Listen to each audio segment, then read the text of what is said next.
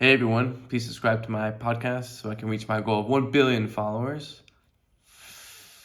That way I can build a startup that cures male pattern baldness, but it only works while you sleep. Let's go!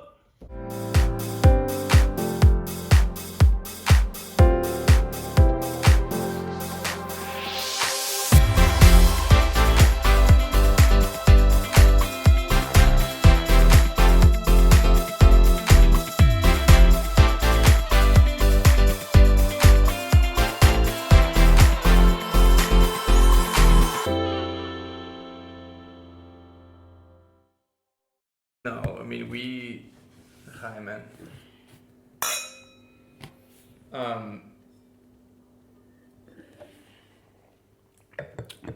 This is some Portuguese shit. Yeah, I've had this quite a few times because a lot of times this will be the cheapest wine on the menu, which in Tel Aviv would translate to like 120 or 140 shekels, right? Which for anyone that doesn't know shekels is like 30, 40 bucks. Yeah. So ridiculous, man. Do you know what this stuff costs in Holland or Spain or France? Yep. I lived in Europe for 3 years, and Wait, what? Where'd you live? in Belgium. Okay, so I Why? finished my PhD in 2008. Yeah. And I really didn't know what I was going to do with my life. And my wife at the time was adamant to do a postdoc Wow, so you in were the married. States. Yeah. You were married. And I was like, you know what? I'm not really into it, but if you want to do it, we have to go to somewhere like New York. And she found a position in New York, and I, found myself in the States after not being there for like whatever, 20 years or something, Yeah. and realized I have very little understanding of Americana and let alone the job market. And, I tried to send my CV once or twice and got cold feet and immediately scurried to the comfortable hold and went to look for a postdoc. Okay. And yeah, so basically I stayed in academia. And because I had, let's say, mixed feelings about the whole thing, because I was very passionate about my field of study, but I was very disillusioned at that point by academia. What about it? Well, it's in many ways regresses back to the dynamics, in primary school or high school, right? Okay. You have the popular kids and you have the unpopular kids, and then that's it, basically. Like, it's all about being cool, Really? being in the know, understanding what other kids will think is cool, and going for that. And it's about being popular and dominant, and yeah, it's essentially the same. Do you don't think that there's any creativity in academia? Man, that's harsh. I didn't say that there isn't any creativity in academia. I'm just saying that your way to establish a career in academia goes through a lot of elbow grease and networking, having friends, doing the things that on paper look good, and much less about substance. What, man? Yeah, I mean, You it's think this goes for like even the top institutions? I mean, my gosh, like, look at the amount of stuff, the amount of crazy science that comes out of universities. well, Something's going look. right. No? So it somewhat differs between disciplines. Okay. Okay. Okay. You know, That's true. But you're from a scientific field. That's why I asked. well, I'm from a scientific-ish field because neuroscience is, in some regards, scientific, and in others, it's almost pre-scientific, right? Because we don't really have a theory about how the brain works, and therefore, were there physicists before there was, theory in physics? Some of them you could say were physicists, and some were,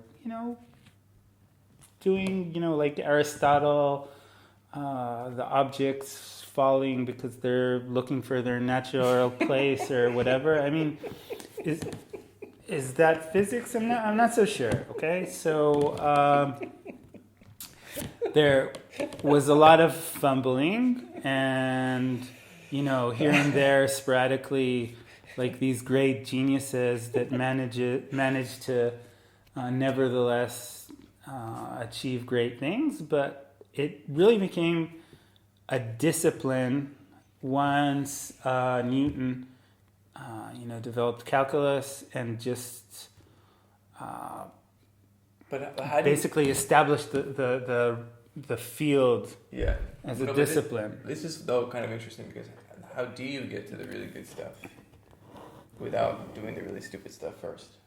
You kind of have to, right? The thing is that you're saying that it's not even just about the substance. It's more about all the games around whatever that pursuit is. Well, like half a century ago, more or less, this philosopher of science, Thomas Kuhn, wrote about essentially the social dynamics of science. And it's really the understanding that science is a community, and as a community, for it to adopt new ideas, it has to go through a process where they have the orthodox theory, and people are perhaps even a little bit zealots in defending it, and data comes up which doesn't exactly match dogma, and cracks appear, and perhaps people with influence try to hush them a little bit and push them to the side and focus on the stuff they're doing and so on. But eventually evidence is supposed to accumulate, and therein enters the stage, the paradigm shift. Okay? Mm-hmm. So that was his idea. And I think it's a very nice observation, which, to be honest, probably applied more to science then than it does now, because there are more factors at play at the moment that weren't at play at the time. Weren't in play at the time. What do I mean? So science is a business. It's run by corporations, like anything else in our world at the moment, and mainly the publishing business. Okay, so basically, what we do in academia is work for these big publishing conglomerates. We work for free for them. We create the papers, we review them. Right. We serve as editors and whatever, and do all the footwork in special issues, blah, blah, blah. Yeah. And our institutions pay through the nose for the subscriptions, and then the results of our labor are behind paywalls, typically, okay? So now they're starting, like now, over the last 20 years or 25 years, there's been a gradual shift towards open publishing, which essentially means, okay, I want to publish a paper, I'll pay $5,000, okay? So they still make a buttload of money, essentially by being predators, okay? And what's happening is that the number of publications is growing exponentially, and the number of publication companies is also growing. Really? Or rather, I would say the number of journals is growing exponentially. Publishing houses just keep on, enlarging their brand, opening more journals. Who's paying for it? Like, is this like some kind of a circle? You are. Yeah, I get that, but It's it's just like some circle jerk between the universities that they're all paying for their own stuff. Who like? no. It's the taxpayer. It's the I know, but I've taxpayer. never laid eyes on a person that has read an academic journal for fun. Well, Like, it's very, very hard to understand. Like, it's not written in the sort of, the sure, there's most jargon easy to and appreciate, yeah. parlance and conventions, and what's very, very sad is that scientific writing sort of coalesced into this format, yeah. which is horrid. It's Horrid. You can't, there's no prose. You can't make jokes. You have to spare your words. Spare your words. That Yes. You have word counts, Okay, and if you well, exceed them, they say. Let me tell you something, man. Fucking shorten the word count, because that shit is too long and just doesn't make any goddamn sense to me. So, as a scientist, I want to look at two things. Okay, I want to look at your results and your methods. Yeah. And without looking at the methods, I can't take what you're presenting as results, because it might be, that you did something completely inane, and conjured these figures and whatever. And, I'll give you an example. My office mate. I'm just saying that shit's tedious. I wish I could say I enjoy reading papers. I don't. But, it is an important part of my job. And, there's still one of the only good ways of disseminating and advancing knowledge with all the drawbacks of the current system. Yeah. It's just, all I'm saying is, look, clearly something's working, but it is really like another language. Like, it looks like English, but there's just so many holes in my understanding of what the hell is going on. It's almost like fucking old English that's just sort of half German. Like, for me anyway. I'm that dumb. I don't remember where. I think I just saw a bit of this random YouTube video the other day where they were interviewing this guy who is doing a PhD in math, or just had done one or whatever. Yeah. And he was like, basically in this research group where like 3-4 people, each of us is doing something cutting edge, and supposedly we're in the same field, we have the same supervisor, whatever. None of us can understand each other's work. Okay? And so it's not that bad in all of the disciplines, but I would say for quite a few, that's probably the case. Right. And if it isn't, that has consequences. Because if you're in a field where you can do collaborative work. It means that within a group you'll have a hierarchy, and some people will be kind of like how do you say that in English? Like the wood choppers and Lumberjacks. water drawers. That's what they say in the Bible. Okay. Chotvei etzim v'shovei mayim, because people needed the servants to draw water from the lake or the well and chop wood for fire. That was like essentials. And that's what the people in the lowest tier of society would do. Okay. The slaves or indentured servants. So here you would have like this hierarchy within a group where kind of the brighter, more advanced students would have a lot of underlings, in a sense, doing less than inspiring things for them. Are there massive egos in academia? Did you come across them? Like, I think you know what I'm referring to. Like someone who thinks that their brain is God's gift to humanity, and without them, the world would not know some. Okay, so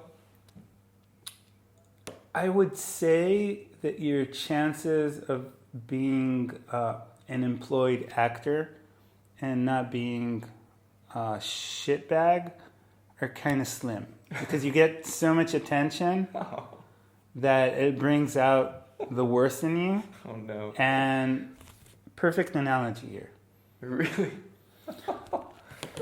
Think about it. Like, first of all, you teach, right? Yeah. So it's not true for everybody who teaches, but for some people, they get a lot of admiration through that. Okay, because they're in such a position of power and dominance. And people are always coming to them for help, right? For advice, right? And if you publish a paper, and a journalist might call you, and somebody might invite you to be on TV or a podcast or whatever, and sooner or later you control funds and you completely control the lives of your students. You basically, you're the bottleneck for their career. What? You can end their career. If you're a PhD supervisor, okay, essentially, if you quarrel with your student or with your supervisor, that can be it. It's a very tough competition to begin with, and this will, really put you back. What? How? There's no one. They don't have to report to anyone if they decide to cut you loose because of a fight. That's crazy, man. You have to understand. As I was saying, some people are so successful that they can get away with murder. Okay? Jesus Christ. The institution will jump through hoops to protect them and always take their side. For example, if you're a postdoc in America, you more or less you came to this other country, sometimes leaving a country in a very dire state. This is your meal ticket. And somebody holds you by the throat because he controls your visa. And it's not regulated at all. Not in terms of salary, not in terms of work hours. You can Google it and see these awful letters that supervisors wrote to their students, why are you not working and on a Sunday or whatever. Wow. I have an acquaintance who was doing a postdoc in a a world famous lab, at least in our discipline, and his wife is a physician, so whilst they were there, she was also doing a residency or whatever. And they had, I think, 2 young kids, so he had to leave work at 5 and, take them from foster home or whatever. Not foster home, like kindergarten, and take care of them. And he would give him the evil eye. And this is a guy who was an empire. Like, and yeah. What do you mean an empire? I don't know how large his group is, but probably, 20, 30, 40 people, being an editor in journals and getting a lot of grant money and so on and so forth. So again, in his discipline, he's a very important person. Wow. And that's a really benign story compared to a lot of other horror stories I've heard. Like, do you think on the main it's that bad? Like, I know that they're underpaid, and they have to live on campus in shitty conditions and all that stuff. Does anyone ever look back on it fondly, or no? Like that never happens. You're welcome to if you're on Facebook to look up like PhD and postdoc groups and whatever and see the dark humor. So the answer would be no. Probably no way. Probably no. I think there are a few people maybe who enjoy this, but I think it's like this kind of So why do y'all do this? This is horrible. Addiction. Words fail me on this because really it's unclear what the payoff is because most of the time you fail. Even the most successful of people. Right. Like more often than not, your papers get rejected. More often than not, your grant proposals get rejected. You constantly hear no. Your experiment fails, your whatever.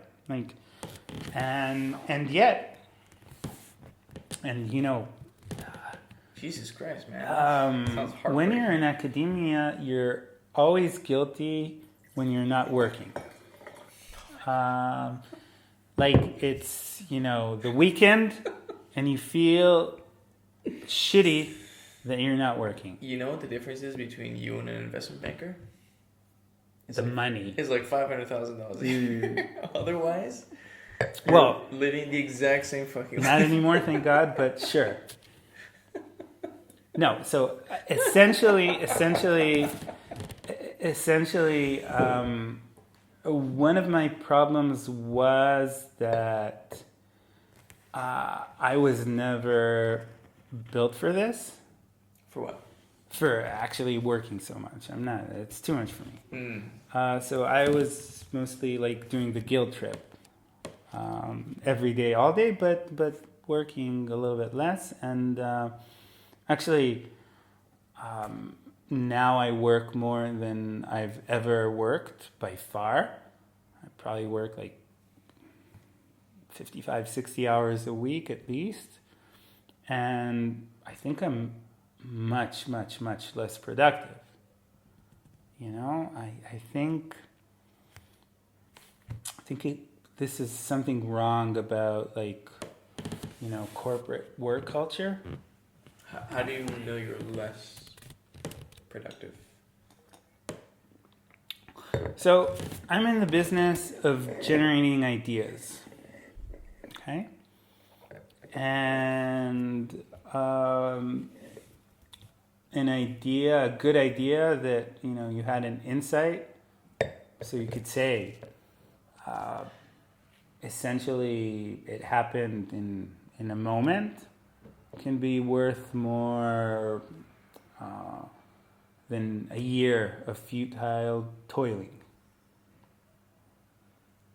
Okay? So one of the things that we do in big systems, if your whole job is to generate ideas, why don't you allot yourself time to think of those ideas?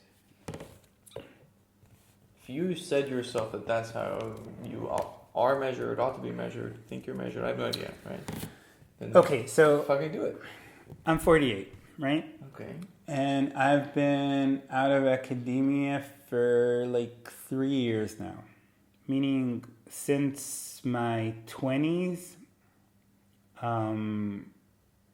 I've always, spent time in academia where I was, my own boss,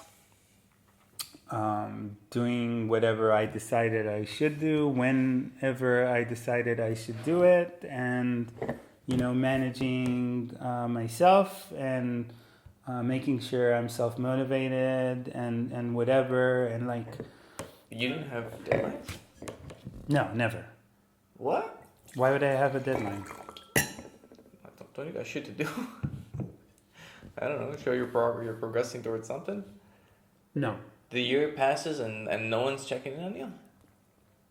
No.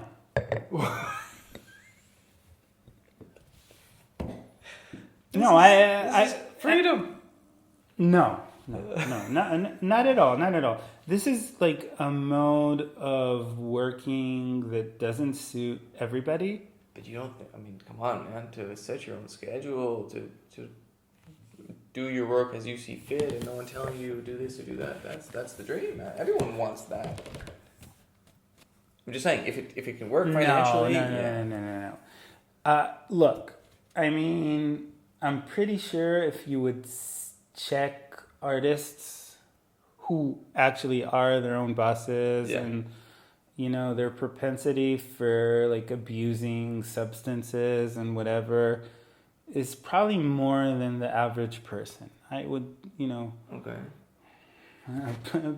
Put myself on the limb and say that, okay? Yeah. Because it's very fucking hard. Sure. Writer's block, okay? Yeah. It's very hard to overcome, and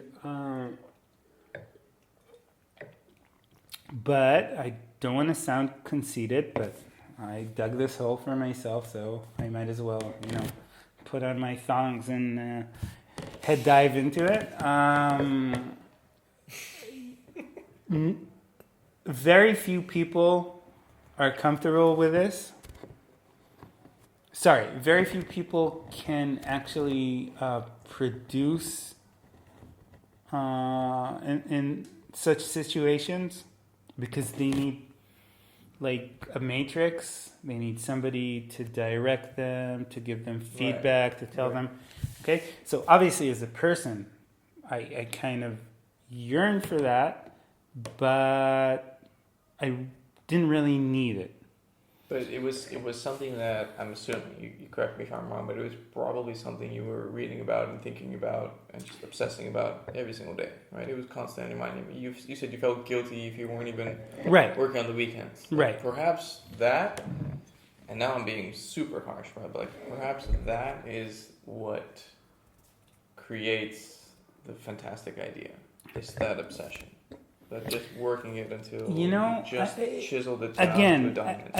Again, I'm not sure because, this is a very trite thing in fantasy novels. Like, have you read The Never-Ending Story?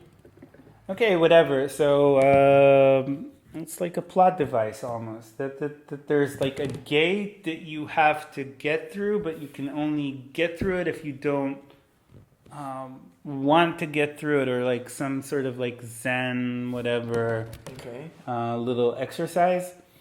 And it's the same thing with creativity. Sorry.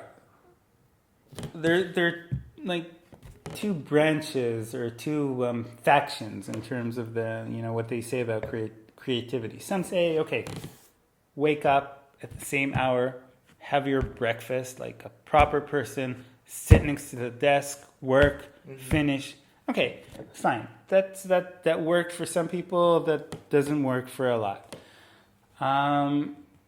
So you kind of, I don't want to make a lewd comparison, but you need to get closer and get further, from the object of your desire for the magic to happen, and it's the same thing here. You need, sometimes you just need to completely let go and let the ideas come to you, or get into that mind space where you see the stuff of ideas, so to speak, and you can tinker with them. Okay, so if I like showers are great. But okay, hang on walks can be great. Wait. Going swimming can be great. All that is really good. Exercise, walking, good amount of sleep, like all that is great. I forgot what I was gonna say. I still feel like you can do all those things. Take a step back, take a step forward, zoom in, zoom out, look at it from this angle, that angle, toss something completely new in the air. Like, you can do that and still have a sort of rigorous schedule. Like, I know that sometimes ideas really just come out of nowhere, and those are the most fun ideas. And look, all ideas come out of nowhere, right? Fundamentally. Of course. Right? But sure. Some things really come out of nowhere. So, like, out of the blue, some realization, Like, I'll give you an example. When I found out my wife was pregnant with our first son, shortly thereafter, we were sitting on the couch, and I had these series of thoughts that culminated in "I'm going to die." Like, that was the moment when I realized my mortality. Okay, interesting. That's when my wife is pregnant with our first kid, right? And it's just basically changed my life ever since that specific moment. Like, I remember it forever. My whole perspective just changes. Okay, that came out of fucking nowhere. Like, I found out my wife was pregnant 10 minutes ago. Like, wow. What the hell is that? Anyway, yeah, so that moment wasn't planned. It wasn't structured. It was in the evening anyway, and we were just chilling,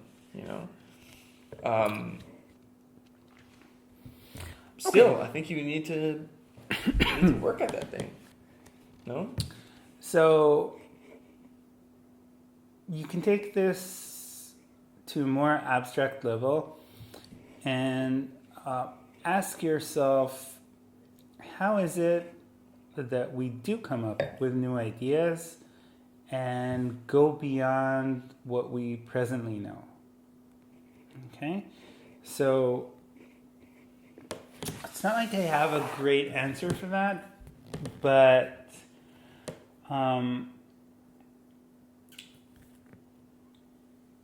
basically our entire cognitive, emotional, mental, perceptual interface is about generating a certain types of ideas. Okay, we're an object-oriented system, meaning if I look at this room, not in the programming sense. If I look at this room, I immediately break it down into objects. I see glasses, bottles, a person, we're having a conversation. There's no Gibsonian direct perception. I see a manifold of color and then I do stuff that, no. So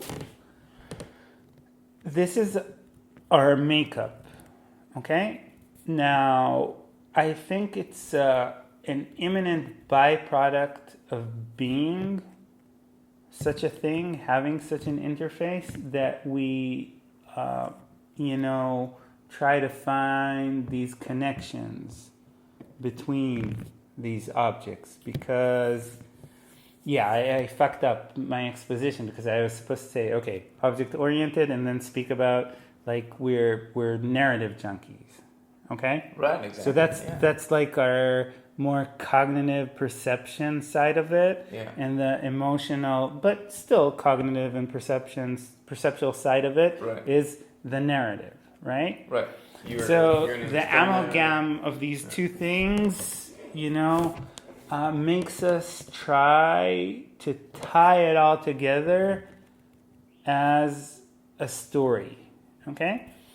And then it becomes a matter of disposition. Like, what kind of stories do you find satisfying?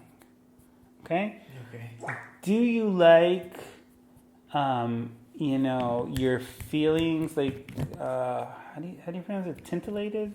Yeah. Or Titillated. titillated? Okay, thank You gotta you. be more vulgar, yeah.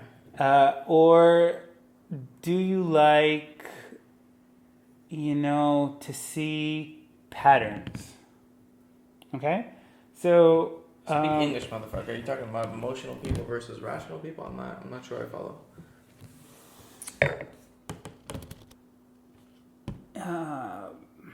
The two don't exist. what was that movie where Harvey Keitel is drinking coffee and smoking and saying something like it's all about bullshit?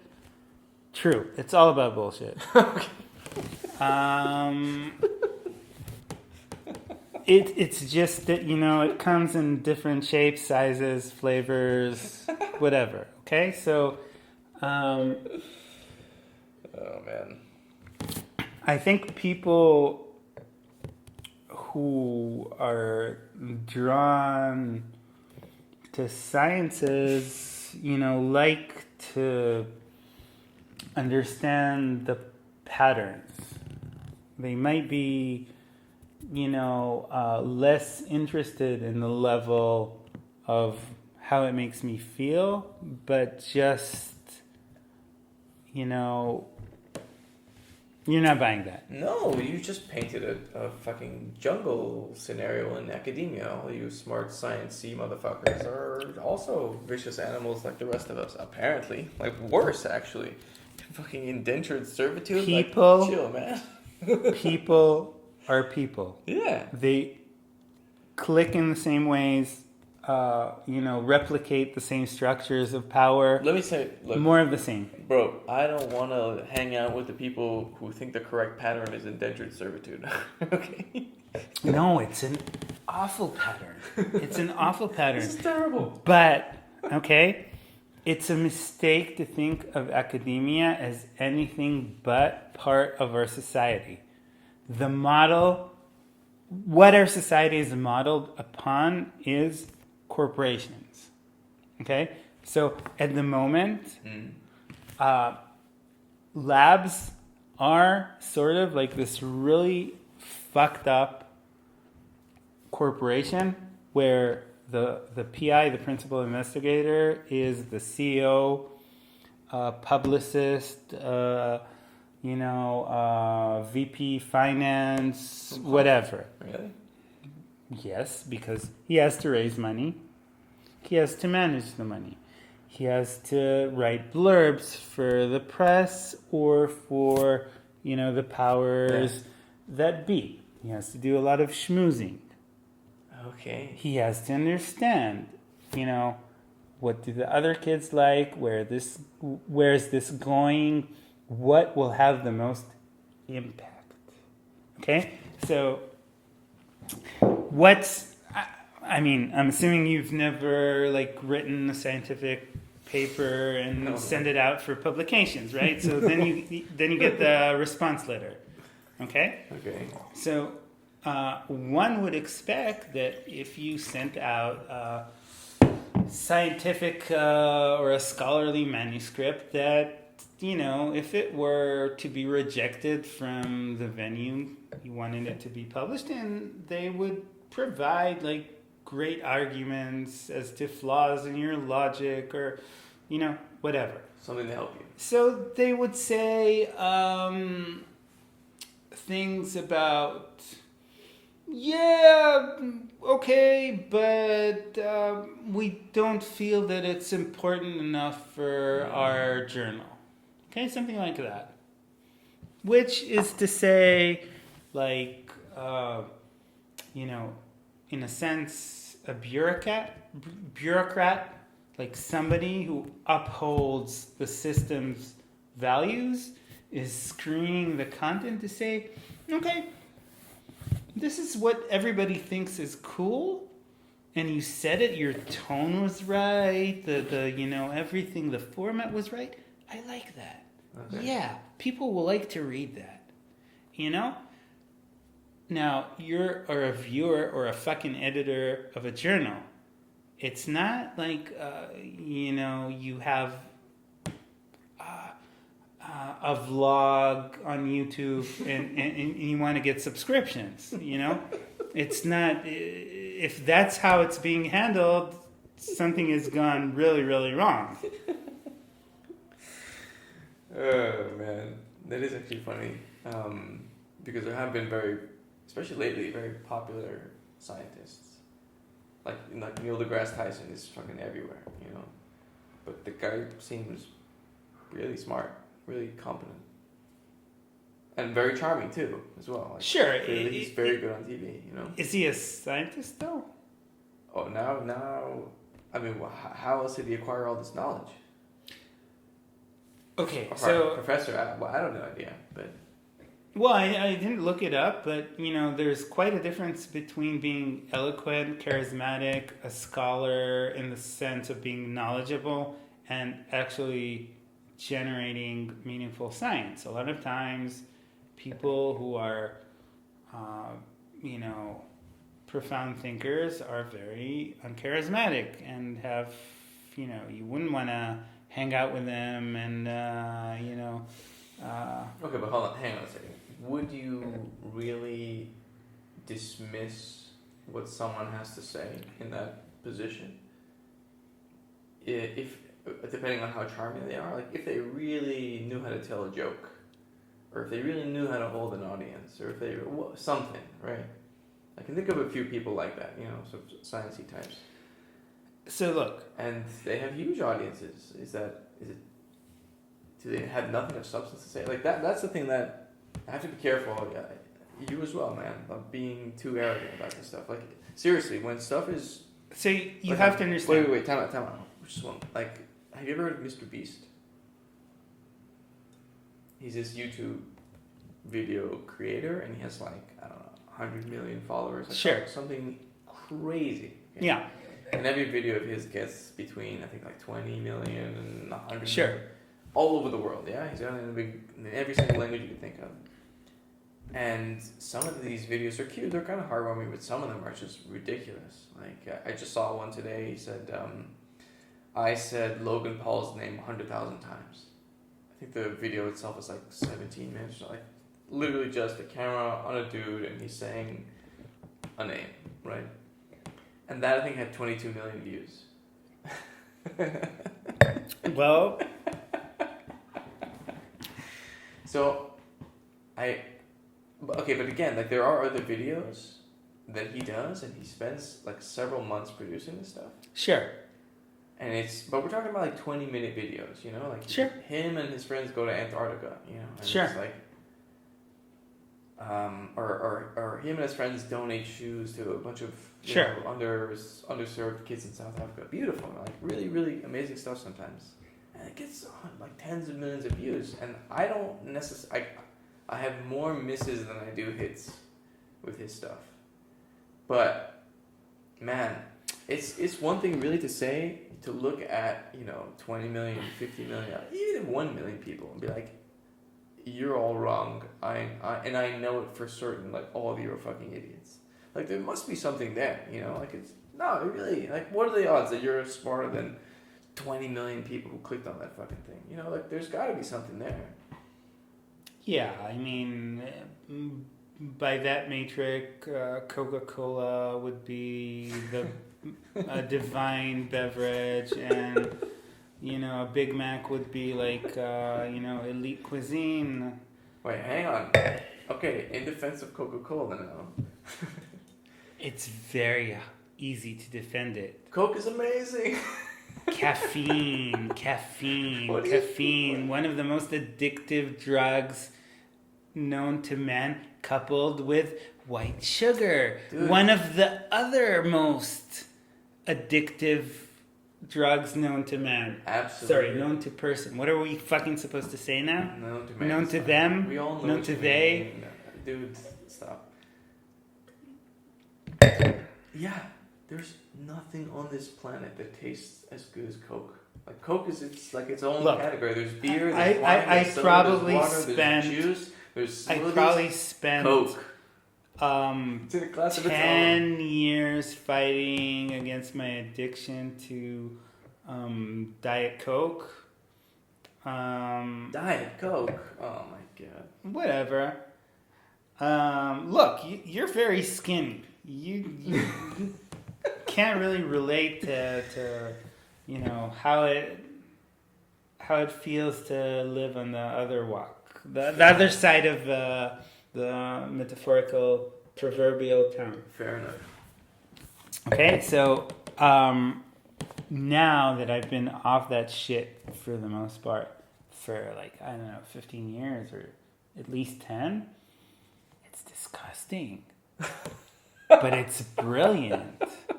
But it's disgusting, but it's brilliant.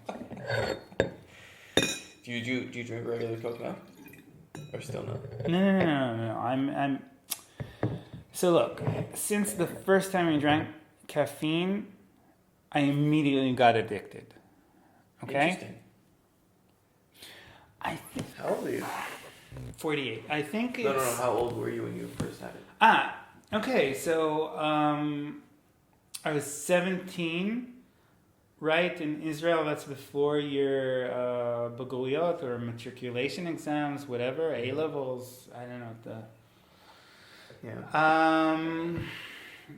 And it was a really shitty time in my life where we were off school and I was supposed to study, but that's not really my thing. And it was the heyday of Michael Jordan, and the NBA playoffs were on, and I just wanted to watch the games, and it's Israel time, so the games were on. East West, it depends, like 3 a.m. or 5 a.m. or whatever, and I wanted to see them, so I started to drink coffee. And holy shit! Wait, how old were you then? 17. 17. Okay. The moment I started to drink coffee, I drank only coffee. Wow. Whoa. And nobody ever fucking told me that, caffeine actually affects you. It can make... No one told you that it helps you stay awake? Yeah, stay awake, yes. So someone told you something. But I never heard that it can affect your mood. For example, make you more anxious. Really? Yeah. Think about it. We didn't have internet then. Not really. Yeah. And, I was living in Israel in, early 90s. That was 91 or... Sure. A few seconds ago, Saddam was shooting missiles at us, right? Middle Ages, Stone Ages. Wow. And it's not I can't imagine my life now having to do something new without, immediately Googling it and just, sussing out the lay of the land, the lay of the land. And wait, but you were here in 91. I mean, I came here in 2010. The first memory I have of this place even existing, you're a kid, you don't know stuff. And I think the first, my real first memory, I was in, when was Robin killed? 96? No, 5, 95, I think. 95, okay. So I was 10 years old. And it was in the morning. We were in school, and then someone on the what do you call it, Chadashot, the news. No, not the news. The radio? The intercom system in school, right? Said, Prime Minister Rabin has been shot and killed. And I remember even my teacher being visibly shocked by that moment. And then you're a kid, right? I was 10, and I looked at it. I was like, oh, something big just happened, because that never happens, right? You come into the class, they teach you the lesson. I don't remember any more days of that school year. I remember that one, right? Sure. So, but I still have no clue what it's like to live here. For example, without the Iron Dome,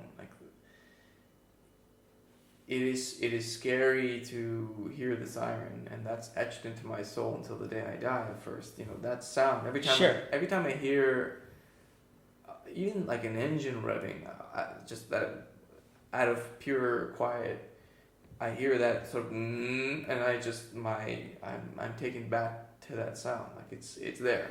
Sure. What was it, a year and a half ago when there was the latest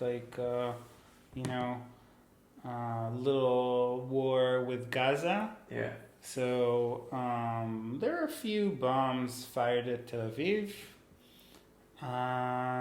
and it just so happens that we were lucky enough that we had tickets to go to north of Greece,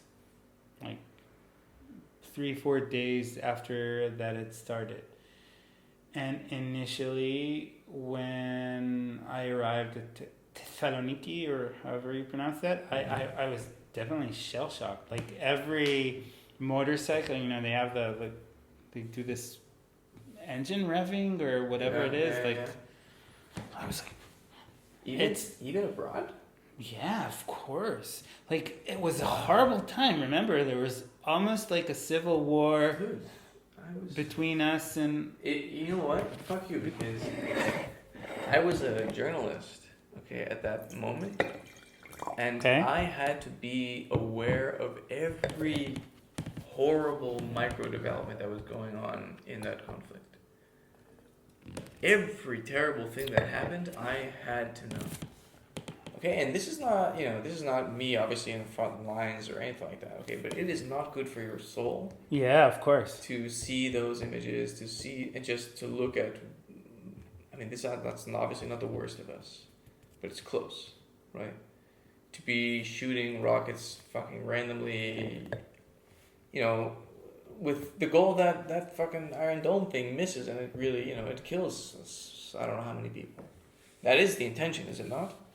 Yeah, for sure. That's horrible, but and then of course, what is I actually was more shocked by Arab Israelis lynching Jews. Yeah. Israeli Jews lynching Israeli Arabs. Horrible. Horrible, man. And to be fucking honest, now is worse for me. Now is worse than you? Now is worse. Man, people were dying in the streets in 2021. We're not there yet, man. And I don't see that ever happening. Well, first of all, I think there are things worse than death, to be honest. Okay. What is, there's a cliche saying, losing freedom, how does it go, is worse than death? It's a line from Braveheart. Yeah, exactly. Okay, fine. Yeah. Okay. Very profound. I think I need an espresso, but I'm pretty sure there's. Give me liberty or give me death. Yes. Patrick Henry. Yes. That. But that's only because in America you're taught 7 things from the War of Independence. Or at least you remember 7 things, and that's one of the 7. Yeah, but I up to a point can relate to that. Yeah. For sure. Yeah. Right? It makes sense. And William Wallace of Braveheart. Sure. He was the hero. Look, man. Yeah, it's worrying, Wait a minute. I really need an espresso. Really? Really. Okay. Truly. See, Where do you put it? Here? Yeah, this is my OCD. I'm the clean one in the house. I am also the clean one, and I, shudder to think that that's the case. No, that's not true. Sorry, that's not true. No, I'm the orderly one. I'm gonna get the Well, wine up. the more orderly one, Mm-hmm. and Oli is much, much cleaner than I am, for sure. To be fair. I live fucking dishes. Like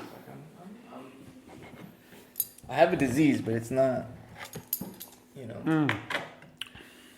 Actually, if it's not a pan or a pot, Yeah. I'll immediately put it in the dishwasher. My friend Yaniv, he told me that apparently this shit gives you cancer. What? Putting pots and pans in the dishwasher. No. I mean, if it's a pot and pan, I leave it in the sink because I'm too fucking lazy and I have to force myself to do that. Yeah. But if I drink something or whatever, I'll just finish and put it in the dishwasher. Okay. Can I tell you something, man? I used to be, before we got a dishwasher. So we're living in Israel for 13 years, my wife and I. And we moved into this apartment 2021, I think. Yeah, just before my third son was born. And but up until that time, we didn't have a dishwasher. Right? I had to do dishes by hand. I did dishes fucking every day. Yeah, of course. It's crazy. You like it? Love it. Okay. Now, can't picture myself doing it. It's so amazing. A dishwasher? Oh no. No, so without a dishwasher, look, my whole adult life, I didn't use plates and cutlery or whatever. Huh? When I would eat, I'd eat standing next to the sink so the crumbs would fall. Yeah, of course. What do you mean? Oh man, no man. I don't think we want to go there, but again, you as a thin person can't really. Got it. I've been on a diet since I was 11. You really think I'm some rich prick, huh? No. Okay. Why rich prick? No, I mean, were you ever overweight? No. Exactly. No, I've had my chubby periods, but never like. Oh, you did have chubby periods? Not huge, but like. What, like when 20 you're like 20 pounds overweight? like when you're okay? That's substantial. Like when your wife was pregnant or something like that. Yeah, but Yeah, also exactly. But Okay. wait, no, but also as 13, 14 or so. Dude, you get chubby so you can grow taller. That's physiology. I ate a lot of ice cream. Because your body knew that it's going to make the leap and it had to stock up on energy. Okay? Really? We're not in control of this shit? No. At 13? I don't even know what my mom was thinking. She would buy, in America, right? You would have these, you go to Costco. Tubs of ice literally cream, a for fucking sure. tub of ice cream. Yeah. And I would destroy Wonderful. that thing in like a week, man. A week? I don't know, whatever it was. I man. thought you would say one sitting. A week? That's weak tea. That's take that weak shit out of it. Man, I remember eating skirt steak as a fucking snack when I was like 16, 17 years old. But a snack is like not at 4 p.m. but at 10 p.m. I would have dinner and then just before going to bed, or I don't know what, just cook myself a piece of steak. Really? Whilst living at your parents? Yeah. Really? Wow. Well, they had this thing called the George Foreman. Yeah, of course. Yeah. He's still alive, or did he? George? Yeah. Georgie boy? I think he's still alive, yeah. Are you sure? No? Interesting. But I think I would have noticed if there was a George Sure. Foreman has died. Yeah. Okay, message. that makes sense. That makes sense. You know, even like the esoteric ones, like right now, Bill Russell just died. Oh, that was a couple of months ago, Something right? like that. Yeah. a Okay. month ago. Yeah. I don't know. Okay. Whatever it was. Yeah, But people he's up actually there. die. It's kind of shocking, that thing. Well, they're dying all the time. No, man, it's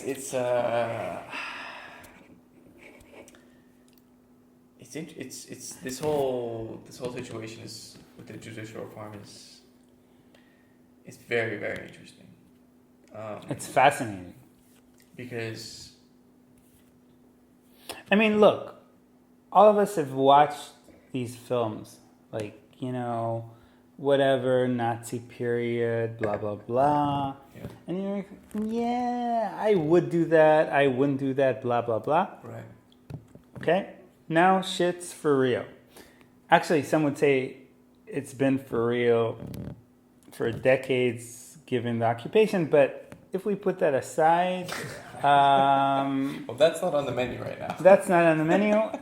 Shit's getting real, and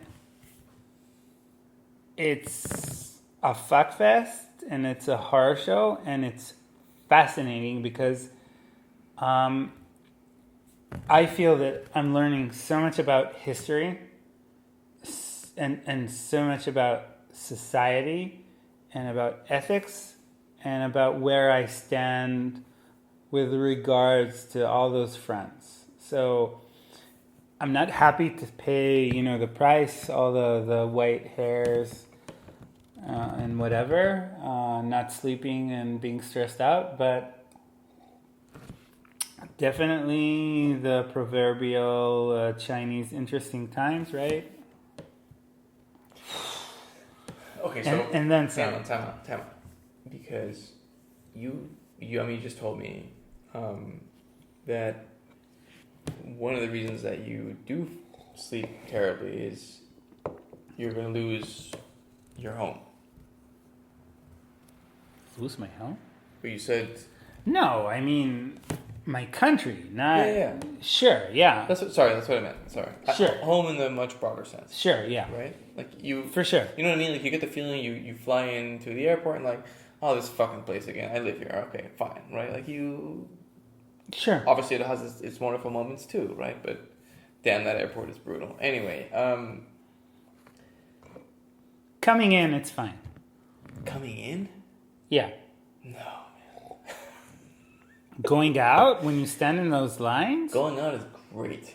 What? It's first of all, it's like, see you later, this crazy ass place. I'm going somewhere else where it's much quieter. The people are less in your face. There's less. Hang on. I'll be back. Don't worry. I'm not leaving you for good. I love you. I'm here to stay. All that stuff, right? Like there's that whole vibe when you leave. Sure. So it's yes, it's the same Israeli thing, the Israeli vibe, but it's also a bit more relaxed because you're getting the fuck out of there for a little bit. You're taking a break. This place is fucking intense, man. You think? Right, exactly. Okay, thank you. It's a pressure cooker for Look at you. sure, but you're it's not sleeping well, right? For sure, fuck's but sake. But you love this yeah, place. it's my obviously. pressure cooker. I'm like the chunt, the whatever. Yeah. No. But like when people ask what it's like to live here, that's what it's like to live here. Not obviously to this intensity, but Jesus Christ, we are confronted with some shit all the time, all the time. If you choose to pay attention to it, yeah. If No, you choose- you don't need to. Like, it's the ambience. It's the, I wouldn't say zeitgeist because it's a local Israeli thing, but it's in there. You can think, you can bury your head in your little shit and whatever and not notice it, but that's not true. It affects everybody. Right. It's conduct. Yeah. It's the sounds, it's the smells, it's the speed, the temperament. It's all around you. Yeah. And there's you can have different levels of it. Like I don't know what it's like to live in Eilat, or I don't know what it's like to live all the way up north. Where no one fucking lives. Yeah. But Done that actually. where? Kfar Shamayim. It's next to Amirim. Yeah. Amazing. Beautiful place. Wow. Why'd you come? Not amazing. No? Come on, they grow chickens there. What the fuck? Look, Come on. because I'm vain and conceited. I would like to say that I'm like somewhat of an intellectual, and I need to be intellectually stimulated, but that's bullshit. But I guess I have to have like in joyrides, you have to be at least this tall. So I have to be surrounded by at least this much of pretentious people to feel like that my existence is merited. No, man. You know what? Mistake. And maybe I'm full of shit, and there's probably a high chance that I am, but I really, like the other day, this was incredible. My wife and I were going to get burekas, right? Mm-hmm. And she and I have developed this thing lately about it's just we've discovered 13 years into this experiment that is called living here in the burekas are the most amazing food this country has to offer. Okay, interesting. What more do you need? It's warm, it's buttery, it's kind of crispy. I wish it were buttery. Typically it ain't. Oh man, you gotta go to Florentine. There's a place there.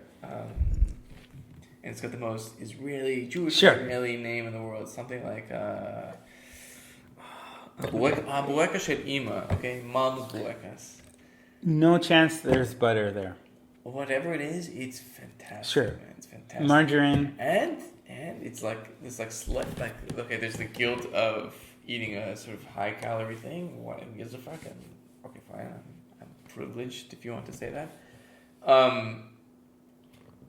And then, but it's also not crazy expensive. It's like 20 shekels, 25 shekels. Sure.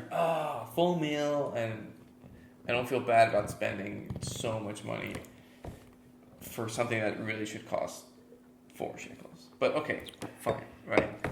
Not 4 shekels, but sure, it should. Yeah, okay, €1.50. Yeah, fine. 6. It's still 5 times the price of 6. Yeah, okay. You know. Anyway, so we're there, and we're at this restaurant, and there are these 2 older guys. Mizrahi, they had, I guess, right? They had, like very tan skin. And, yeah, what Polish person has that kind of tan skin? Anyway. You'd be surprised. Would I?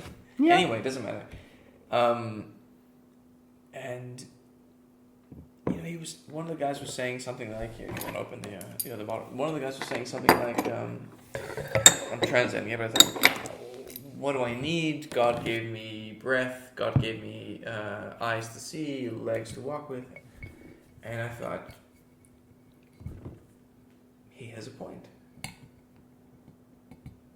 No. Yes. No. Why not? What you do with it, who knows, whatever. But what he was trying to say is like, I have the basic faculties to live a fantastic life. Sure. Wonderful. Yes, but okay, that's. And then you win. No, wait. If you truly believe that, then you win every single time. You win every moment. So in. If you truly believe it, In philosophy, they speak of the principle of charity. Like, if you read something and you think it's shit, it's stupid, you don't get it, that's on you.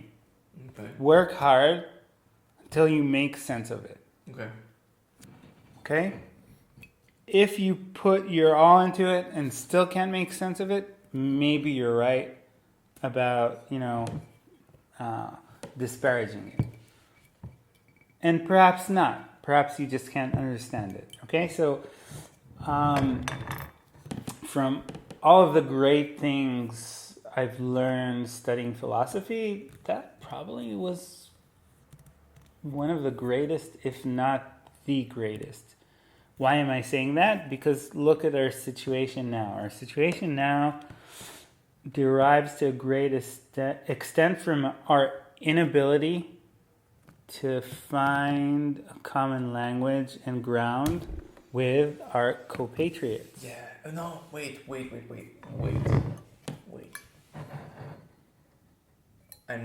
I'm with you. I agree with the core diagnosis. I don't know if it's aimed though at the sort of properly calibrated part of the population. In other words, I think that, in fact, I even know that this country, the Jews within it, right? We'll leave the Arabs outside for a second. Well, Although that's again, really a pity that you would frame the question or the discussion thus. no, But okay. because this really has been pit as democracy versus Judaism, essentially, right? Theocracy versus secular democracy. To a great extent, it's Right. true. Okay. So okay. Anyway, right? No, I know it's weird because it's like, what does Netanyahu have to do with theocracy? He doesn't, but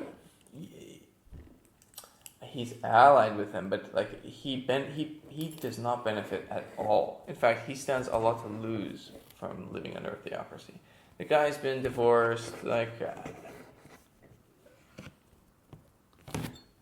Dude, sorry for being vulgar again. Like, who gets the most ass? Huh? The rabbis. What do you think? What does that even mean? Why do people want to come into positions of power? Money, control, and tail. It's always been the case. If you think Judaism is special in that regard, you're wrong categorically. What do you mean tail? So, sorry, I forget the name. There was this very influential religious writer who turned out to, be harassing all these women and committed suicide, right? Just half a year ago, whenever that was. Is this no? I'm being dead serious when I ask this. Is this really? Is he an outlier or come on, all of them? Okay, my grandmother, bless her soul. Okay, she grew up in a Hasidic family. Actually, her grandfather and her father were Admors. Okay, so that's like the pinnacle of the religious hierarchy. Okay. Yeah, for sure.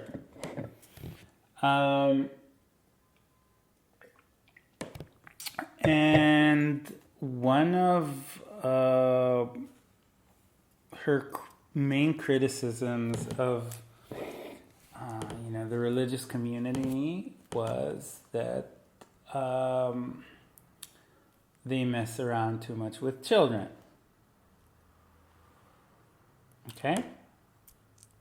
So this is this woman, okay, who grew up in the Austro-Hungarian Empire and spent her formative years in Vienna, sucking up the culture in its heyday. And, this is like her one-liner summing up,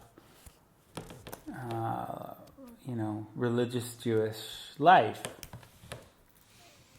Okay? I'm probably overstating the issue, but I'm not sure to what extent. Well, okay, first of all, I also don't want to live under a theocracy, right? Let me just be clear about that. But I still don't understand how that benefits Netanyahu. Because he would hate to live under that system too, no? Okay, so... Don't you think? So first of all, the point I was making is if you're at the top, the rules don't really apply to you. Okay? You're at the top, you're having USSR, right? You're having these amazing meals, living in splendor, fucking around with the most beautiful women, boys, men, donkeys, whatever it is that you fancy. It's always been that way. So here's the thing, you know, in American parlance, right? A rapper or whatever would say, it's hurting my brand. Okay? So you can scoff at that and say, okay, whatever. But it's just calling things as they are.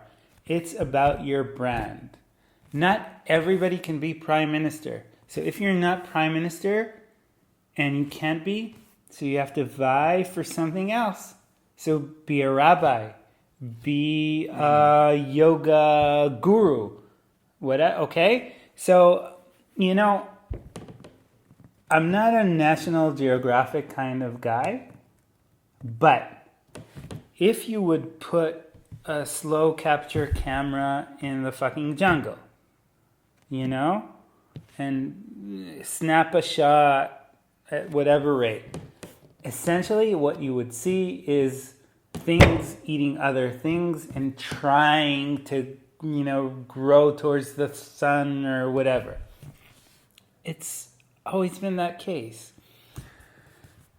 A friend of mine, What the fuck are you talking about? He spent like 10 years,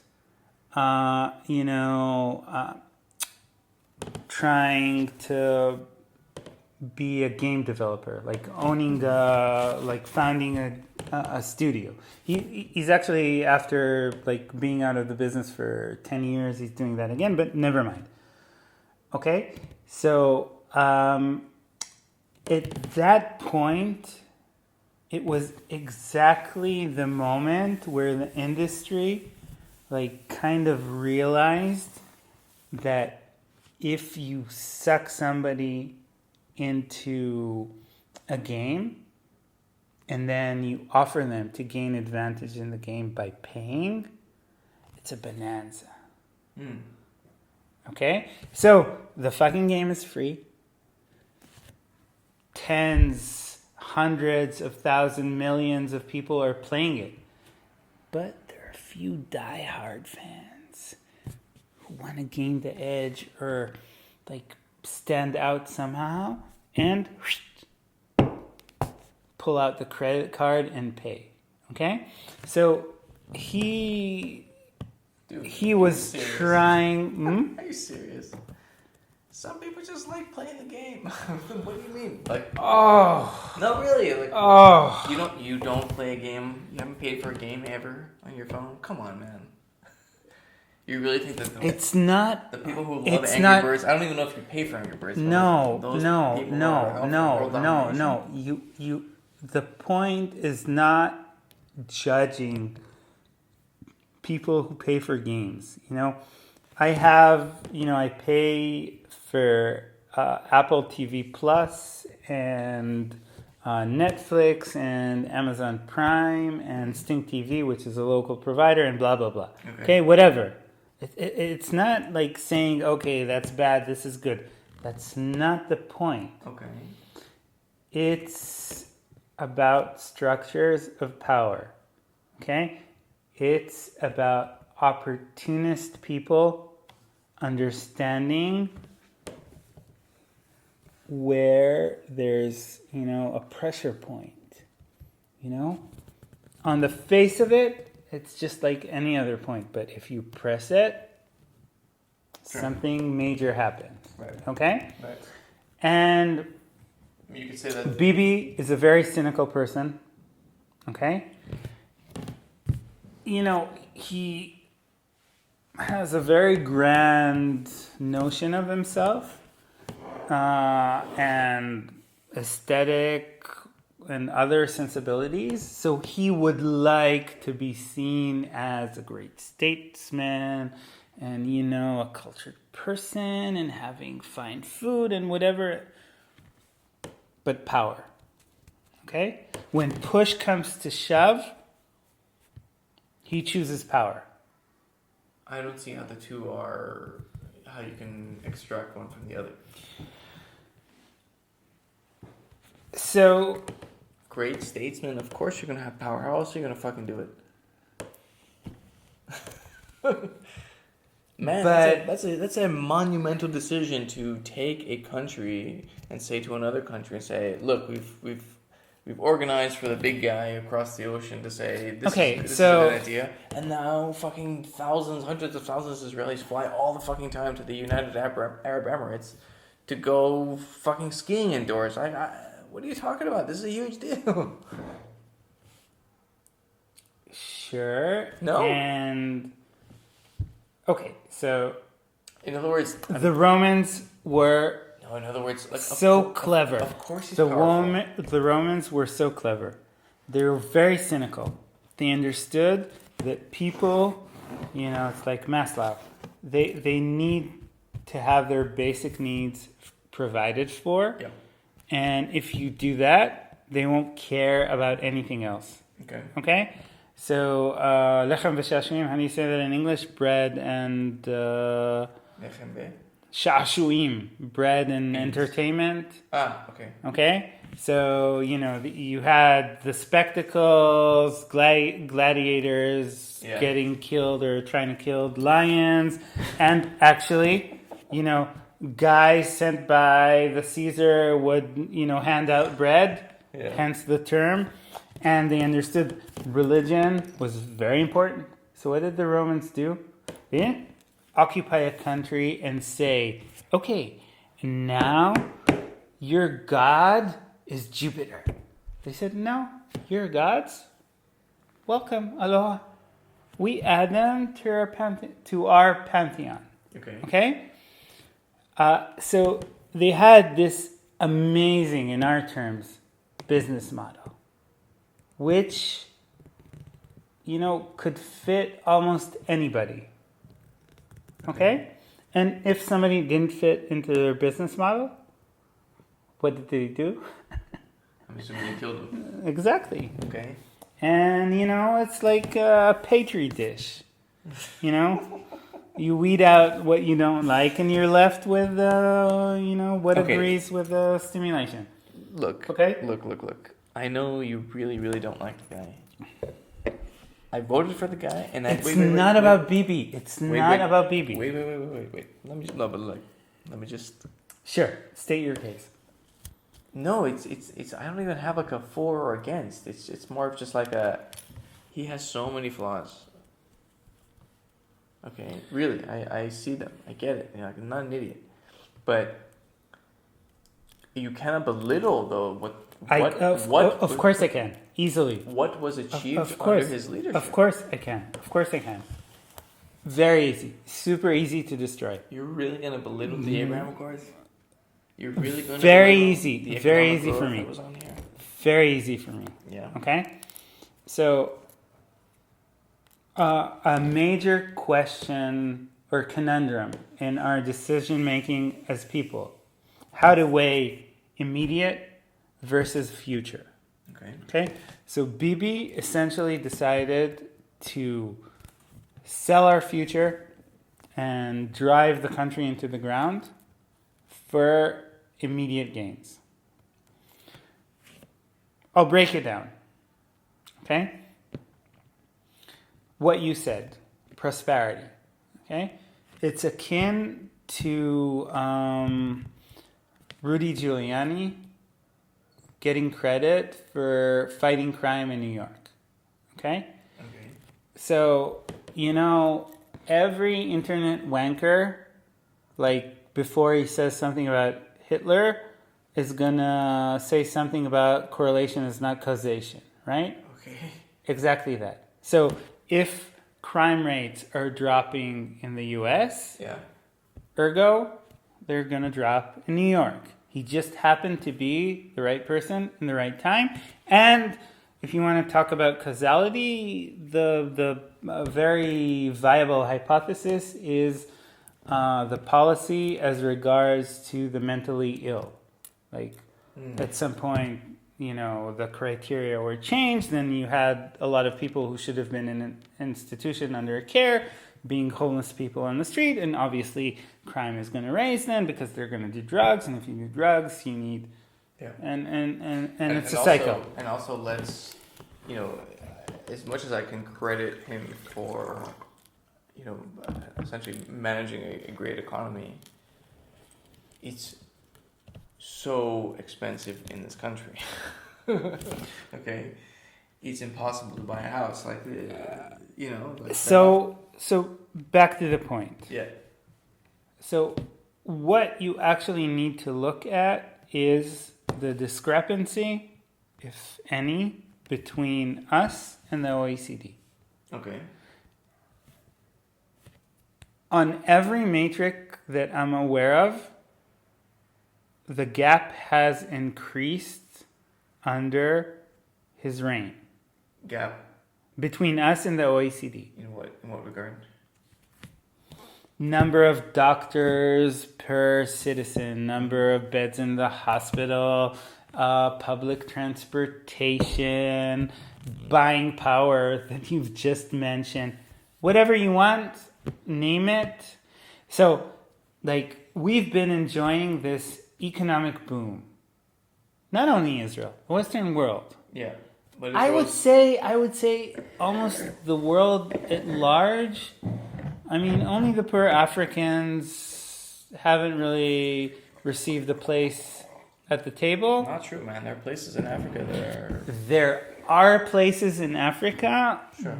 Doesn't equate Africa. No. Sure. Sure.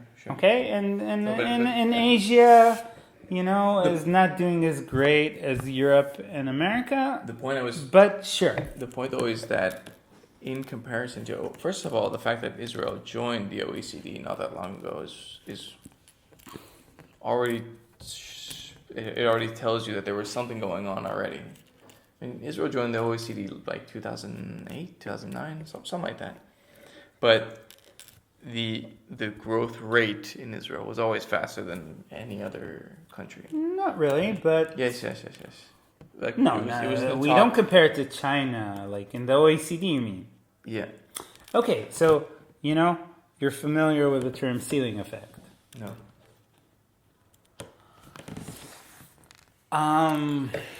Okay, how can I explain this? Ooh, that's nice. Like, we live, this is probably the nicest affordable red wine that I know. Thanks, man. Because it's like, well, this was $59 downstairs, but I think you can also get it for like $50 or $55 No, but thank you. for a nice, that you brought yeah. it. Anyways, ceiling effect. Yeah. Okay, so we live in a real world, Okay. meaning there are constraints.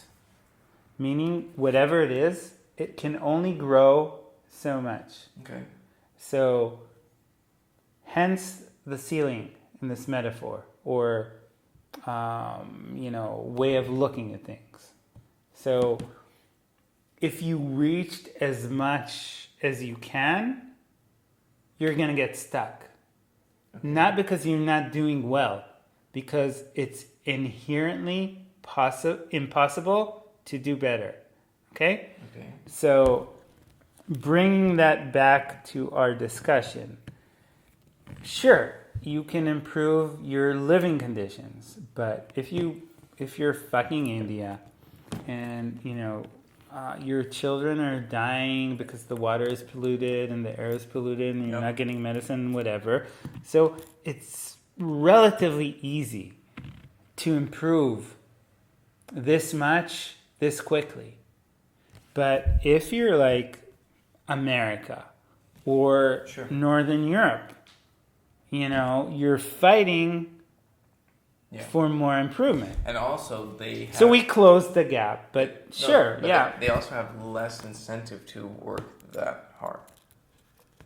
Life is pretty damn comfortable. I'll leave America. I'm gonna go to the bathroom. Where is it? But Here. I.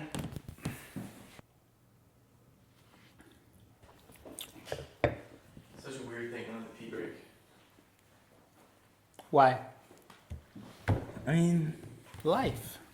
no, but like, you're at my house. Like, I'm not fucking treating you like some goddamn TV fucking show host, like our guest. Sorry, you're in my crib, man. I don't know how's it going with you. What were we talking about? We were talking about Oh, the economics. Right. the illusion of BB actually being good at what he's doing. He actually doesn't do too much on the domestic front. Like I don't think he cares so much about, economic policy. But okay, So the fact that less people died under his. that's not true. Sorry, not less people. That's not true. Sorry. The wars. It's not true. Well, even this last one in 2021, where believe me, okay, as someone who is fucking confronted with this shit every day, really, really, really wanted this shit to stop. Like on the first day it happened, it started. I was like rooting every day for this thing to stop. You understand? And it was as far as these brutal things go, it was not horrible. Like, If you would dig like into paper clips or the equivalent, the e-equivalent of it, you would see that there's good reason to think that the cause of this happening to begin with is because of his political needs. yeah. Okay, so Yeah. it's not saying much that, a lot of people, a lot more people could have died. Nobody could have died if he wasn't a cunt. Sorry. Cunts are lovely, BB isn't. Sorry, that's awful. I was going to say asshole. No, not good. Like, Right. what derogative term do we have that's like not... What is the problem with cunt? Like, why is asshole okay but cunt is not? I don't understand this. No, both are not nice because for some people a cunt or No, an but- asshole are an object of desire and it doesn't make Oh. sense. What? An asshole is an object of desire. If you are a gay man, I would think so, yes. Okay, you got me there. Okay. And it doesn't end there. Sorry, my friend. Wait. Hold on.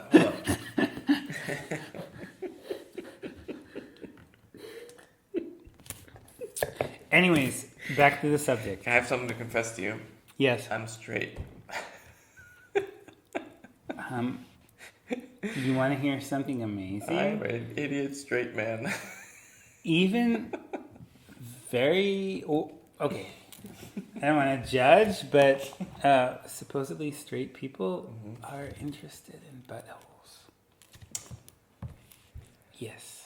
I know, man, but I'm You're aware. very vanilla. Okay. Fine. No, Okay. It's not a I'm capital not saying yay crime. or nay on that question, okay? All I'm saying is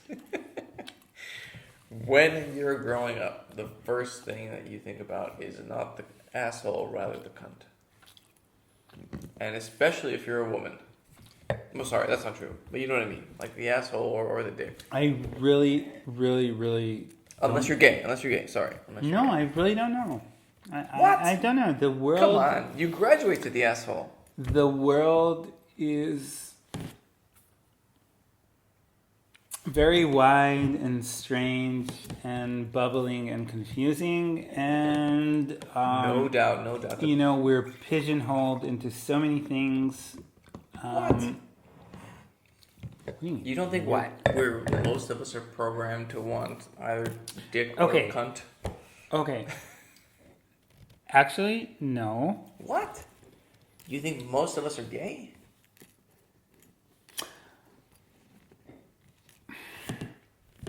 I have to be honest, I don't know. Intellectually, I like the idea of people, for the most part, being potentially fluid. I like that idea. Okay. Okay, but That's a value thing. Uh-huh. For me, that would be a better world. Okay. Okay. I'm perfectly willing to face up and own to whatever facts are associated with this.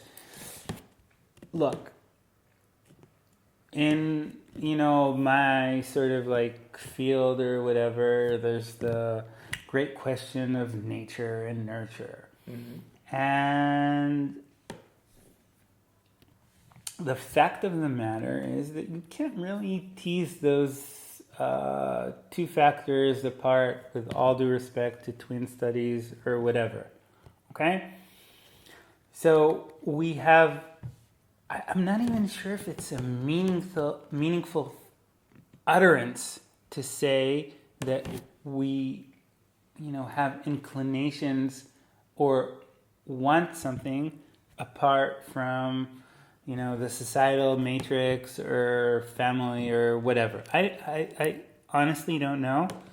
I mean, I'm a big fan of a psychodynamic kind of thought, and specifically the school of thought that basically says that,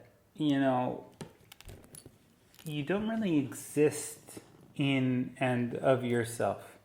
You're always part of something. Okay? So the first and most meaningful structure that one is in is a dyad. Okay, what does that mean?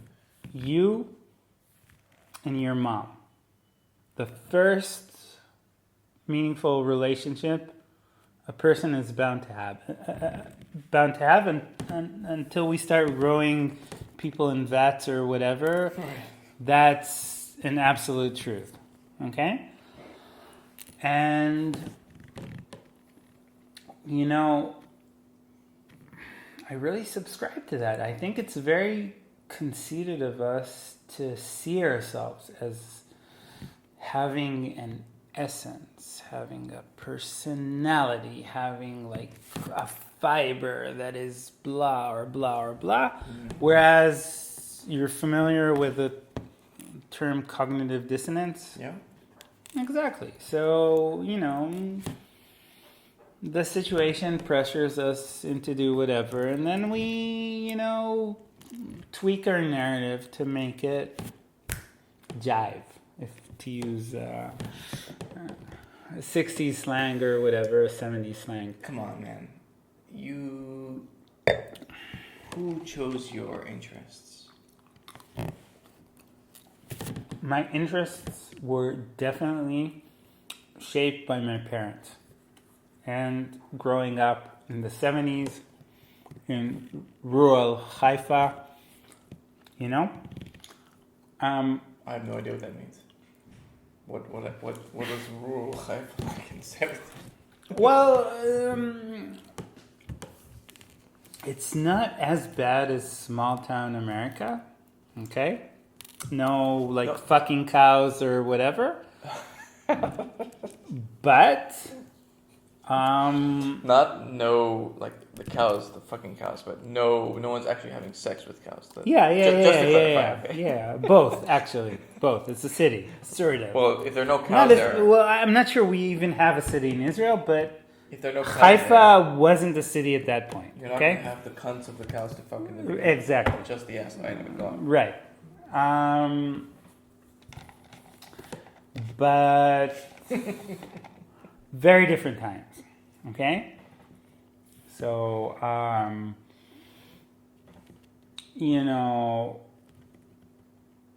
if you did something that somebody would, your classmate would want to disparage, you would be called a faggot.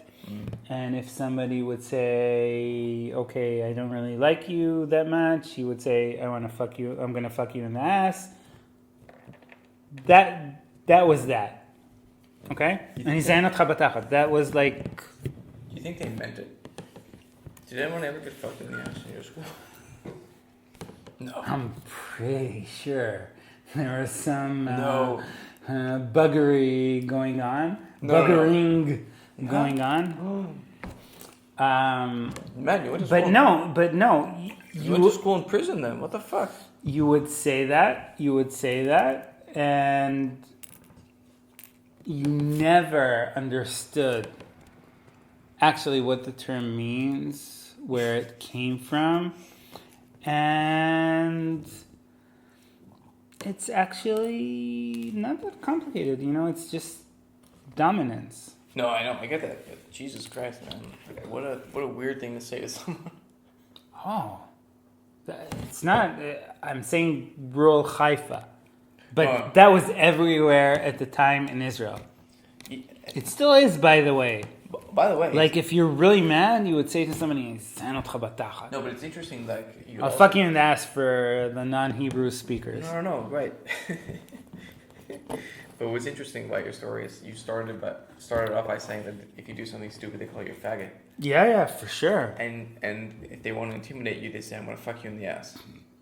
But they will also say not weird. only faggot, but they also say like mizden batachat, which is like you get fucked. You take it in the ass. You take it in an ass. Okay, thank you. Yeah. Exactly that. And that was the culture. What the fuck, man? That was a culture. Jesus. I think that was the culture for most people on the planet, and I think to a great extent still is in many parts of the world, for sure. Wow. Okay. Yeah. Toxic masculinity, for sure. And, it's not like I grew up in the hood and in poverty or whatever.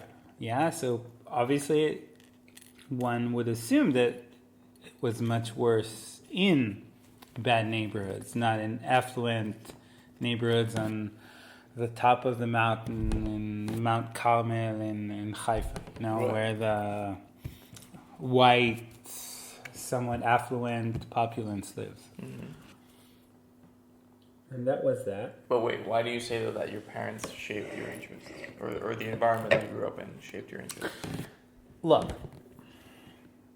as I said, you become a sentient being in your mother's womb whilst sharing like a lot of her, chemistry, neurochemistry, whatever. In a sense, so there are studies showing that infants, can recognize voices and a lot of things before they're born, like 7 months and onward. Yeah, there's this classic study where pregnant women, read this story, and then when the baby is born, they see if he prefers the same story read by his mom, the same story read by somebody else, a different story read by his mom, and a different story read by somebody else. And I think that would be the ranking in terms of preference. So preference, I don't remember the exact details, but you measure that by orienting response. Okay. So if a baby likes something, he looks towards it. Okay, and if he doesn't, like something like that, okay? Honestly, man. Please don't crucify me. That sounds like some old wife shit. The baby looked that way. Oh my god, that means it's gonna be. I mean, Jesus Christ. Anyway. No. It's something you measure, and I don't want to go into to what extent I actually believe these results and methodology and whatever. But anyway, yeah. What does the say? Let's take it for granted, or sorry, let's assume that common textbook wisdom is actually true. Yeah. This is to say that the unborn baby from about 7 months onward, has a preference for his mom's voice and a certain story. Meaning, sure, he doesn't understand the words. Sorry. She doesn't understand the words, whatever, but cognitively, the neonate is able to string or form a representation of the speech pattern or whatever and recognize it to some extent, to the point where the cadence of the voice or whatever registers with them. But that, that doesn't suggest that your mother is grooming you to be a neuroscientist, or you know what I mean, at that age. Yes, it does. How in the fuck is that even possible? Yes, it does, because you are funneled to like or dislike certain things. And, if in theory, the world is your oyster, everything is possible, right? Once you dislike and like certain things, that's no longer true. The more you're adamant about your likes and dislikes, the narrower the scope of your possibilities actually is. Okay? So that's one thing to understand. Wait, hang on a second now. Because you still liked or disliked something before you closed that door. You're given the stimulus. Developmental theory I don't like this. contends that babies have temperaments. Okay. Different babies, different temperaments. Okay? But if you go with my story of liking, listening to your mom reading, speaking, and developing preferences whilst you're still in her womb, suggests that it's not really the right point in time to ask the question, do you have a personality? Because you're fucking exposed to your mother, not only by hearing her, by sharing her food and her reaction to things, because to a certain extent, some things pass through her blood to your system, and if she's stressed, and so on and so forth. But even you take something basic, something fundamental. Perhaps you have an issue with this, but I'll go for it. Like something as basic as a girl versus a boy. Obviously, there's a lot of overlap, way more overlap than there is difference. But there are stark differences on the main between boys and girls, and then of course men and women. Sure. And that's got nothing to do with what voices they were listening to were in the womb, right?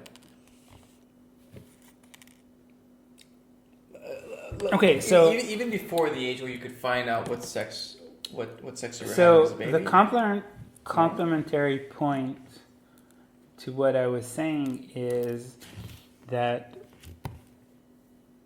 okay, sure, these early interactions funnel you. Okay. But actually, one of two things can happen. You can really like it or really hate it.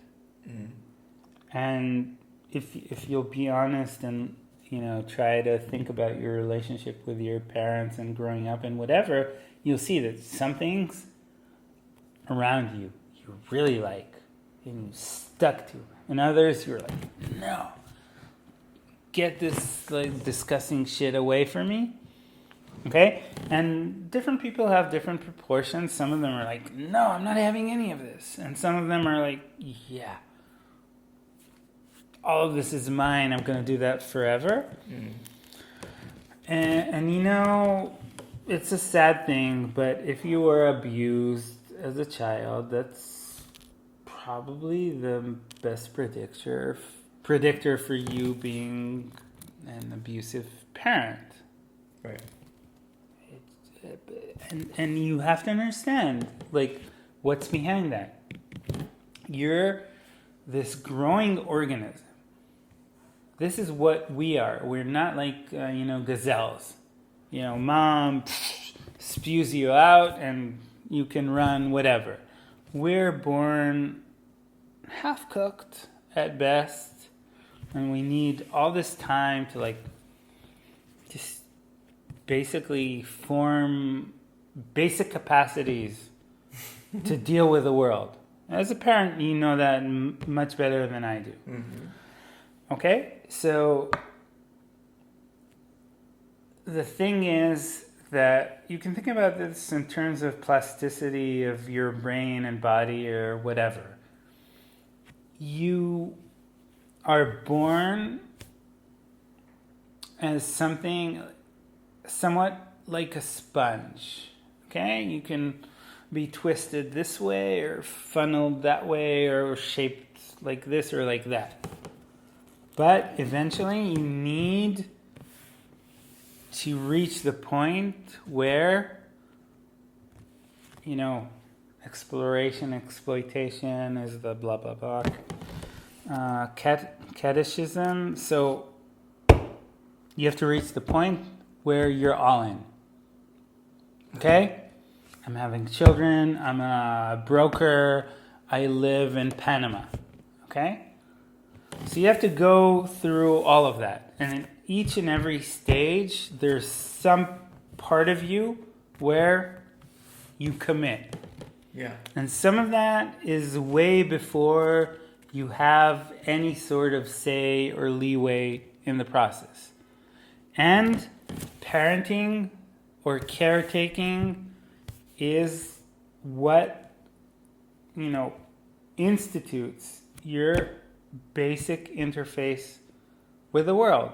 So, if you get into that cycle, that this caretaker, this God, this somebody who controls food, fun, what have you, also hits you, that becomes your interface. What are you going to do now? When you're, 25 or 30 or 35 and are having children, you're not that supple anymore. It's there. It's been ingrained. Your odds of breaking away from that, sure, they're there, but they're slimmer. Let me tell you something, man. My parents hit me. No, not like beating me or anything. No, right? But like, a slap on the ass. I mean, sure. When I was super young, it was like with the belt or something. Oh, really? Okay. No, but like, I'm not trying to justify it, but I'm not trying to paint a picture that's horrible. Like black bruises. None of that. Okay, really none of that. But I decided. I mean, I hated it. Right? I absolutely hated it, and I do not, as a rule, do that to my kids. Now, again, I turned out okay. I'm happily married, and I have 3 beautiful kids, and I love my life. I'm not going to go into that because I don't know the facts. Yeah. And really, it's not about like saying something personal. No, it's okay. Like, it's really okay. All I'm trying to say is, but it does. You're right. Let's rewind. No, but you're right. Okay? That it does increase because it is there. Sure, but it's let's there. rewind. Absolutely. Let's rewind. Let's actually discuss the political situation in Israel. Okay? If Freud were alive, he would come in his pants. Because it totally vindicates all his theories. What, like Everything in Israel revolves around a father figure. Everything is Bibi, not Bibi. Bibi, not Bibi. Amazing. Sure. But that's every country, no? We're always projecting sort of hero, godlike figures onto our leaders. Right? Well, it is certainly a fundamental dynamic in humans as we are Totally. And, by the way, at present. this is not a left or right thing. No. Right-wingers do it, also left-wingers do it. Sure. You know? Of course. No. They have their patron saints as well, you know. Of course. Yeah. Where I was going with this is whether you are like, yeah, I'm going to slap my kids around because that's what I know. Even if you're not, cognizant of the fact, you're just doing it. And you're taking the opposite side and saying, okay, that's horrible. I will never do that. I will never shout at my kids. It's just as bad. Okay? It's just as bad. Why? Okay. I didn't say I'll never shout at my kids. I do get angry at them, but I promise I would never hit them. That's Sure. There's a spectrum of positions that you can take. Even that you think is too extreme or bad. I don't know what. Look, it's not like there's one recipe or 7, and however many there are or aren't, I definitely wouldn't know them. That's not the point. The point is this, I think, undeniable observation. Okay. The world is not a nice place. Bad things happen to people. If you think you're doing a service to your children by sheltering them to the extent that they can't even admit the possibility of bad things happening, you are just as bad as a parent who's beating them. It's very hard for us, for our generation, to hear because it goes against everything we believe, the common wisdom, the opinion pieces in New York Times, whatever. Yeah. But sorry. It is what it is, okay? And this is the Bibi, not Bibi. Okay. Okay? Life is hard, have dessert. Okay? There's no point in trying to create this illusion that life can be perfect, that happiness is a goal, that you, my child, are special. You're not. You're a person like everybody else. You're special in the sense that you're mine. I love you like nobody else in the world will love you because you're mine. That doesn't equate to saying that you're the one and only special person that... Okay, so I'm not trying to be a boomer, like special snowflake, blah, blah, blah, whatever. But, life is hard. How can we live in a world where we say, okay, you're not going to be exposed, like we're going to rewrite classical novels so they won't have racial slurs or whatever, and we're going to have safe spaces in college and whatever, and then somebody's going to blow up your synagogue or university you're shooting in class. Sorry, like... that doesn't add up. Like there are days where I think, and it's sad for me to think about this. I like 5% believe it, but like it's over for America. If as you said, right, the world is a brutal fucking place. You think the Chinese give a shit about transgender this or gay rights that, whatever it is, right? Look, as you said, like I'm not a fan of America. Don't get me wrong. Oh, come on, man. Don't get me wrong.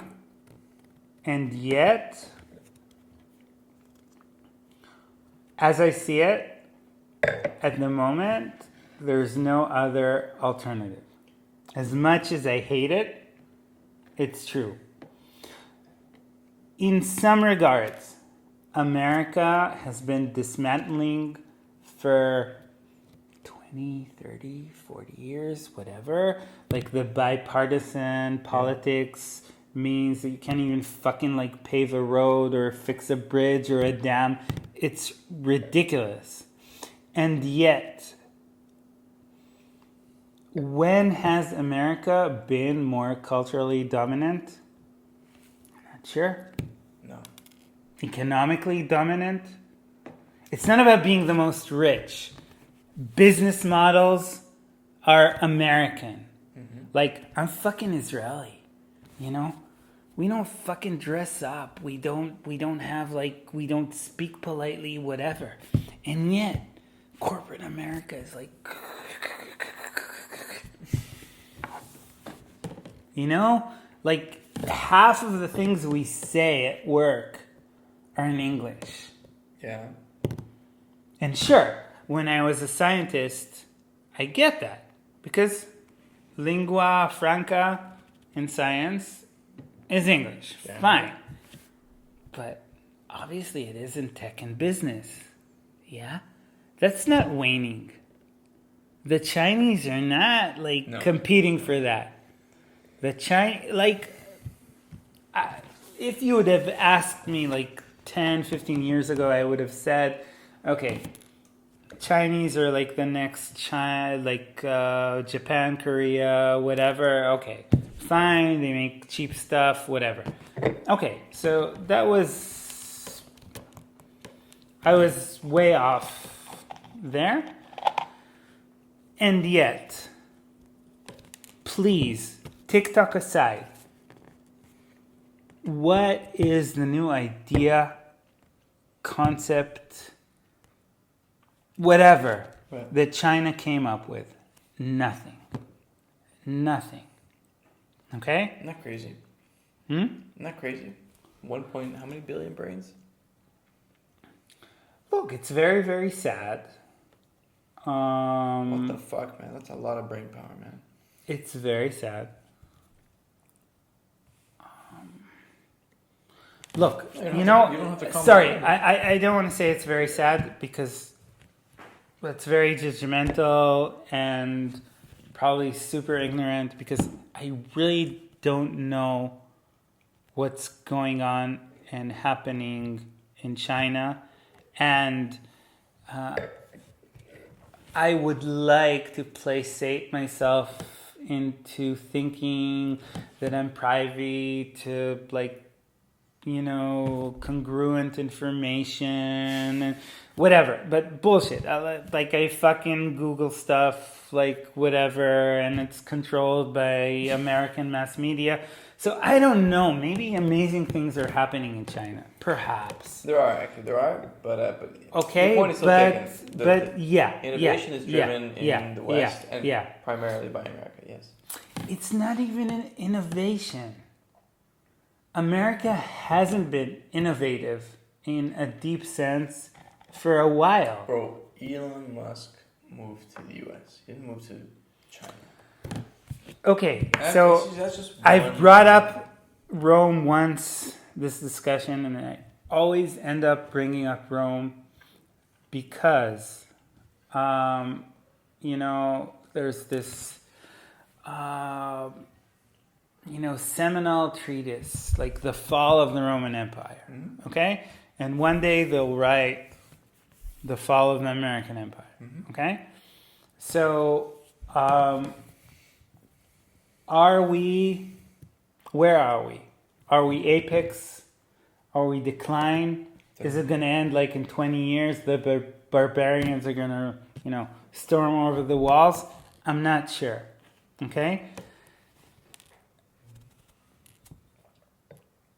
On the one hand, there's, you know, this understanding of the Americana that what you have to control is, you know, people's references. Okay? Food, drink, TV, music, movies, success. I want to be this. Fashion. You know? Everything. Here's how I disagree. So you're right that success in America is measured by, in any capitalistic society, certainly one as capitalistic as America, as how much money you make. Right? It's not like, it's not like Elon Musk is the one who meditated the most over a year period or something like that. Like, it's not like he's the guy who went to church the most out of anyone. Elon Musk I'm just saying, became the richest man because he swayed minds. He became... Yeah, but he also built the products, man. Nah, which product? Come on, man. Which product? A Tesla car is not a physical product. Is it the best electric car out there? First of all, I have no idea, but it's not. It isn't. Fine. Swaying minds. It's building. Wait a minute, I have to go to the... Okay, sorry. Neuralink, one of his newest ventures, is a perfect example of this. Okay? I'll get back to it. I'm a little bit confused. Are all of the guys just sleeping in their rooms since 8? How do you... 8, 7, 7:15. And where's your wife? Sleeping. She's also tired. That tired this early? Why? Is she like a nurse working night shift? Like... You don't have kids. No, I do not. You've never been on that side of the spectrum, huh? Right back at you, Slick. Nope. Anyways, so Neuralink. Right? So Neuralink is basically rehashing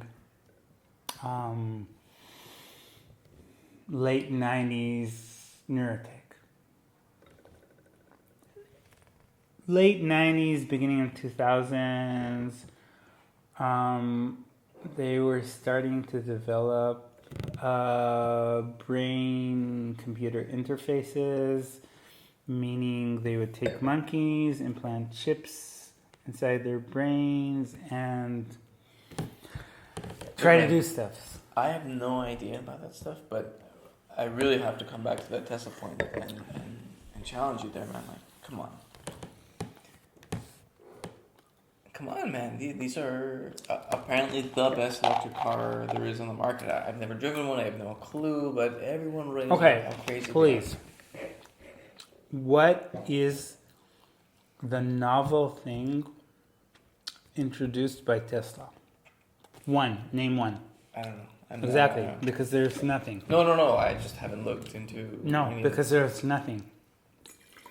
It's one thing, like, to have a good operation and do good engineering and slightly or even, significantly improve upon state of the art, but it's more of the same.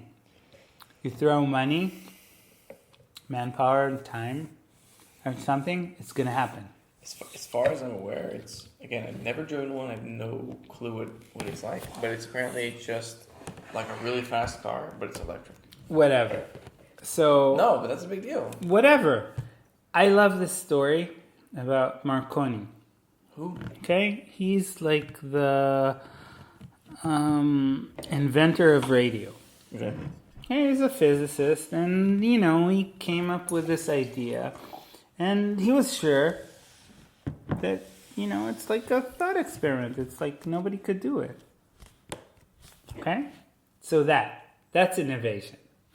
Even the fucking guy who fucking invented it didn't think it's possible. Okay? Yeah. Okay, electric car. Okay, it's cool. Okay, whatever. The only thing Elon Musk has going for himself is that he's the god of nerds. You Okay? don't think SpaceX is a scientific advance? Reusable rockets? That didn't exist before. Okay. Sure. Whatever. What do you mean, whatever?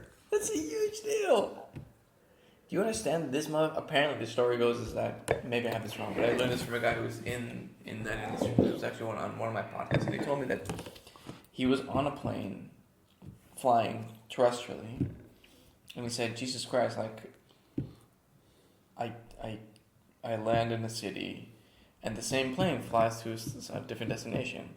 And boy, wouldn't that be good if the space industry was the same, right? And that was his idea, and ha ha ha. Wow. No, come on. Amazing. What? Look, it's, I don't remember which venue this was on, probably Netflix. Like, they had a series about, the founder of the music app. Help me out. Spotify. Exactly. Daniel Ek. Wow. That's so profound. You're such a genius. Wow. So, look, with all due respect to coming up with a clever app that is successful, and being in the right place in the right time, to compare that to really like taking what everybody did and thought and just opening a new front, a new way of thinking, it really irks me. Again, as somebody like who's been a scientist for more than half of my life, that people who are actually influencers, okay? So what's the difference between Elon Musk and Kim Kardashian? Their cup size. I just said that, yeah. Okay? In 100 years from now, Oh my God. in 100 years from now, both will be completely forgotten. Okay? So, Kim Kardashian, this is what's wrong with our sick society. Like, girls are, prone to want to be sexy, and guys are prone to want to be dominant. So Elon Musk is an a-hole, which is a combination of alpha and s-hole. He's an a-hole. Okay? And Kim Kardashian is sexy to like power of whatever. Personally, I don't get that, but sure, fine. Marginal. Nobody's going to remember that. Nothing new, no impact. Same with Steve Jobs. Although his claim for fame is slightly greater. Okay? And I'll qualify that. Okay. Because will people 100 years from now be using smartphones? Fuck no. Okay? So at some point in whatever, the 17th century, 18th century, I don't remember, the fashion was that men would wear wigs and powder them, So at that point, there was probably this genius wig maker. He maybe started this fashion and like people admired him. Fuck that. Who cares? Okay. He was the it guy. So Elon Musk is an it guy, and Kim Kardashian is an it girl, and they amount to the same nothing. Okay. Let me make the counter case. Go for it. I'll start with Elon.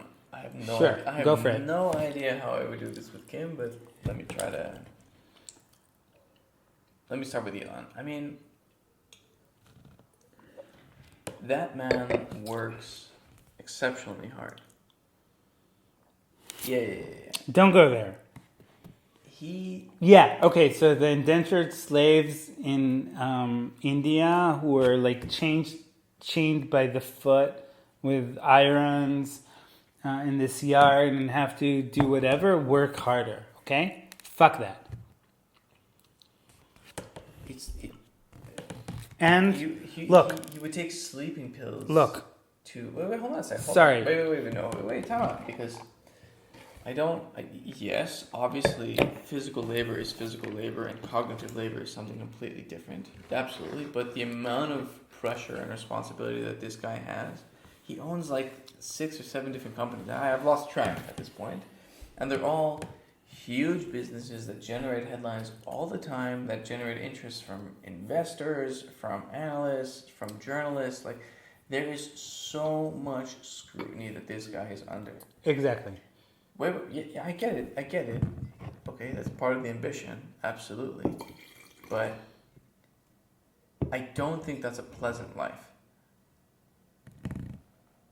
So one of the mistakes we make is try to carve up the world according to our sensibilities and sensitivities. Okay? If everybody in the world were exactly as we were, the world wouldn't function. Okay? Because we can only abide with so much, and it definitely doesn't cover the spectrum. Okay? So Elon Musk is, a borderline sociopath. Okay? And as such, he's numb to things that would cripple us. Okay? If you were in charge of 100 people and money stopped coming in and you had to fire them, you would be crushed. I don't know if you could ever recover from that. I don't know if I could. He, the same night, would do coke and fuck hookers because he doesn't care. How do you know? How many kids does he have? From how many women? Like 10. But why do you assume that they all were conceived the night after he had to fire 100 people when there was no money left? No. Look. I'm so confused. Look. If, I would have a child with a person, that would be a big thing for me. Yeah. I would rethink my entire life. And that person, one way or another, would be an integral part of my life. Okay? And I would have the best interests of this child in, the forefront of my mind. Like, this guy has, 6 whatever, he doesn't own a home. He doesn't give a fuck. He doesn't care. He can fire this person now. He doesn't care. He gets off of it. He likes it. Okay? And sadly, a lot of us admire that. Take it wherever you want. Hold on. A lot of the leaders in tech are nerds. Dude, no one admires Elon Musk for his ability to do coke and fuck chicks the same day he fires 100 people. That's not why he's admired. He's admired because he has built these huge businesses that employ gainfully employ many thousands of people, and hopefully his technology advances humanity forward in, even if it's incremental. I have no idea. That's So I why think people admire the guy. so. Not Obviously, because I'm he's being a dickhead. a little bit of a contrarian, of course, but No, I'm just saying. not entirely. When you made the point about why people admire him, it's not because everyone consciously Okay. knows he's a dick, and then everyone wants to be the dick. Let's transpose this to Donald Trump. Okay. Okay, did Donald Trump become the president of the United States because he's a smart and competent man who's very successful? No, he can, he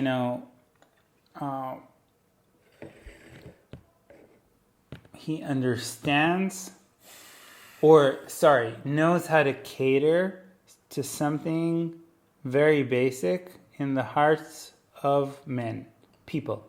Okay? Going back to Coke and McDonald's. Okay?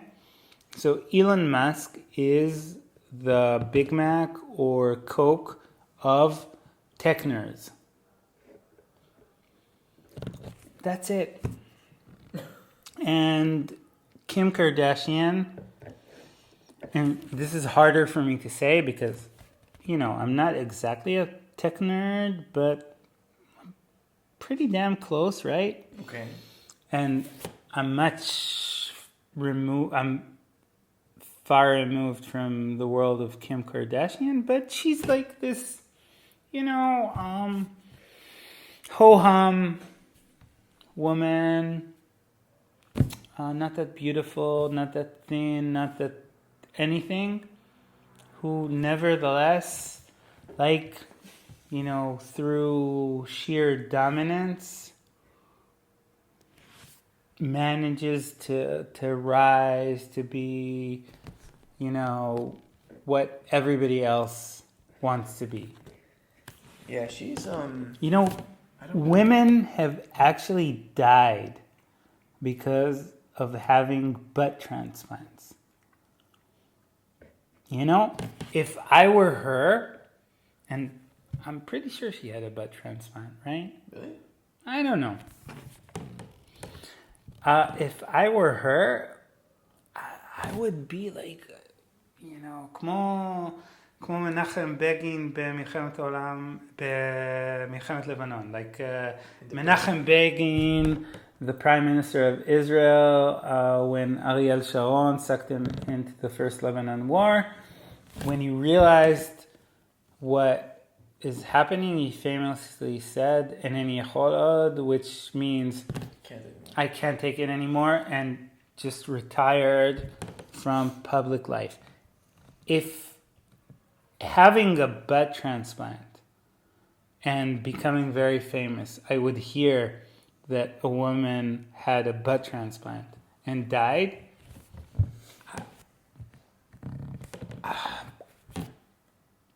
I'd stop at that moment. I'd be mortified. Is that really analogous? People died because there's a direct correlation between you approving to go to war, where you were certain that people were going to die, and then you find out that it was all Dude, terrible planning. Again, staring at the hard, cold facts.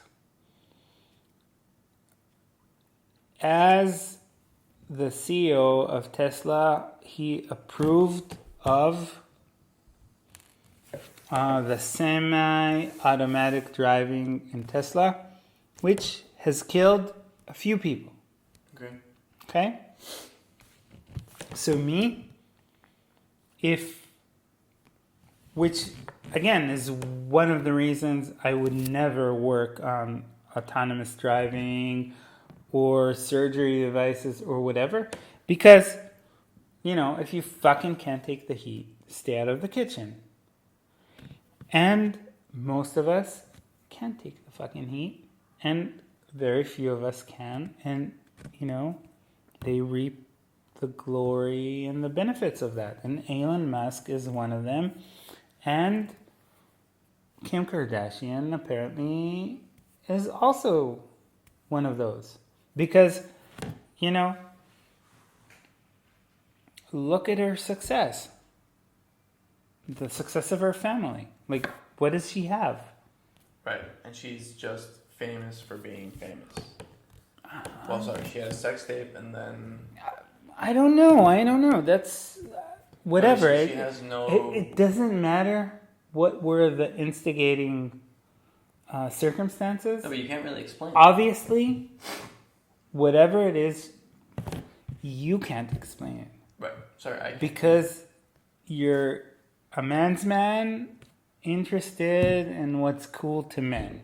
Therefore, it's hard to you because Venus, Mars, whatever cliche, you never actually probably watched one of her shows or gave an ounce of thought towards why is it that she's successful. Right. Therefore, because, part of being like a white privileged male is being a misogynist to some extent. So it's very easy for you to belittle her and say, okay, she's a whatever model, blah, blah, blah, blah, blah. You're right. You're probably right. She probably does have actually talent that I... And again, because I'm just as much as a white privileged male as you are, I haven't given it any thought as well. And it's, my basic reaction to this, okay, this tart with a big ass, whatever, who cares? No, but you're right. But it is like the Mr. Beast thing where he's saying Logan Paul 100,000 times and that gets 20 million views. So somebody is like at the top of the game at a game where a large swath of humanity is vying and competing, and they're, at the pinnacle by far. Like nobody's even like seeing their dust. Right. Okay, so you gotta respect that. Okay. In that sense, I respect Elon Musk. I just know that in 100 years, history books are not going to mention him or Kim Kardashian because they have added nothing to us as humanity. Okay? They're a mushroom. There's nutrients. There's an ecological niche where the fittest can blossom, so they're blossoming. But were we to follow their lead, we would become extinct because while we're implanting things in our ass or driving electric cars, there's global warming and, we're going to become immune to antibiotics and so on and so... You don't? Really? Never? What does this have to do with either one of the antibiotics? We have real problems as humanity. Yeah. And not only problems, but like Small the masses. scope of humanity is thus, and there are new great and exciting frontiers out there, and we want to push the envelope. Right. Both of these eminent figures aren't at all concerned with that. Elon Musk wants to go to Mars, man. His stated... Okay, you think that's bullshit, but... I don't think that's bullshit.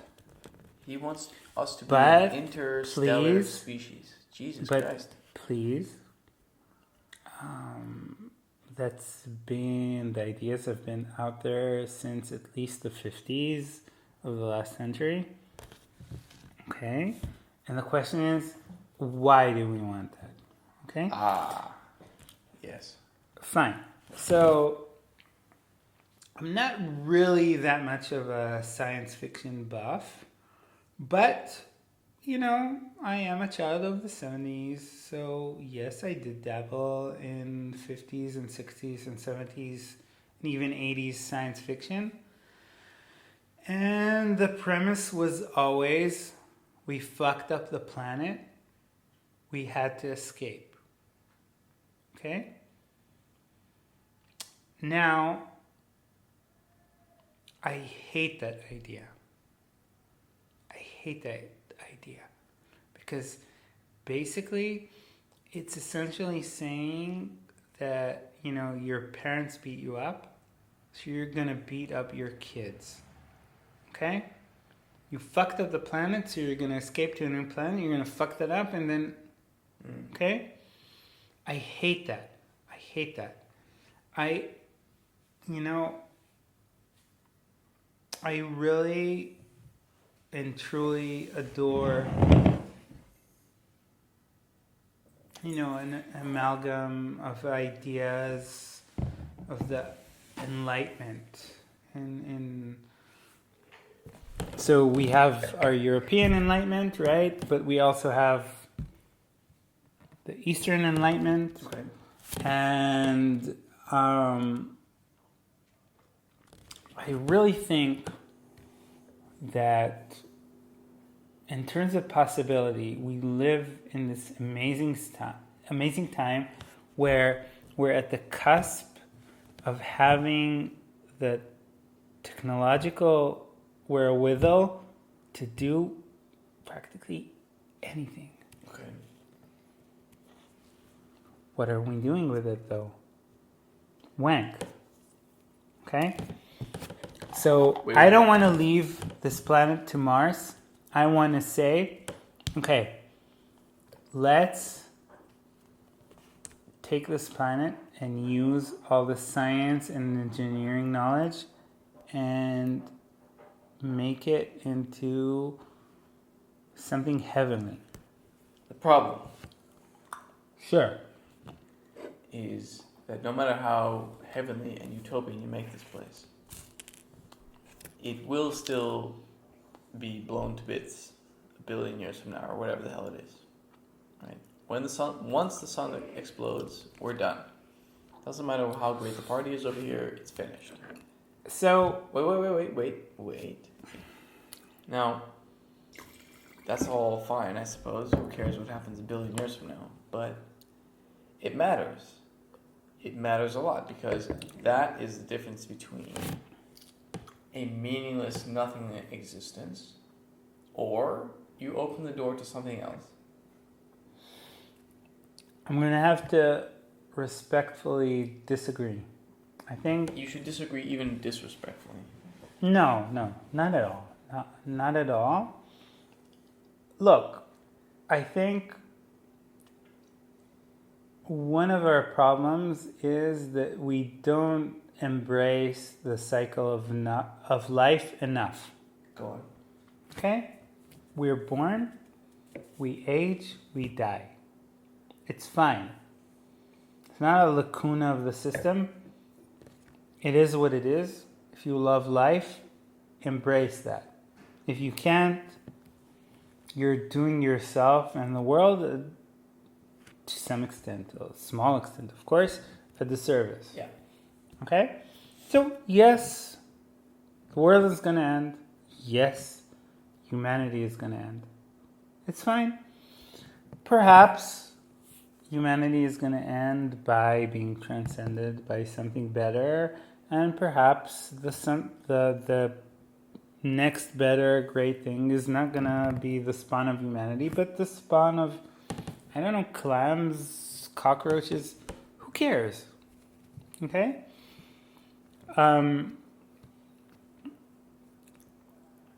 We, have strayed from the righteous path in so many ways at this point. Okay? Because again, I love this term, wherewithal. We have the wherewithal to actually make sure that every person on the planet doesn't go hungry. We don't give a fuck. Not true. We don't give a fuck. That's not true, man. We don't give a fuck. Absolute poverty rates have plummeted in the last 30 years. Okay. Wait, man. Wait. China is a different country than it was 50 years ago, 30 years ago. India is rapidly improving. As I said to you before, yes, Africa is still, Sure. Exactly. Okay. you know, Sure. it's Okay. mostly in poverty, but there are pockets of things going on in Africa that just weren't happening 10, 20, 30, certainly 100 years ago, right? Something right is happening, and this wherewithal to improve a lot of as many people as fast as possible is happening. This is like the argument that Bibi is great because life is improving. Okay? Huh? Okay, yeah, I guess. Because there's the world trend and what we did. Okay. If we're just as good as the world trend, then we could have had a tin can as the prime minister. If we were doing worse than the world trend, your niece could have been the prime minister. Okay? So this is a situation in Israel. Come on, man. You and I have no idea what it's like to be prime minister of this country, let alone any other. But you are sucking dick in saying that. Really? You're pandering to powerful men. Sorry. No, I'm don't be sorry. That's fine. Why can't we be like, one of the Scandinavian countries with a 30-something-year-old woman running us? Why do we have to have this powerful man with the deep voice, being caught on tape saying, I want to be remembered as the protector of Israel, blah, blah. Why do we need this shit? Like, why can't we have compassion? Because there's Why can't we have compassion? Let me ask you something, man. If forget Netanyahu for a second, all right? Put him aside. If Yair Lapid, if there was a video of him partying, dancing, Why? No, seriously. Whatever happened to that New Zealand? I think it was New Zealand, right? It's like Yes. Such a non-deal, Not New Zealand. That was Norway. Finland. Finland. Okay, sure. Right, something like that, right? Yeah. One of the Scandinavian. Which is like those countries. Everything works all the time. Like it's fine. If your prime minister got drunk, in Holland, their prime minister, as far as I'm aware, still continues to teach once a week, at a high school. Okay, that motherfucker rides a bicycle to work. This is not, let's clear traffic. Here comes the prime minister. Exactly. Exactly. No. We used to be like that, by the way. What? We used to be like that. Man, how can you be like that when, for example, in the 60s, when you thought at any moment, all the Arab states are gang up upon you and no? Look. It's different. This is the thing about being an adult. Life is real. Shit is real. Somebody has to make decisions. And when you make decisions, life are being weighed and might be lost. Okay? That doesn't make me, as the one having to make the decisions, any better than you. Sure. Okay? Sure. And this is something that we lost. Okay? So sure. Yeah, I'm talking about Israel. So I take slight offense to even when you say I'm sucking the dick of the powerful, and I get it. I certainly get where you're coming from. Not really. Like, I know they're human. I know they're very fallible people. All I'm saying is I'm just paying respect for the amount of pressure and the weight of their existence. That's it. I'm gonna acknowledge that. Yeah. That really is. I understand that. I respect that. Those are not easy calls. I even I'm gonna admit that because most of us can't handle that. Sure. And to the victor go the spoils. To some extent, it makes sense. Up to a point. Okay. Okay? Sure. Because, Yeah. Yeah. checks and balances, Yeah, hell yeah, man. as long as they're doing good for us, Right. we'll cater for that. And once they start only working for themselves, that's No, it. like- That's the garbage chute. So Think- BB should be in the garbage chute because he stopped working for us even marginally a while ago. Let me just make an extreme case. I mean, Sure. if I think about like a Stalin or a Saddam Hussein, they probably lived extremely stressful lives. Who's gonna kill me? Who's out to fuck me? Who's plotting against me? Just all the time, constant paranoia. Yeah. Horrible existence. Yeah. Horrible way to go pass through life. Yeah. I don't respect that because they were Yeah. horrible people. So you're right. Like you can totally live this this weight of responsibility. You can feel it all the time. It just depends on, is it only responsibility to yourself, or do you actually feel a responsibility towards others at the same time? That's where I draw the line. Once it becomes solely just about Right. you, Of course. yeah, you've lost my respect completely. And I'm going to have to qualify that because you can also there's another flavor of sociopath, Okay. which is actually benign or even desirable. Sure. It's to say, I'm willing to fucking sacrifice now for the future. Why is that sociopathic? Look, as a person, if you tell me whatever it is I'm doing is gonna fuck somebody over, like, I'm sort of an executive, okay? I couldn't fire a person, even if I know it's the right thing to do, because it's a person. I don't want to hurt anybody. But, What if they're hurting you?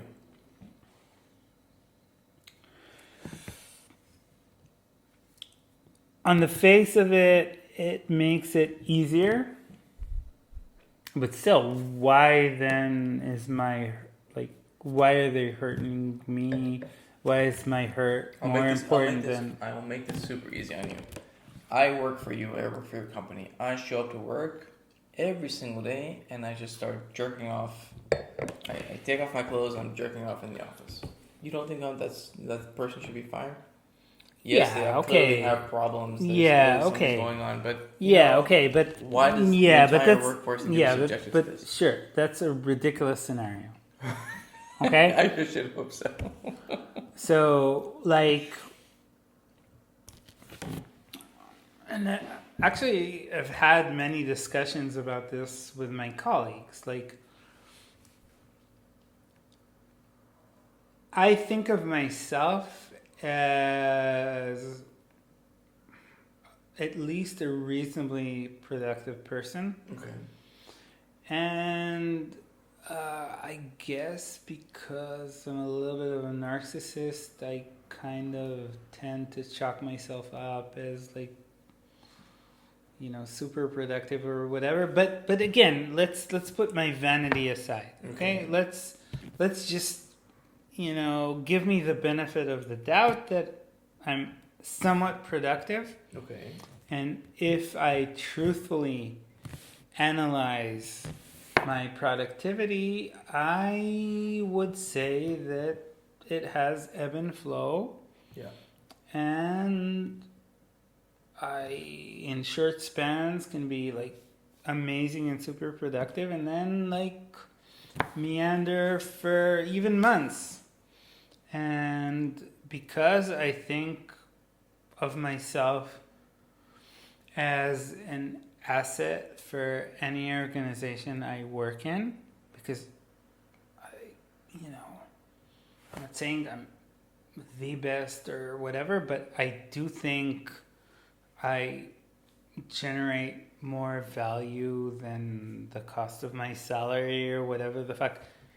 Actually, sorry for being again conceited, by far. Okay, so, and I know for myself that, yeah, for a short spell, I can be like amazing and super productive. And then, I'm tired and I can do fuck all for months. So what? Are you going to fire me now? No, that would be stupid, because if you integrate on my productivity, you're going to lose if you're going to just judge. Okay, so when you're managing, okay, it's a very tricky thing to separate, what's going on, what's like a momentary trend, and do the calculus. And just for me as a person, like somebody would have to do such a shitty thing for me to fire them. It depends on how competitive the industry is, man. Yeah, but I'm just saying me. No, I know, but like if for example, that's why I'm not Elon Musk, and I'm not going to be Elon Musk, and I can't really be an executive, because that's the thing. You have to be able to say, okay, right, off with your head. Right. Not because I'm like the Queen of Hearts. Off with your head, because you fucked up. Like, I had a big argument about this at work.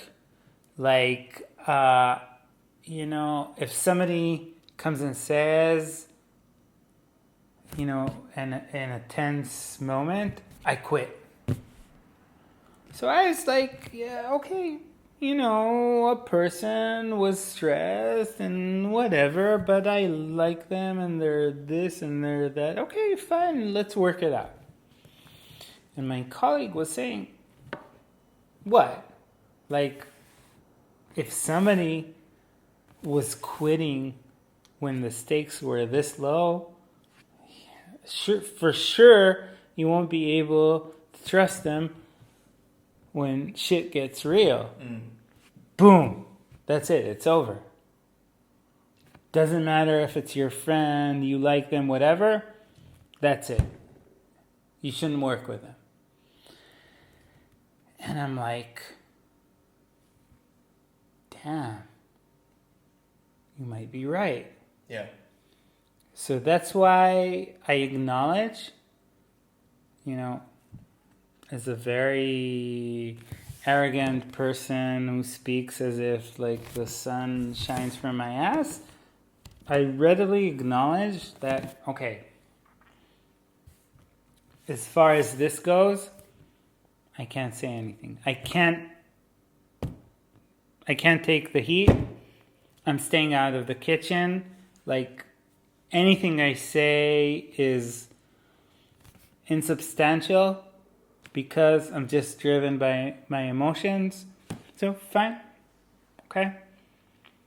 So that is the reason why I take offense into the whole cocksucking thing about the powerful, because yes, it's like they're granted a sort of a longer leash for the things that they have to put up with, but the things that they have to put up with and the journey that they had to get to where they got to is really unpleasant.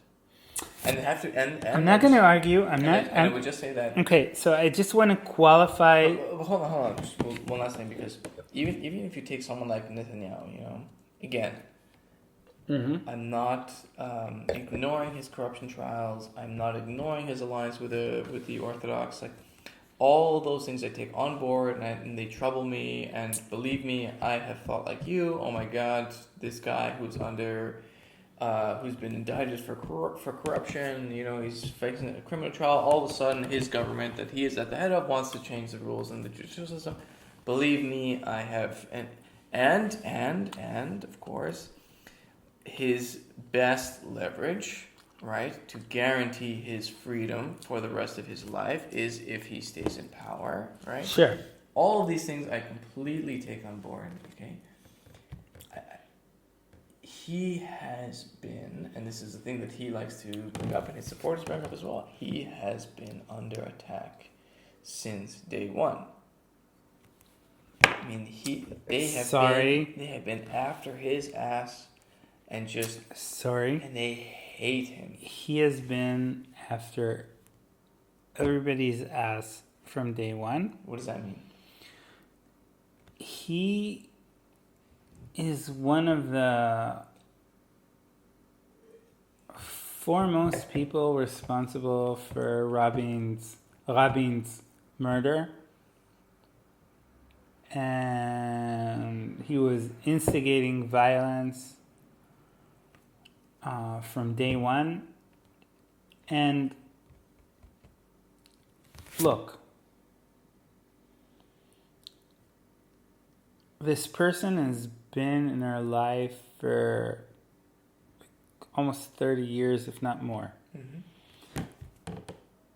Has he once said, I'm sorry? Has he once said, I made a mistake? For Rabin? Or just in general? No, in general. No, never. Exactly. Right. So. Sorry, as far as I'm aware. Okay, fine. Right. So. No, it's important to say that. I have no idea. I'm sorry. A person that in the span of 30 years has never once admitted at being wrong or apologized for something, easy. Sociopath. It's that simple. Mm. Okay? So read about it. Like all, the women or men who were hurt by their sociopaths, narcissistic partners, and all the grief they had, and the shit shoveled down their throat. It's that. Okay? So, look, I'm a contrarian at nature, and while I'm certainly I have, a lot of daddy issues, Oedipal issues, and yet it really turns me off, like these powerful male figures. I don't like that at all. Mm-hmm. Okay? So I could never see the charm in Bibi and his likes. Okay? That's me. Yeah. And yet, I'm an adult, and I understand the pressure and the price and just, being able to live with the onus of having to make decisions. I understand that, and I respect that more than I have ever had. I'm just saying a simple thing.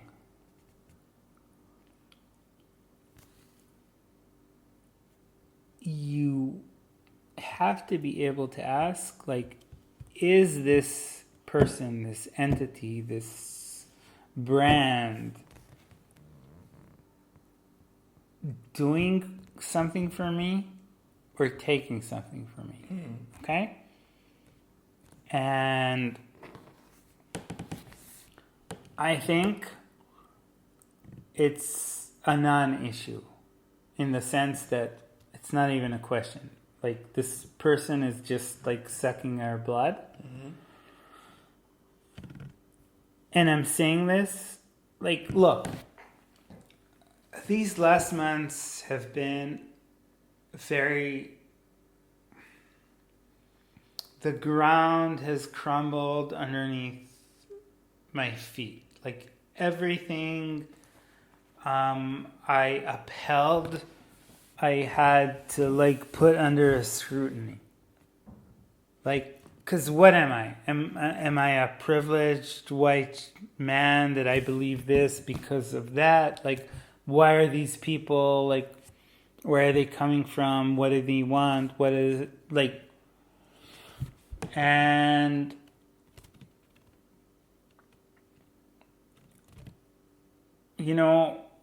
I really did a lot of soul searching and am doing a lot of soul searching.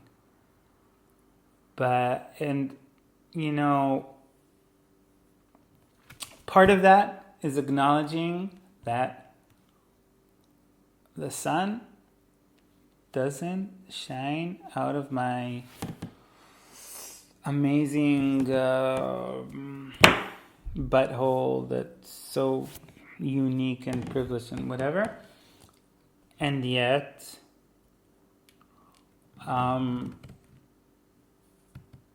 if I put my values and my point of view under like extreme, thorough scrutiny, and yet there are parts that I totally stand behind, you know? Is that okay? Can I have my own wants and beliefs and systems of you know, thought and concepts and whatever? Yeah. Why not? Yeah, exactly.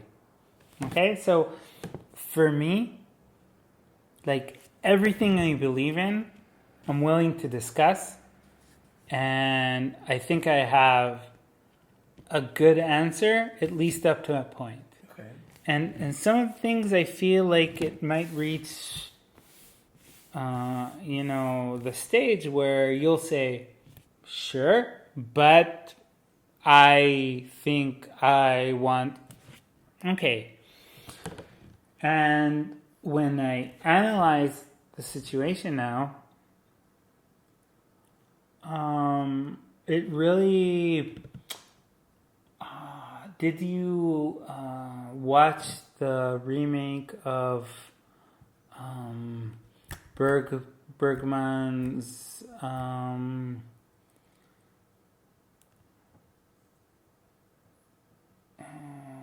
something like Story of a Marriage, like with Jessica Chastain and No.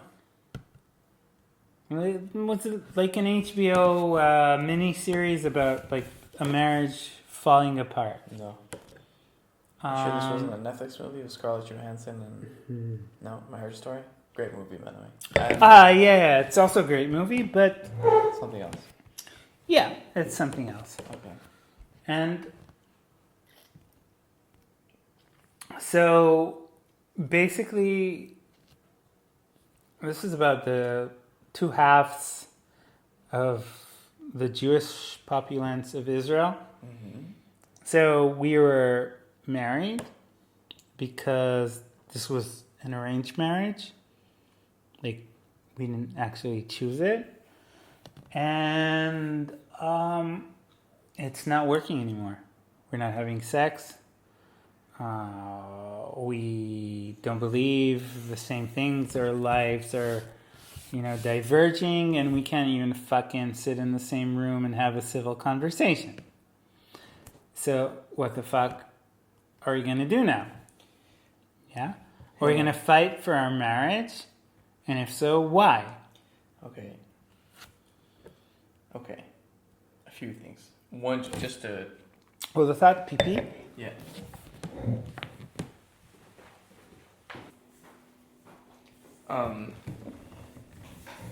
So, I think it's important to distinguish respect for the office and respect for the person. Now, it's hard to divorce one from the other, but anyone that manages to go through life and then become leader of a huge tribe such as a country, that's a hell of an achievement, you know? Like, Okay. Look, you and I have never, ever Sure. even come close to doing anything Sure. like that, right? So Sure. let's just acknowledge that anyone that sits in the office, Yeah. you know, I tip my hat to and say, I don't know what you did, I don't even know if I agree with any of the things you say or your philosophies of life. Okay, you're in a different class of human existence than I am, and I will ever be. Fair enough. Number one. Number two, about the arranged marriage and, you know, can we still work this out? I can't tell you something that pisses me off is that we are led to believe that we are really on the brink of civil war, and that we really do, we can't live with each other anymore. Now, it's weird because I really don't know what my thoughts are, and maybe you can help me with this. But so Israel is made up of all these subgroups, right? You've got the Sure. Arabs, you've got the and even the Arabs are not one monolith. There's a zillion. Really? There's a zillion. Wow. No. Cheers. Oh, fuck off. There's a zillion different types, right? Like I can't even keep track of how many different subgroups of Arabs Sure. are in the country, right? And the same goes with the Jews, right? Like there's so many different types, right? Sure. And they're all, in this imperfect system where they're kind of getting along, right? Look, man, look. If you zero out, okay, Arab on Arab violence in this country, which is a fucking problem, and it's honestly not talked about enough, Israel would be a sort of a normal country with this weird fucking existential problem that's horrible. Even with the Arab violence, if you don't take into account the territories, the level of violence here is not anything special. Right.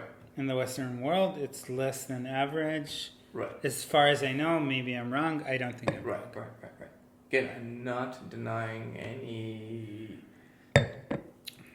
terrible things going on. Certainly not in Gaza, and certainly not in the West Bank. Obviously, Sure. not denying any of that stuff, right? Sure.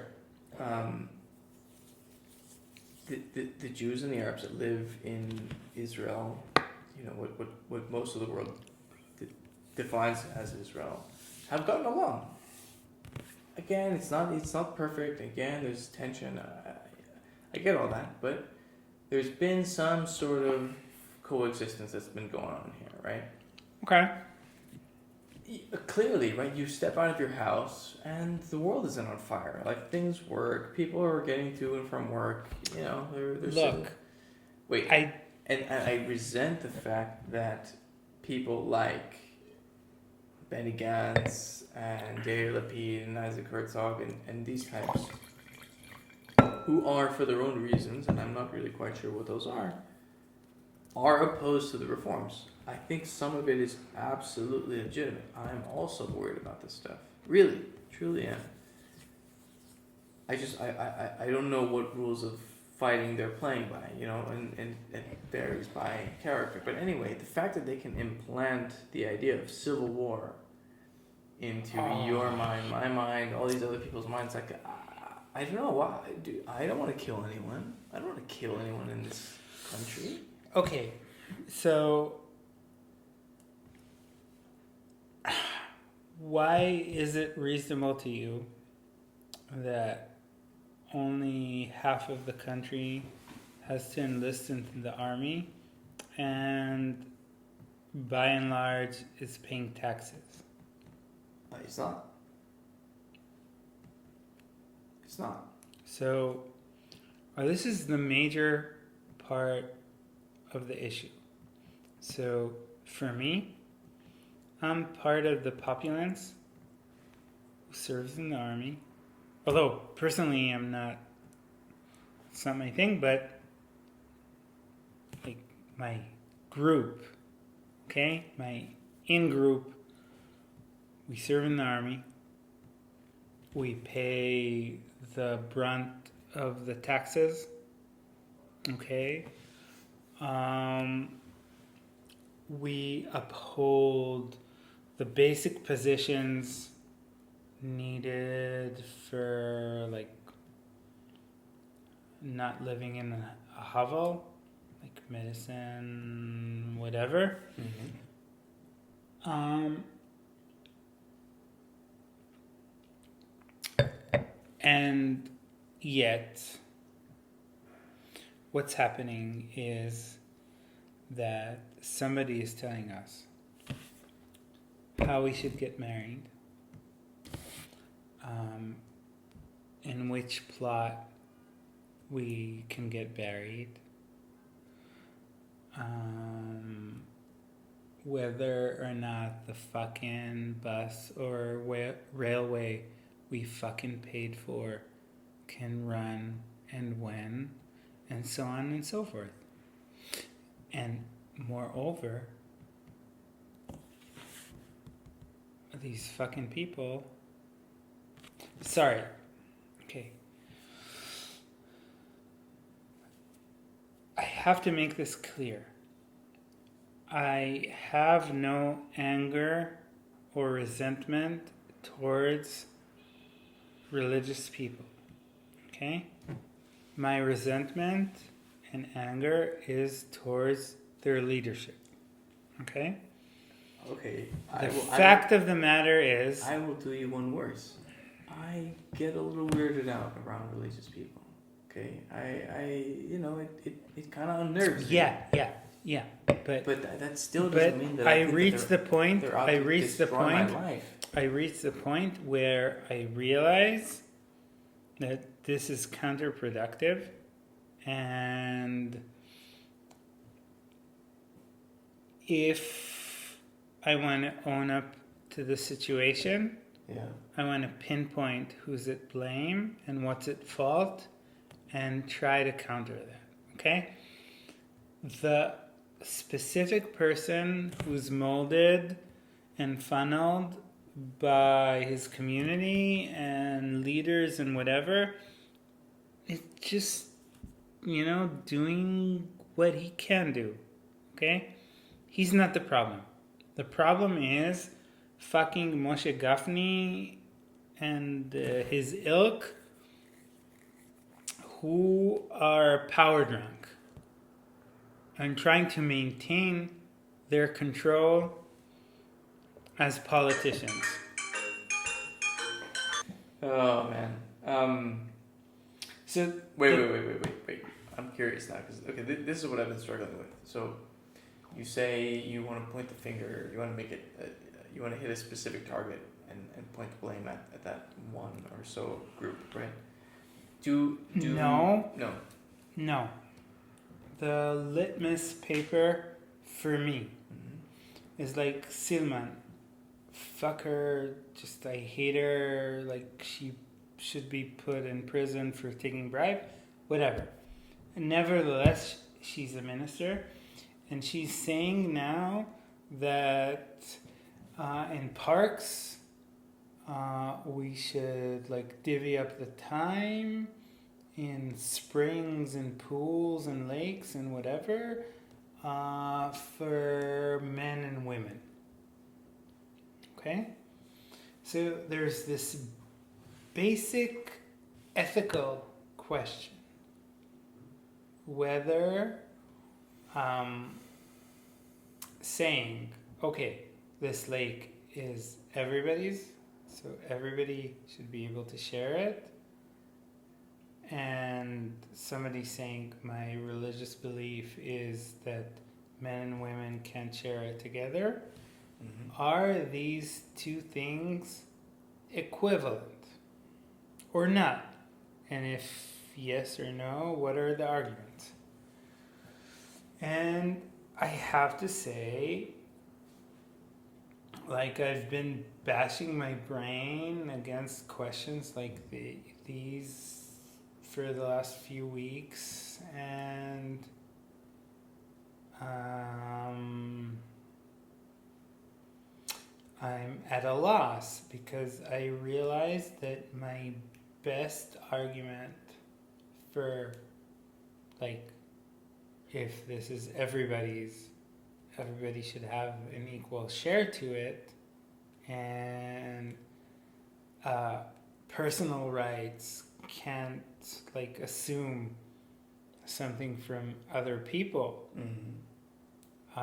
which seems to me like, as obvious as the sun rising and whatever.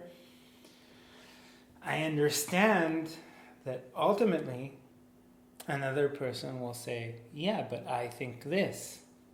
Okay, this is why I'm getting back to my initial point of like couple who's gonna get divorced. because I really wish that all people would join me in, my belief system and trying to carve out a better world and whatever and blah, blah, blah. But let's be fucking honest, I haven't been doing a lot of carving, living my privilege and whatever. That's easier said than done. Okay, it's not like I grew up in mines and rose up and then I'm transforming humanity or whatever. I've been born to privilege. I'm privileged and I'm living a life of privilege. So, okay, that limits what I can reasonably argue for. Mm-hmm. Okay? And I'm really asking myself, is this crisis something we can mitigate or even should try to mitigate? Because, my burning hope is that if we talk enough, you can understand that you can't have an idea of your rights that prohibits somebody else.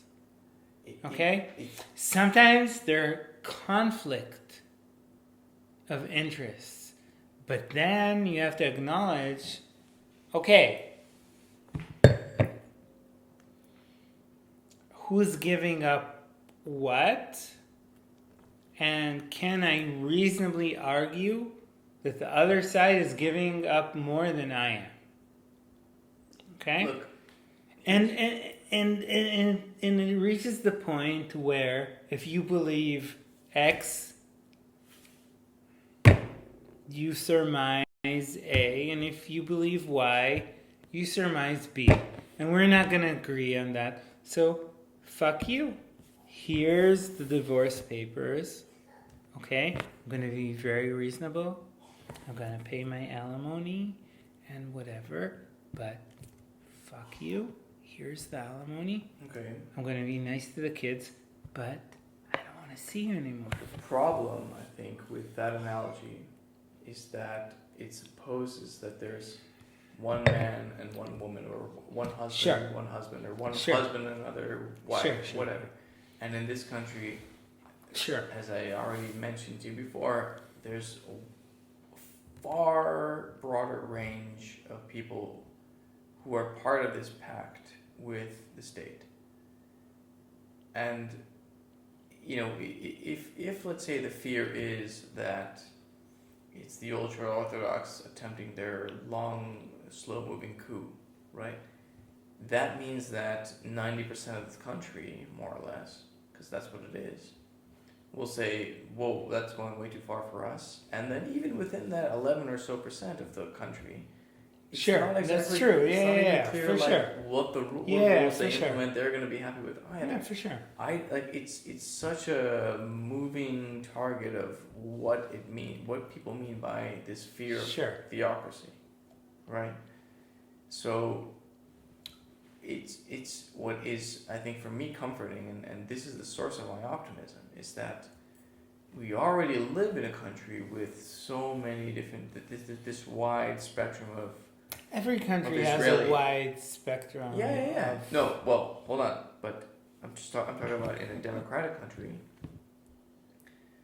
And again, it works imperfectly, but it works, right? But you don't see people killing each other on the street and behaving like savages. Like you don't see people killing each other on the street. Come on. Okay. Come on. That part is crystal clear. Again, because you say, Gaza and the West Bank are not Israel, and then it can, marginalize the fact that Israeli citizens are killing one another. Because For me, I think the reasonable way of looking at the situation is that we've been in a civil war since the 20s or whatever, the teens. And it is what it is. It's not going away. We are part of a country which contains, yes, Gaza and the West Bank. And we're going to have to find a solution for that, whether it's state, cantons, how do you pronounce it? Like the Swiss model or whatever. But like all the arguments that disregard the fact that actually we are this one country. Okay, sure, make that argument, but fine, then how are you going to deal with that and when? And the fact of the matter with Gaza and the West Bank. Oh, fuck no. Okay? And I'm saying at the, the Wailing Wall. Yeah. Okay? Fuck you, Haredim. Like, if it were up to you, you couldn't pray there. Like, me and mine liberated it. And now you're telling me that I can't come there if I'm not dressed like this. And who are you? It's not only the Wailing Wall. Who the fuck are you to tell me what being Jewish is or isn't? I'm just as Jewish as you, and whatever I have to say about Judaism is just as important as you're saying, and you get the only say, the only vote in the matter. And that's fucking infuriating. Okay? Right. Like you telling me how I should get married and whatever and blah and kosher and blah. Look, sorry, like, you are like flotsam. Like the, the Pale of Settlement, Städtes, whatever, that were almost extinct because they couldn't, like, one of the reasons they were almost extinct is because their leader said, stay, don't immigrate, and so we're replicating this failed model of Judaism that we didn't choose. We didn't choose to live in the Pale Settlement. We didn't choose to live in the Städte. It wasn't like, oh, we love this, we'll do this. We were forced to live like that. We were forced not to assimilate, not to incorporate, like, what the world had to offer at the time. And essentially, like, having people, like, cling to traditions, fashion, whatever, behaviors of 200 years ago, 300 years ago, which, by the way, are not at all Jewish.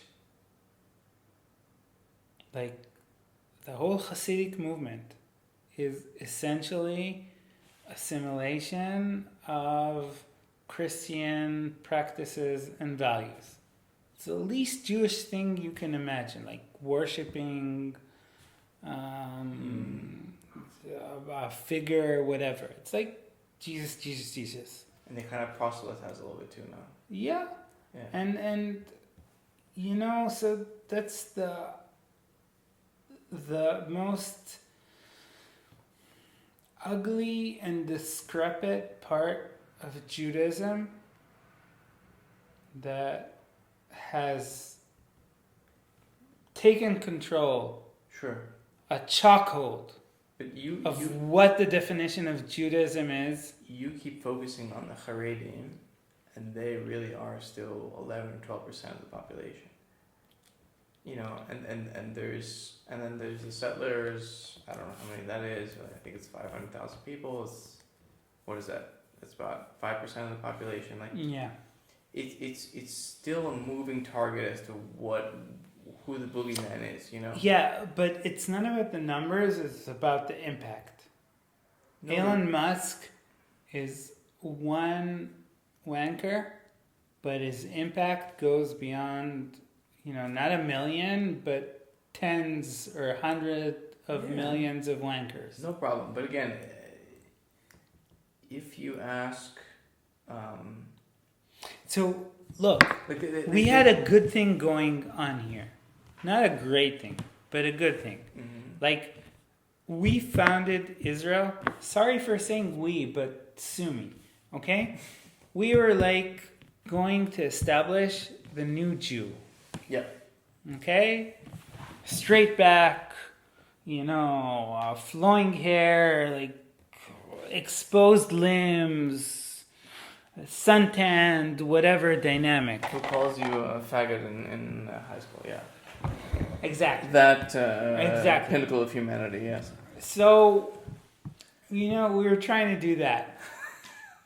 And I'm not saying it was a perfect thing Oh, really? or a great thing. I'm willing to grant that it was called for. Okay? And it stagnated. Because it was self-defeating. Because the new Jew, on the one hand, was in awe of culture. Not in awe, sorry. Like, felt that he had to give lip service to culture. But on the other hand, looked down upon it. Okay? What do you mean? I always give this example. Well, okay. Sure, I speak only 2 languages, but still. How many languages do you think in which philosopher is a slur? No idea. So, again, I speak 2 languages, so maybe it's a weak point, but I have to surmise from what I've seen. I've seen cinema from all over the world and read books from all over the world. This is the one and only culture I'm aware of where calling somebody a philosopher is a slur. I'm not even sure you're aware of this because you're like a recent immigrant, but I'm not. in Hebrew, להגיד אתה מתפלסף, you're philosophizing. Yeah. It's like saying you're fucking wanking. Yeah, sure. להגיד שאתה פילוסוף, it's like saying you're a wanker, shut the fuck up. Okay? So, calling somebody a philosopher in Hebrew, in Israeli Hebrew, is a slur. Okay. Okay? But on the one hand, mind you, that this is also the same culture that does produce some of the most profound art that I've come across as well. Think about that, and this is not even anything that spectacular, I suppose, but someone like Eviatar Banai, you ever listen to his music? Art is not philosophy. Okay? Why not? Art is not philosophy. Why not? Because same argument with Elon Musk. It's as a person as a son of your time and circumstances, it's very hard for you to understand what actually panders to your, wants and sensibilities, to what has lasting value. Which is not to say that it's wrong to enjoy something, but it is to say that there are at least 2, if not more, tracks upon which you can consume and appreciate art and thought. Okay? So it's one thing making you feel nice, and it's another thing helping you evolve beyond what you currently are. Okay? And it's fine. But I don't think you can. Again, I think both things are very much linked. In other words, you can be going through something yourself, something painful, something. Let's stick with something painful. Sure. Pain can be and usually is the source of growth. A great teacher. Right? For sure. And then someone puts it into music form, what you think is precisely what you're going through, and you're like, oh my God. So this isn't the end of the world what I'm going through. I'll be fine. I hate to sound like a broken record. It's a Big Mac again.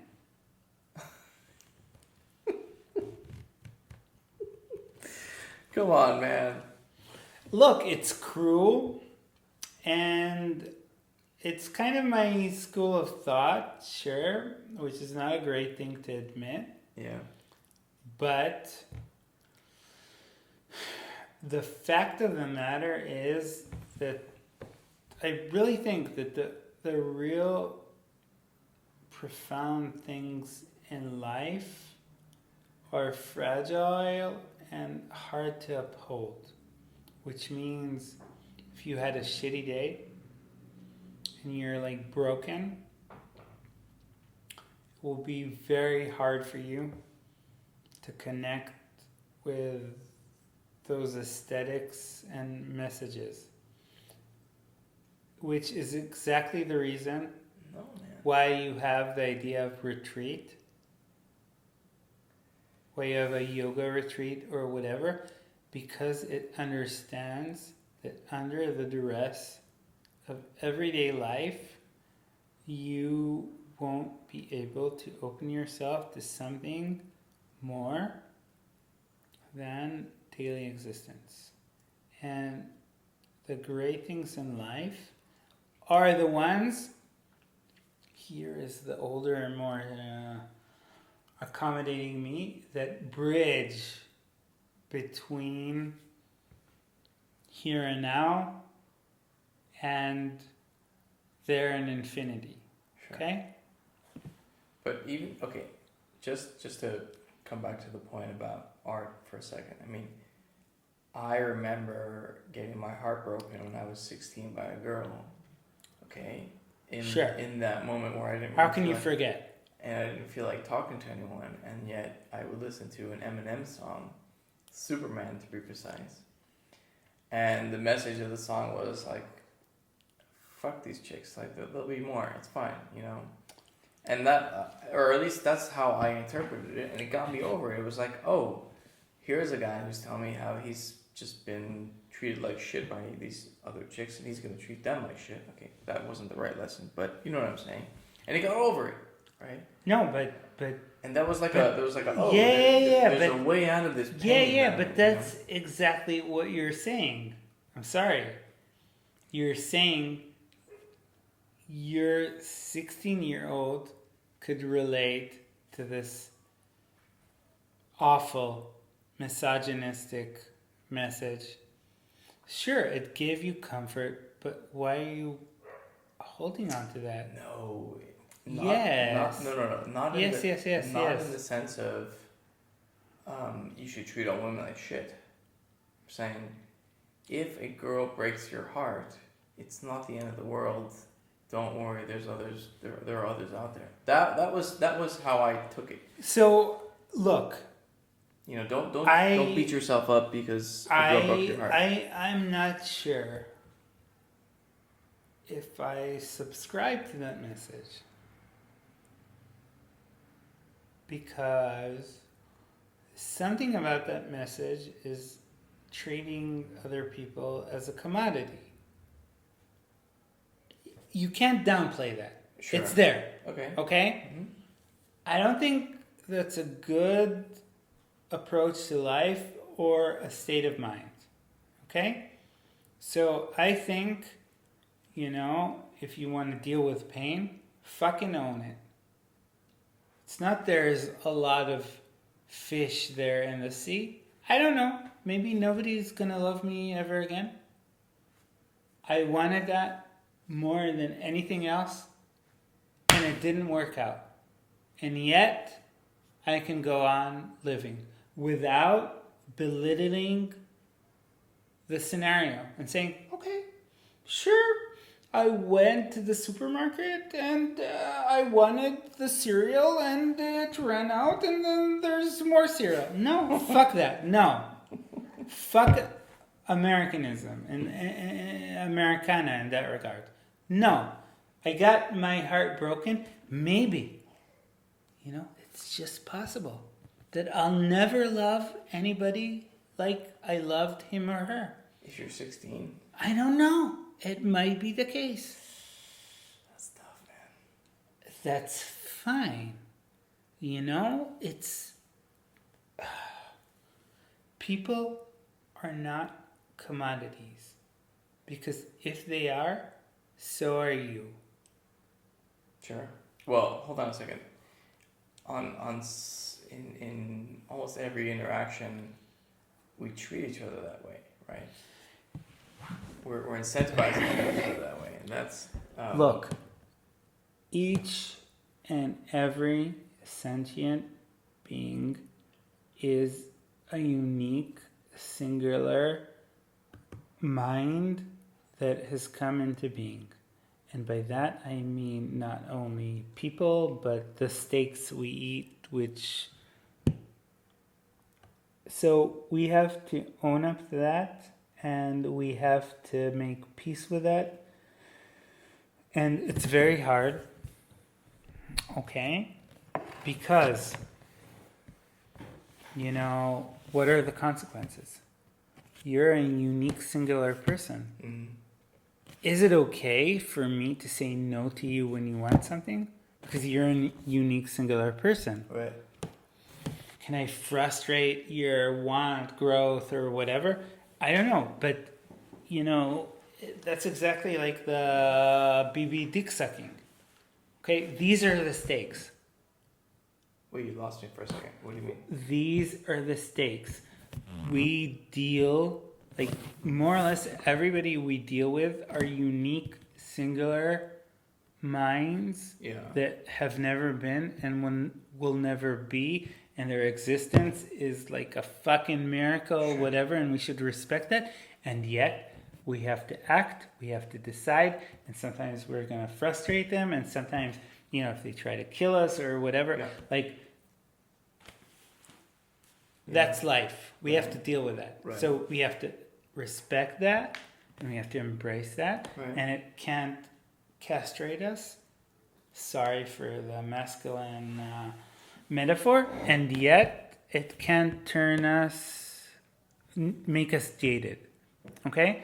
So walking, I can't believe I'm giving this example. But fuck it, Judaism. כל העולם כולו גשר צר מאוד. Yeah. Okay, so fuck that, but it's fucking true. Yeah. What's wrong with this finding? So wisdom? it's this thin line between giving the right amount of respect and not wallowing in it. Sure. Okay? That's it. Do you find that what you've heard from me is not No. okay? No. It's not the point. I don't know anything more than you do.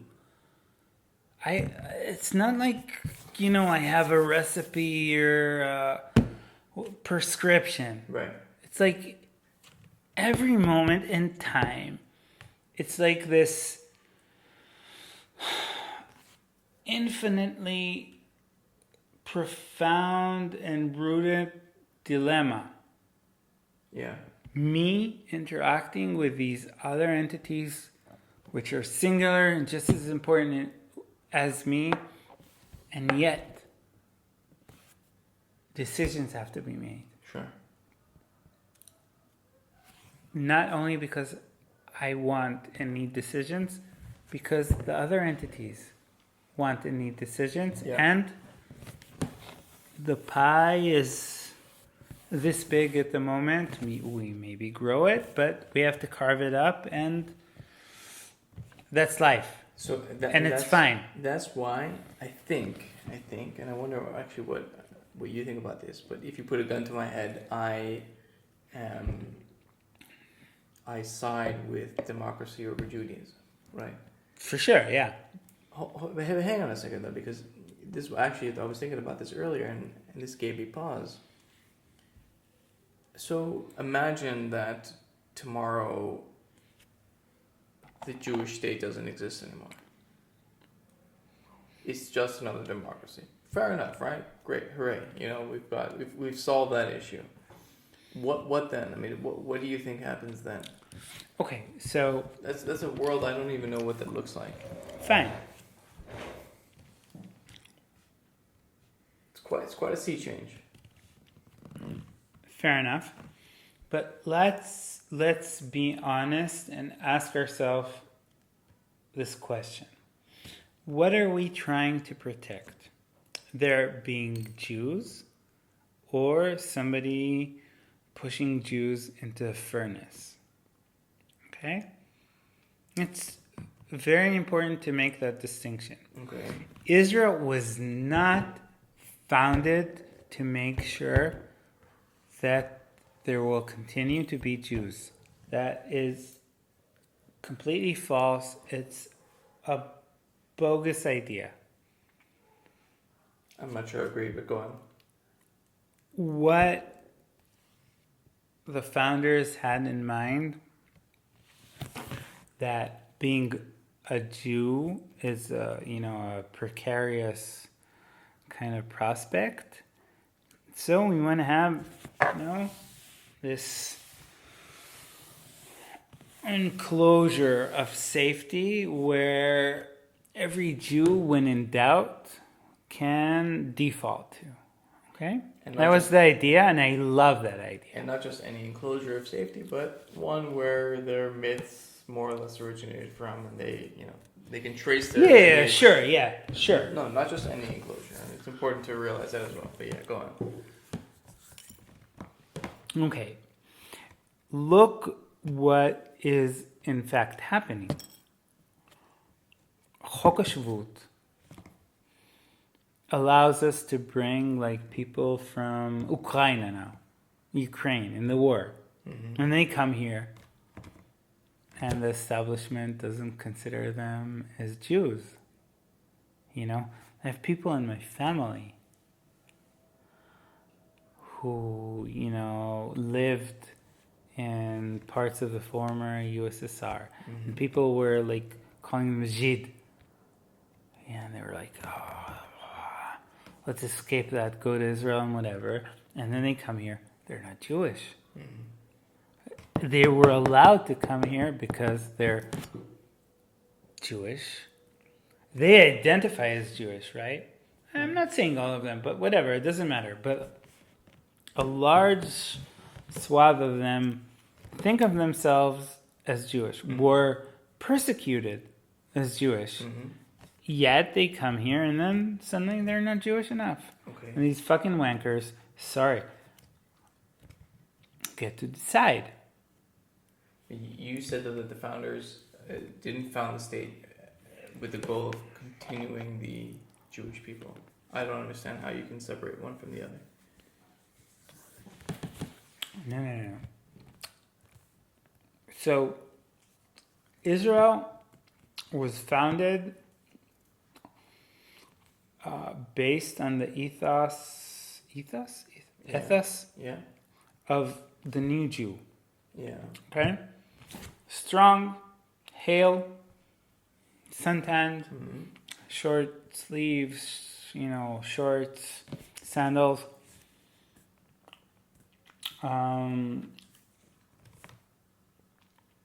And somehow the shtetl, which was exactly what the new Jew was, the contrast to, crept back in.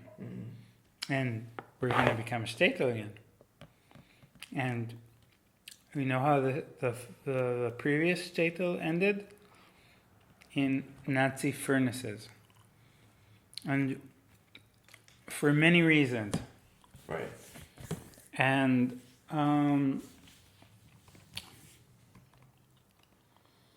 But again, you keep banging on about a part of the country that's only 11%. It only is it's a big deal, but the spectrum of religious Jew is pretty wide in this country, right? no, it isn't. No, there's more than just that. No, it isn't, because there's just one type of Jewish marriage. Yeah, no, but they're not all There's- ultra-Orthodox, you know what I mean? You can say whatever you want. Yeah. There's one type of Jewish marriage. There's one type of kosher. And whatever it is, it's either you line up or you're being told that you're a galarika. Okay? Yeah. You can't argue against that. And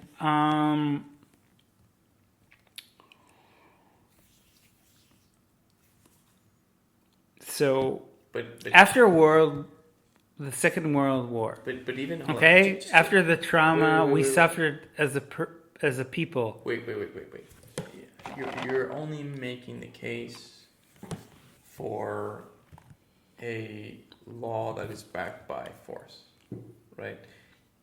In other words, if you don't have the right piece of blue booklet thing, you can't enter the country as an Israeli citizen or leave it. If you don't have the passport, whatever, some magical little book, you're not considered a citizen of this country. Those are the rules, and if you don't follow them, too bad, right? Yeah, there are rules, okay? And Look. some of them can be appealed, but some of them are really, really hard to change. Look. Look. By the way, there's what's called. But I say this as a person who is not a fan of theocracy. Okay, really, I think it's a bad idea. In principle, all the way down, just terrible. Sure. Okay. So there's what we call in Hebrew takanat l'shat chaum. Okay. Emergency, like laws or decrees or whatever. Okay. So after the Holocaust, there are some things that made sense. Okay? The existence of the Jewish people is not at stake. We're a nuclear military power.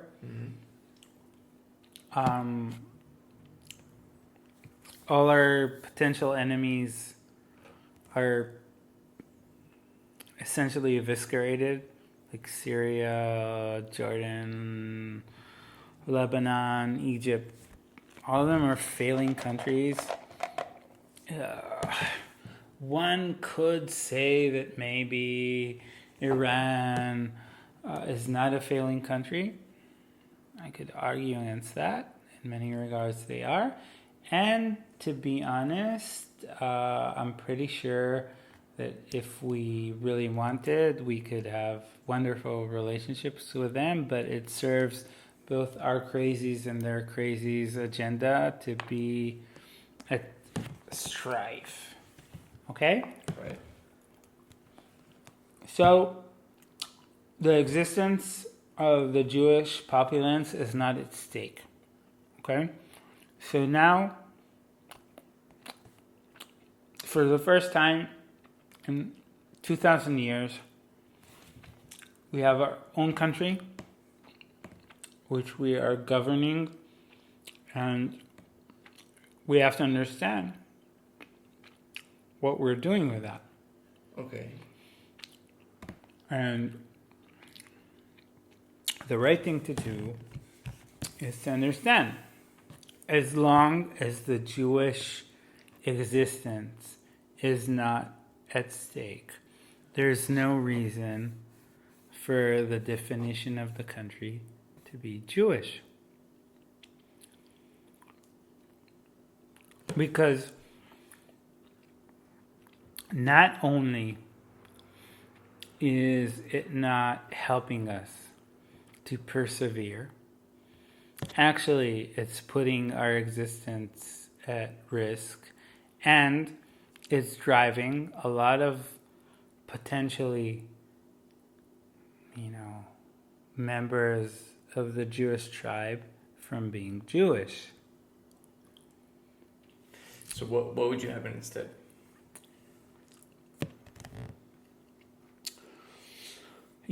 Democracy has a few basic tenets, and separation of religion and state is one of them, and that's just what it has to be, because I'm sorry, fuck those. What we have essentially is Amish people saying this is Christianity. They're in their fucking 19th century get-up, 19th century ideation morals. They're just going backward. So now they want to have separate sidewalks for men and women are going to sit in the back of the bus, and separate. What the fuck?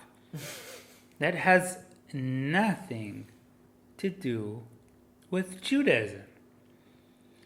Judaism is a very unique religion in its relationship to God and law. Okay? Judaism is the religion of the law. Okay? And what's very hard about Judaism is that the law doesn't have meaning. Okay? The meaning is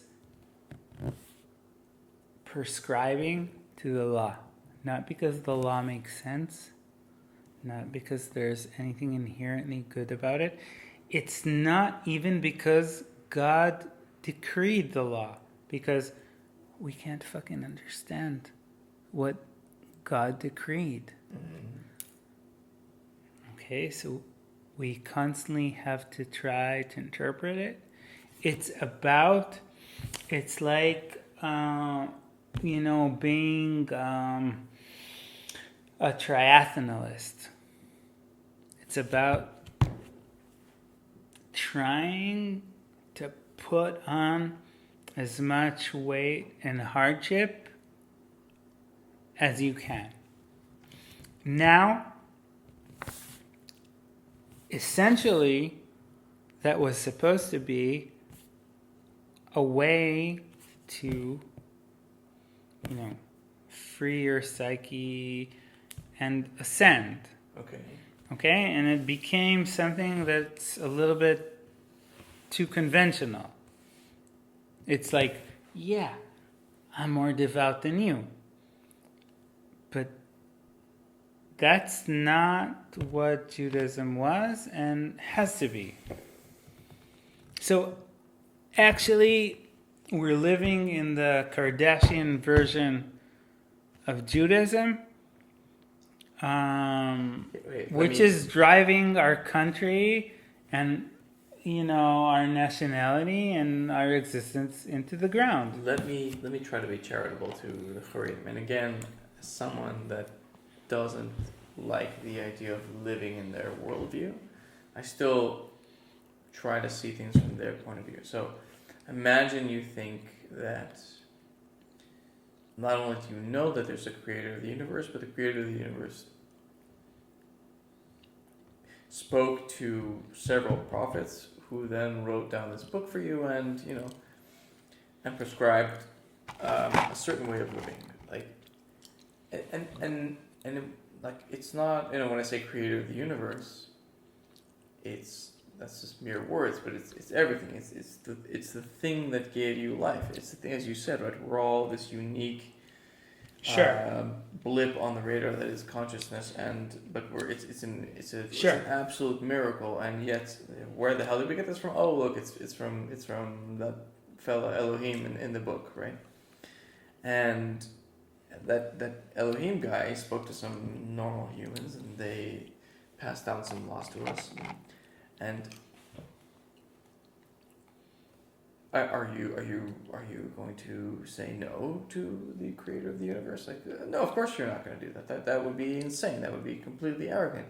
Of course, there's the arrogance inbuilt in saying that you know what the creator of the universe wants. No, I'm with you.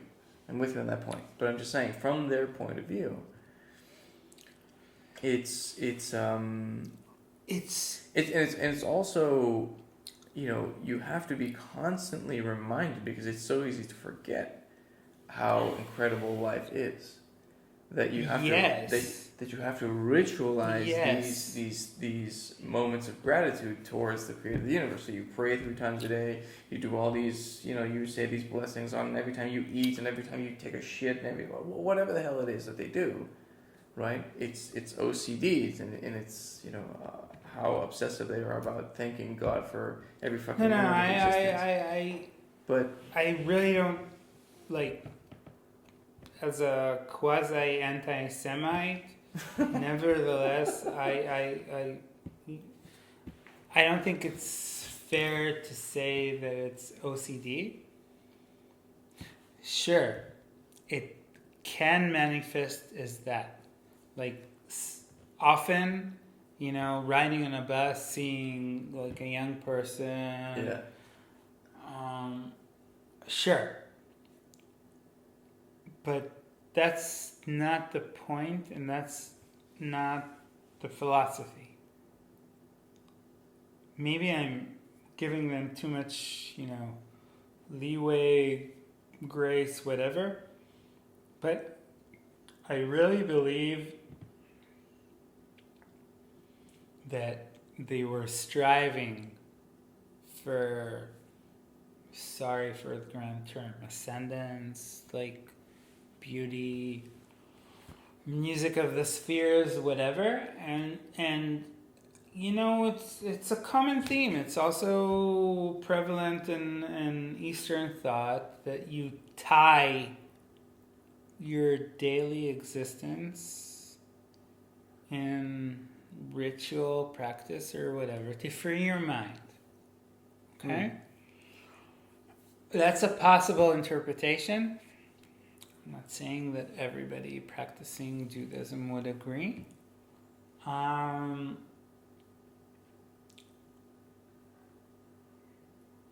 That's one way of looking at it. And another is what most Jews would say. Judaism is about community. Okay? So this is my commitment to my community, and what separates my community from people who don't identify them as part of my community. Yeah. There's that aspect. I get that. And your definition of the Jewish community derives from their practice. Well, from prominent philosophers in Jewish thought, yeah. I mean, I haven't, to be honest, have been really exposed to actual, like, religious Jewish people, because our society is very segregated. Yeah, man. So I know, like, the Rambam or... So there you go. how can you have this argument or this opinion about a whole group of people and you haven't met a single one of them? And that's interesting also, by the way, in terms of how you judge what their leaders say versus the group.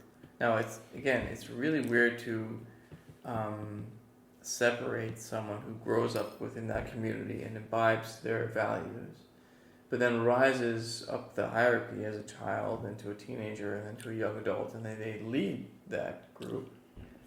Like Okay, clearly, so what they fine. yeah. So you're a kid growing up in America in the 40s and 50s, and then America decides to wage war upon Korea and then Vietnam. Mm-hmm. Okay? You can be like fully consonant to American ethos and values or what have you, and yet realize that this war is like fucking bullshit. Okay? Sure. It's fine. It's the same thing. Okay? Look, Well, no. I'm very Jewish, and I know my history, and I come from a long line of other Jews, and I want to flatter myself and say that I have perspective,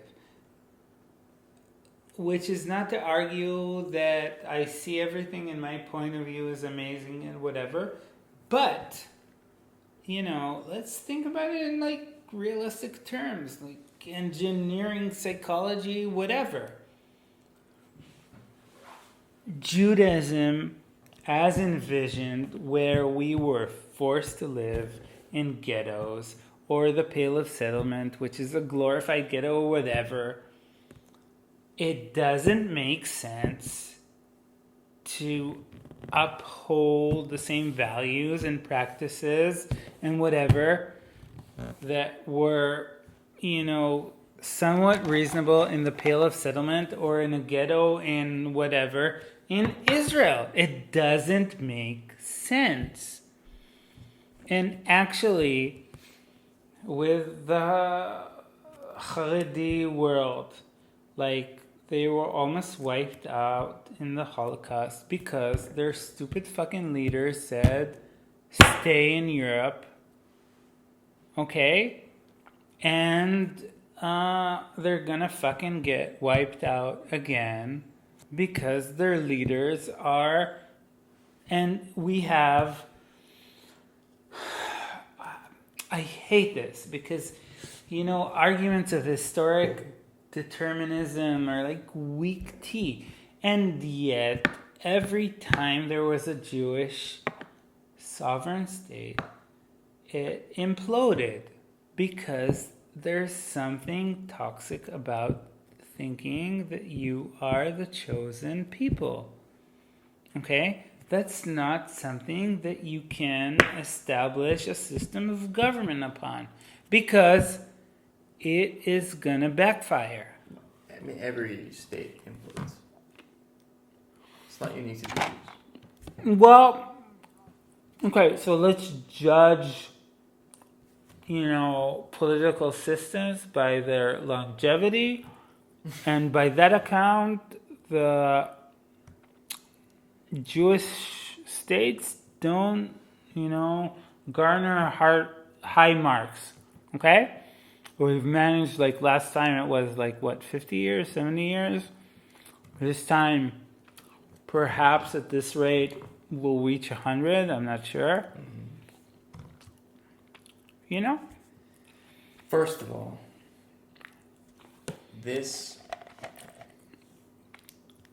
what you and I are living right now Yes. has never happened in human history. Name me a nation that has come back from the dead to create their own country again. Okay. It's never happened before. It's insane. Okay. Okay, so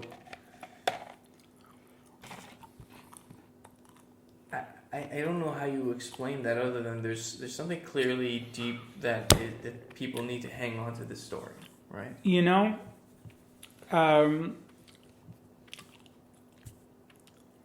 Yeah, wait, let's put it this way. during the corona Let's put it this way. epidemic, Jews I have, was fascinated by looking at graphs. Like, I'm a scientist, I'm a data person. yeah.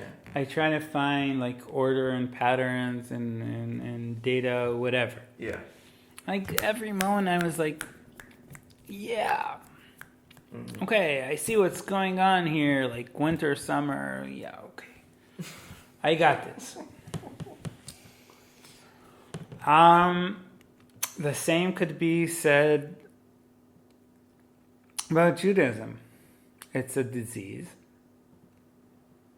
that, like SARS, which is the family of the coronaviruses, has, a trajectory of, how it spreads and how it deceased and whatever. Yeah, so, okay, Judaism is this awful virus that kills people, and now it's like the third strand, and yeah, hopefully we'll survive it, and maybe we will reach the point where we can see where the fourth strand tries to kill us, and maybe not, because we're doing such a fucking awesome job that it might be over. You really are an anti-Semite. First of all. Second of all, let's go with your virus thing for a second. There's still a mechanism by which it sticks and has survived for this long when so few others have had the same staying power, So not saying it's the only one, but it has had staying power. And that shit is rare. This conceit, which basically echoes the idea of the chosen people. No. It surely does. And this is our downfall. Okay? If we are indeed the chosen people, okay? That's not a right. That's an onus. Therefore, we should be better than everybody else. If it were true, Sure. can you say that the way we conduct ourselves, from politics to the level of people on the street, is we are trying to be the best people possible? I would say that the opposite is true. Ayanapa. You know Ayanapa? What, you think that we're You know trying... Ayanapa? No. Fine. So a bunch of shitheads went to Ayanapa, an island in Greece, raped this young woman, and then like the whole press and foreign office and everybody was trying to save them. And of course, whenever they appeared in public, they had these huge white yarmulkes. And anybody who's, accused of, upholding taxes or whatever, prances around with a huge white yarmulke.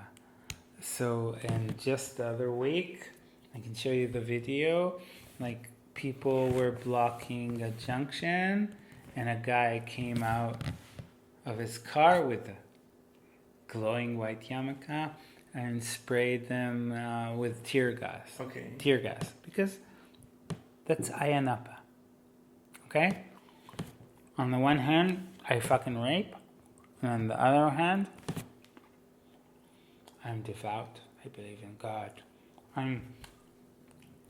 How do we say it in Israel? Ben mishpacha normativit. How can you translate that into English? I think you're pointing towards a kind of... There's a duality of nihilism where if you don't believe in anything, you can be... Not nihilism. No, hold on a second. Like, if you believe in nothing, then really anything is justified because it doesn't matter. But if you believe in God, like you've hit the home run, you've hit the jackpot, you understand how this works, and your interpretation of what God wants is the correct interpretation, then anything you do can be justified back to your a priori beliefs, right? It's a kind of strange nihilism where it's like I can spray, Sure. I can spray the secular protesters in the face because they're messing with God's will. It's not anything particular to Jews, I would say. I think it's an extremist religious. Again, it's. I'm not sure it's about Jews in particular or religion in particular. Mm-hmm. It's, the stew we concocted in present Israel. Okay? Where you can be an asshole Mm-hmm. and never, ever contemplate owning up to it or apologizing. That's the epitome of being Israeli. Okay? There shouldn't be a Star of David So, in the flag. I'll give you an example. Just okay? a big hairy asshole. I'll give you an a example. blue and white hairy asshole on the flag. Yeah? No, assholes are nice. I'm trying to represent a very large, definitely in Tel Aviv, yeah? Okay? So I've been told that hairy assholes are not nice, but assholes are nice. But nevertheless. Okay, so as I said before, my grandmother came from an ultra-religious family, Mm-hmm. okay? And yet, her family came over for dinners and holiday celebrations. Okay. They never said, okay, buy kosher food, make the plates kosher. They assumed that out of respect to them, she's doing whatever needs to be done. Mm-hmm. And out of respect to her, they didn't ask. Okay? Okay. So it's the benign, benevolent type of don't ask, don't tell. Okay? That is mutual respect.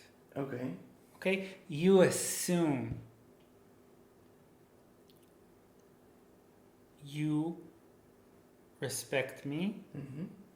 I respect you. Sorry. You assume I respect you. And I respect you. Therefore, I do, what's reasonable. Okay? I'm not going to serve you pork. I'm not going to, fucking demolish my kitchen and build it again. But, within reason. That's neighborly. Okay? That's respectful. Can I tell you something? Now, Yesterday I had a meeting with someone, a religious guy and his assistant, and she was also religious. And I came to the meeting, and I extend my hand, and I realized, oh Christ, I might be imposing my customs on this woman. And I asked her, do you not touch men? And as I sort of grabbed her hand, she said, she kind of gave this face of, I don't actually do that, And so we actually talked about it, and she said, look, I don't like to embarrass someone, but I tell. And I said, it's fine. You can tell me, and I won't. It's not a big deal to me to touch your hand. It's fine. I won't be embarrassed. no, but it's not fine. It's her belief. It's not fine, but your belief is that all people are born equal, and shaking hands is a sign of camaraderie. Sure. Okay? Your belief is just as good and just as valid as hers. Yeah. The fact that only you need to respect her belief and she doesn't need to respect your belief is unreasonable. She didn't. So if you come to her home, go by her rules, and if she comes to your house, go by your rules. And what happens in Israel is it's always by their rules.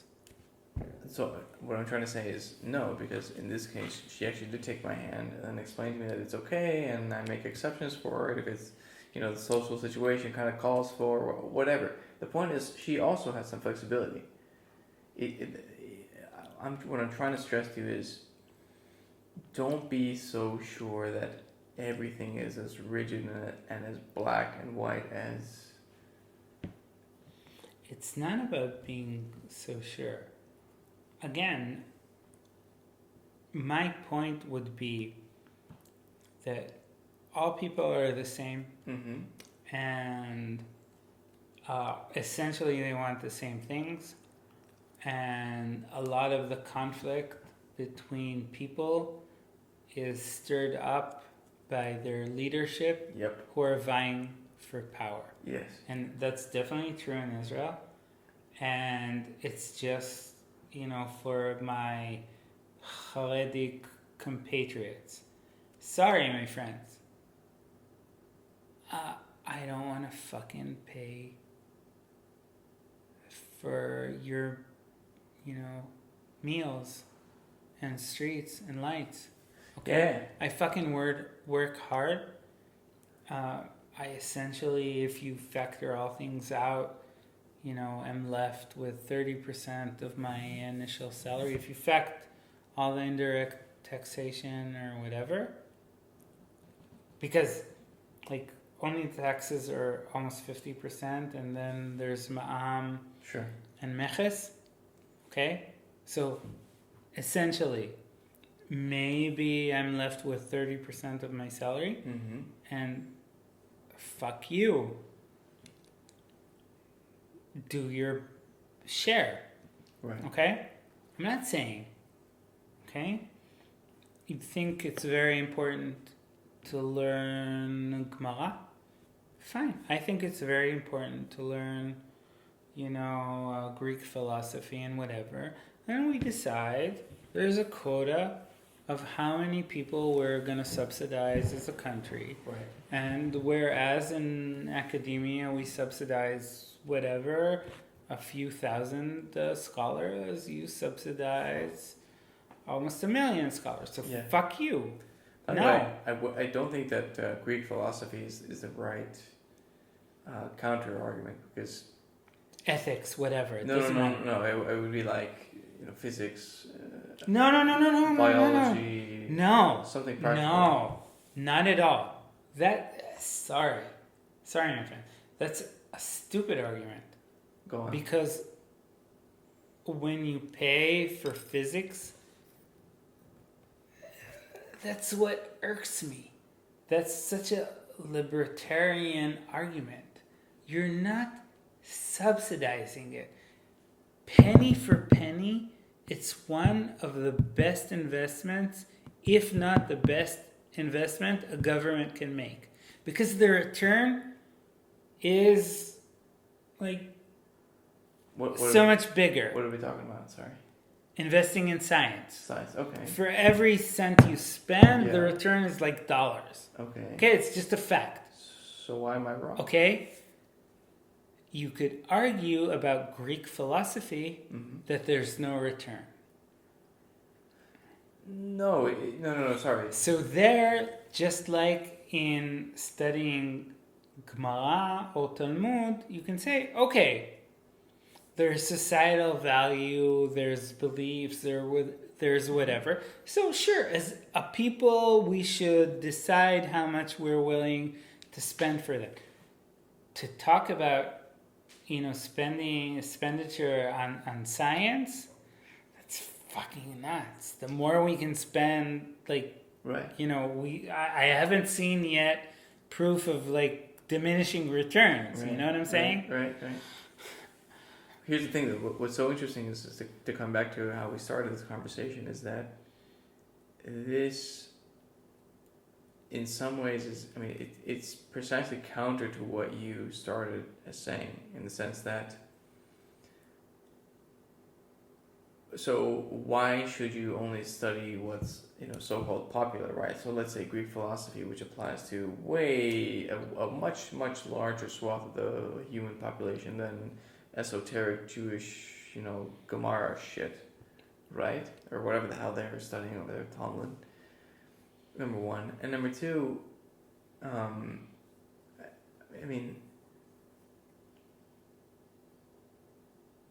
you want to invest in the things that benefit the most amount of people, right? And the quickest way to do that, or at least the way that we have been, the way that we have been most successful as a species has been to focus on material progress, not spiritual. Right, I'm not sure I agree at all. But hang on a second. But it's the same argument against Elon Musk. Wait. But you even said so yourself. Life is hard. It's sure. There is no good perfect life, and it never will be. So spiritual progress, it's momentary. It's we're scared animals at the end of the day. It's not like we hold the life philosophy and then just live by it every moment of our existence. Wait a minute. So let's carve this up into different parts of what could be argued to be spiritual progress. Yeah. I would say definitely that ethical conduct is a staple, a necessary building block of spiritual progress. There's no spiritual progress without ethical progress. Okay? And ethical progress is a luxury. Yeah. If you're pressed to fighting for your existence, you can't do that. Right. Okay? And thank the spaghetti monstrette or whatever that we are able to progress with our ethical conduct to unheard of degrees. With all of my,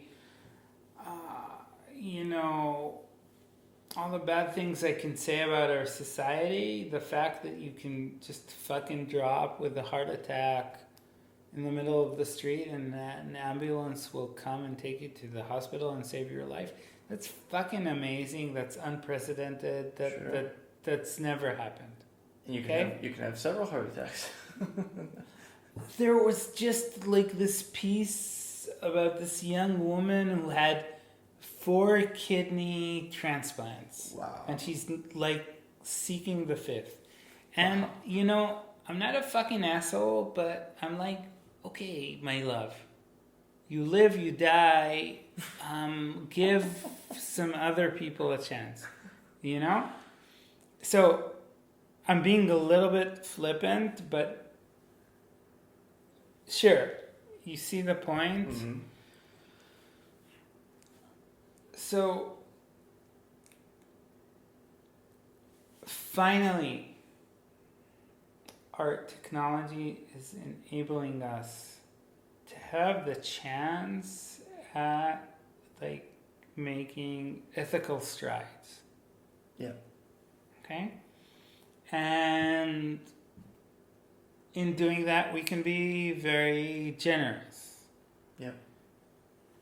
In the sense where we can say, okay, believe whatever you want. Mm-hmm. We're only interested in your actions. And yet, we've kind of botched that up at the moment. Because we're struggling to understand what freedom of speech means in the age where you can write an anonymous comment on the internet. So is that freedom of speech? If you, like, somebody posts a nude picture of somebody else and you repost it, is that freedom of speech? Are you culprit? Or there's a lot of new challenges that we couldn't have imagined. Sure. Right, and In the autonomous driving space, who gets killed? The boy crossing the road or the exactly. whatever, That's horrendous type of thinking, right? and leaving that decision to some 20-year-old wanker in a tech company. That's an abominable Sure. idea. Like, And in that sense, you would love for them to be studying Greek philosophy and whatever other sort of school of ethics and philosophy. Yeah, sure. Which is interesting. Then again, going back to the Harenim, is think about. Okay, so famously, right, their men don't work at the same rate as the seculars do, right? The women more or less work. The men, I think it's like 30%.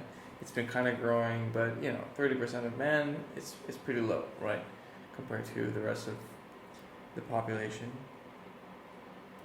Then you think about, with the advance of technology, what is actual work? okay, And- so now you can take this into UBI, right? Sure. Universal basic income, blah blah blah, whatever. So sorry. First of all, like, even in the state, yeah, Mhm. men worked. It was not at all the case that they studied all day. Okay? Remember, like 2 hours ago, I was discussing like the change of internet games where players. When I said, okay, it's like a fucking National Geographic pic where you see all the plants and animals vying for the sunshine, for the whatever nutrients. It's the same thing. They're nutrients. If you're paying for studying and paying for having children, you're paying for people to study and have children. Sure. It's as simple as that. It has nothing to do with Judaism. It has nothing to do with spirituality or religion or whatever. You're setting up these incentives and people are conforming to them. And they're stupid, self-defeating incentives because they're funneling you into a point where most of your populace will not be able to be productive. Now, Wait. So again, on that, I agree with everything you just said. Okay, this is not coming from a point of disagreement on that point. My only intent is to try to see it as charitably as I can. In other words, sure. So in the shtetl, yes, you're right. There was no technology to get rid of all the drudge work, whatever the hell the word is. And then you get to where we are right now, where there are people right now, and obviously I'd like to be among those types who get paid for this. Just talking to people and putting it on some fucking thing called YouTube or whatever, and then Fine. that's not work. That's not like I'm not in the forest That's chopping down trees. I'm not building houses. I'm not farming animals. I'm not hunting. I'm not creating houses. None of that is manual labor, right? And it's so ironic in a way that, like, the Karl Marx, as far as I understand it, right, in his communist philosophy, said that the whole point of communism is to eliminate all the drudge work so that you can have more time to be creative and for sure. And yet here we are, and with the American style capitalism running over the whole world or whatever, for it is the dominant form of commerce, and people, millions of people, in fact, you know, they don't do what has been considered work for most of human history.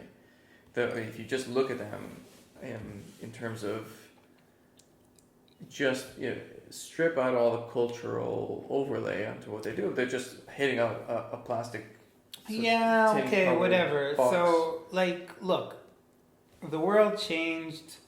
I think it was under like Louis the 14th in France with the idea of I can't pronounce it. Sorry, monofactura, which basically means so his minister of finance was called Colbert. His name was Colbert, and he came up with this radical idea, which is a foundation of our modern economy, of manufactura, which basically says, okay, let's, if you want to make a bottle opener, Okay. so let's divide that into steps, and now we'll set up this line of production where every worker is responsible only for one step. Okay.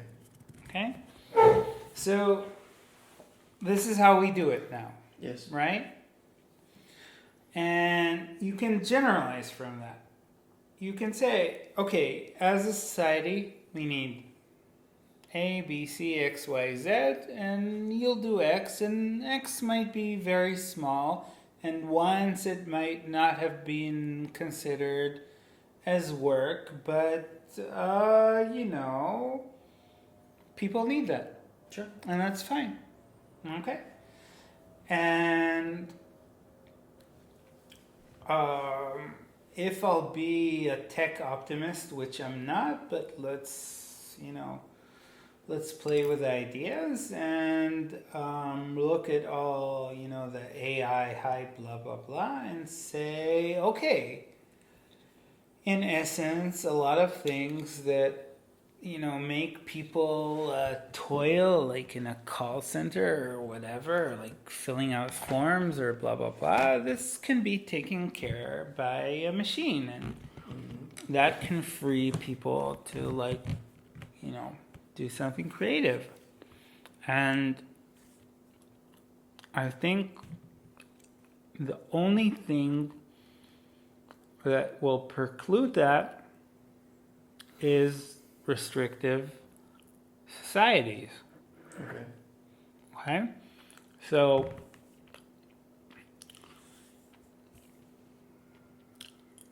in essence, the problem with our Haredim is that they're forcing people who can't and don't want to be scholars to try to be scholars, or nominally be scholars. Okay. And Well, it's not only that, it's just the men, not the women, for sure, right? for sure. Which is also fucked up. And having women sit in the back of the bus is also fucked up. And in our government having like one woman or three women, what is it? 3 women out of 35 or whatever is fucked up. Huh? In our government, Yeah. currently. Like Okay. we have 3 women. Oh, Orit okay. Stok, Whatever, yeah. Miri Regev, Silman. Who else? Am I missing somebody? I don't Like, know. probably. Doesn't matter. But, Okay. So that's horrible. And again, like, you realize that at this point we're not teaching evolution in schools in America. We're like, in Israel, we're like fucking Bible state in the middle of whatever. It's a controversial idea. How did we reach this point? Why are we abiding with it? And that's the thing. I you know, because I want to sleep tonight and I want to stop my hair from turning gray, so I want to convince myself now that this is a turning point where the reasonable people are going to stand up and stick together and say, okay, we were lulled by, expedience or whatever it is, and then now we've woken up and realized what's going on, and we're saying no, and it can't go on. And I really hope that that's the case. Otherwise, it's over. It's over. It's over. Yeah. Yeah. Yeah. Okay. So there's no two ways about it. So, two very, very depressing thoughts that follow from that is if it's over, right, there really is no other path other than civil war, right? Like, if that is really the case, if the No, there's phasing out, which I think will happen. But if the secular types really do feel like the religious types are out to destroy everything that we've got good going on right now and replace it with something worse, right? And they're convinced that this is their intent, in which there's no stopping them, right?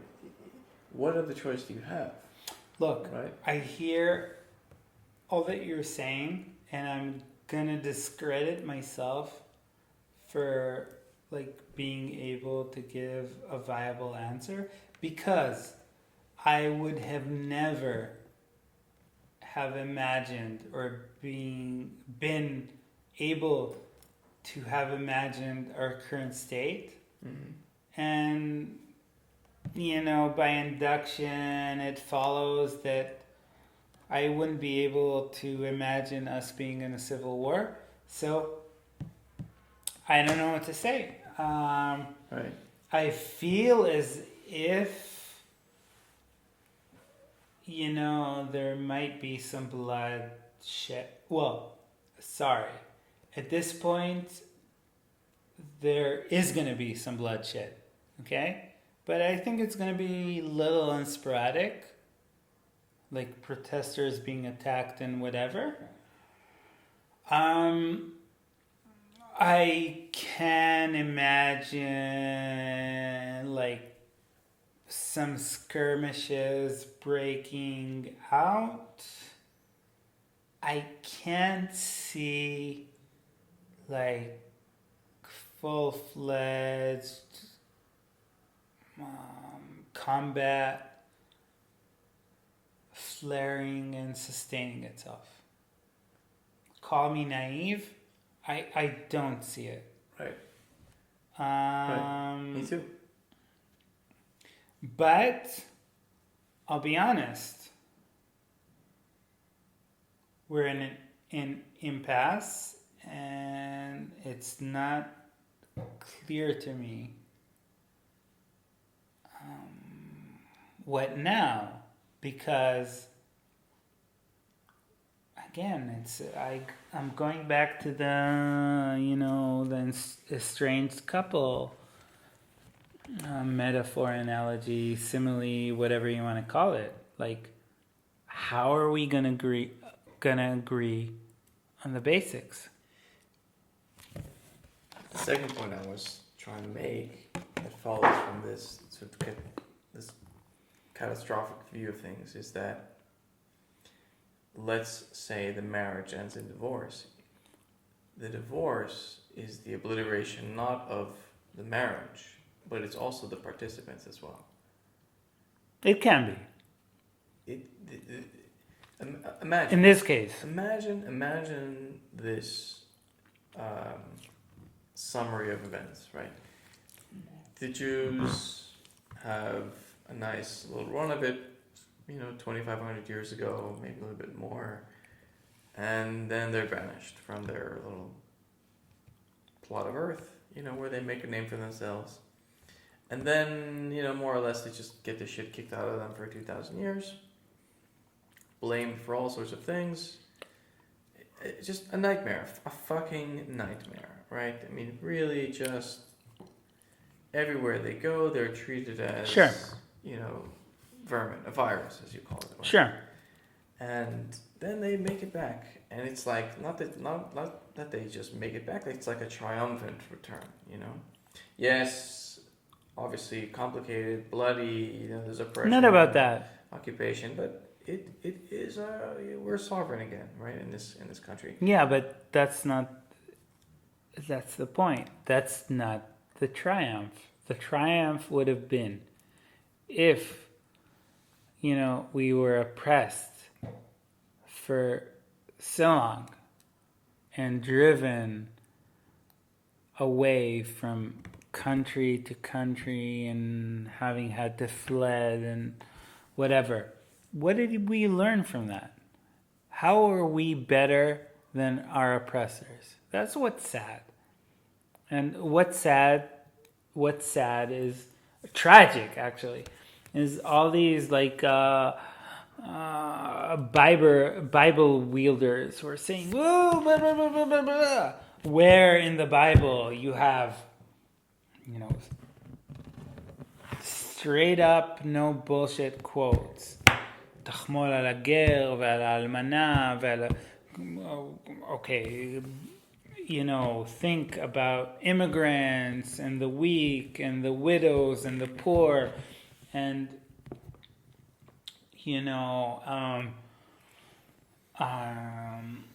the Bible is divided into 3 sections, and one of it which is called prophets, and the prophets, they preached against corruption, against sins of people oppressing or doing harm to other people. That's like a third of the fucking Bible. Yes, absolutely yes. No doubt about it. I would, though, cut the Jews some slack, given the circumstances. What do you mean, cut the Jews? Us. What do you mean, the Jews? It's not them. It's we. I wasn't around in 1948 or 1967 or 1973. You know what I'm saying? So I wasn't even born in 1982. Either it's us or it isn't. If it's us, no slack. It's us.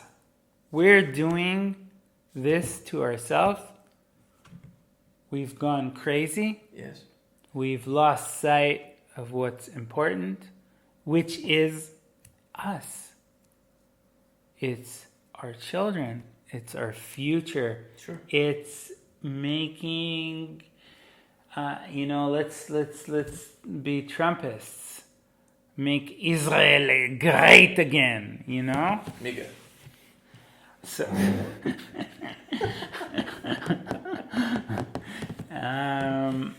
so let's do a little bit of that, Let's prove ourselves and all the doubters that there was a reason that we fought tooth and nail to make this happen. It's okay, but it is.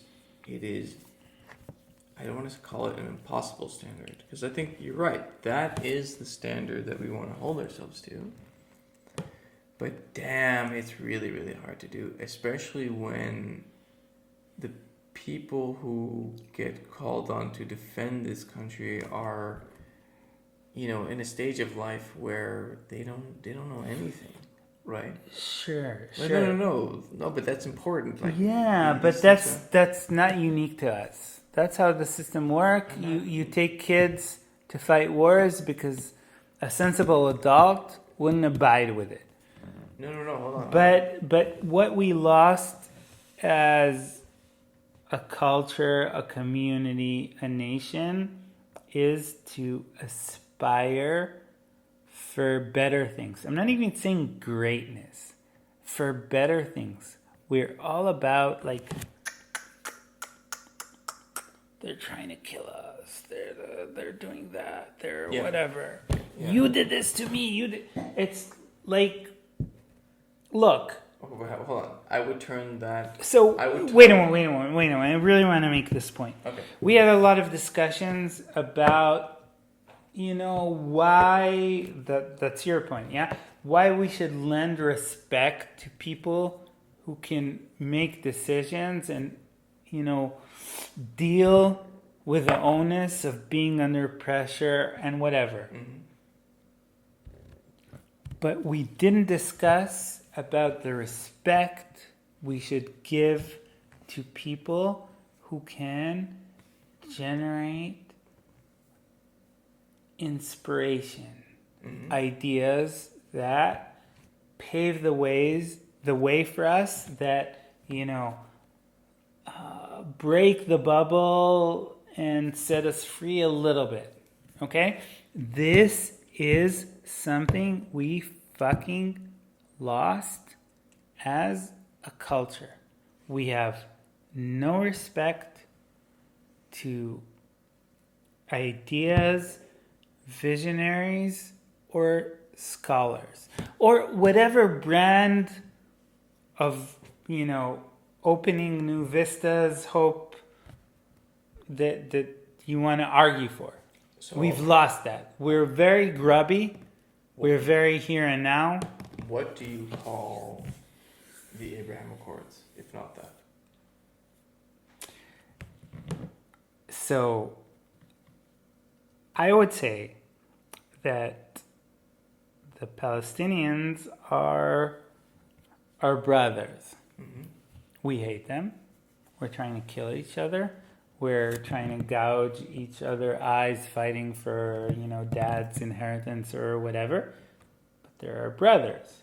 Okay?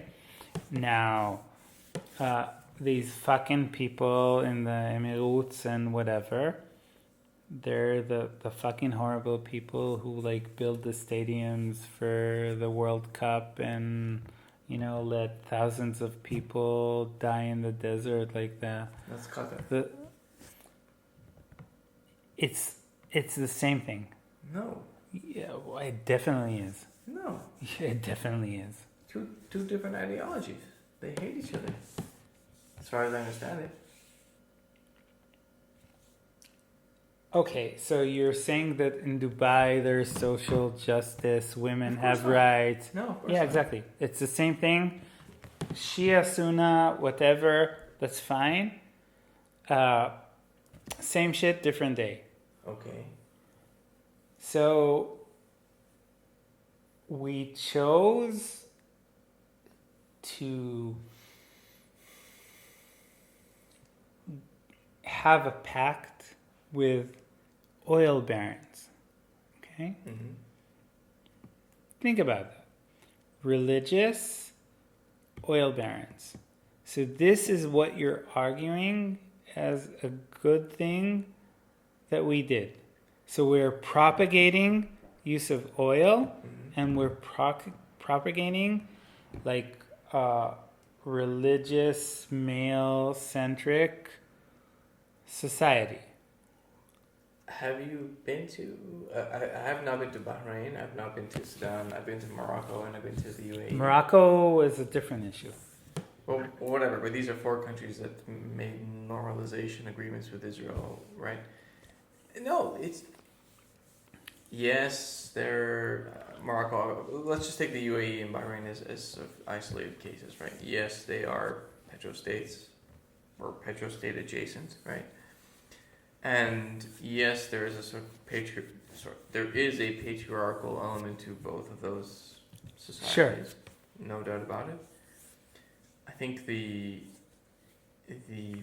focus, or at least my focus, is the fact that now both populations can intermingle. And yes, one society is a rather democratic society, and the other is, as you said, sort of authoritarian, semi-police state thing going on over there. But they still somehow managed to create a groundwork. They lay the ground for both peoples to talk to one another but Fine. Have you ever gone on vacation in Natsat or Akko?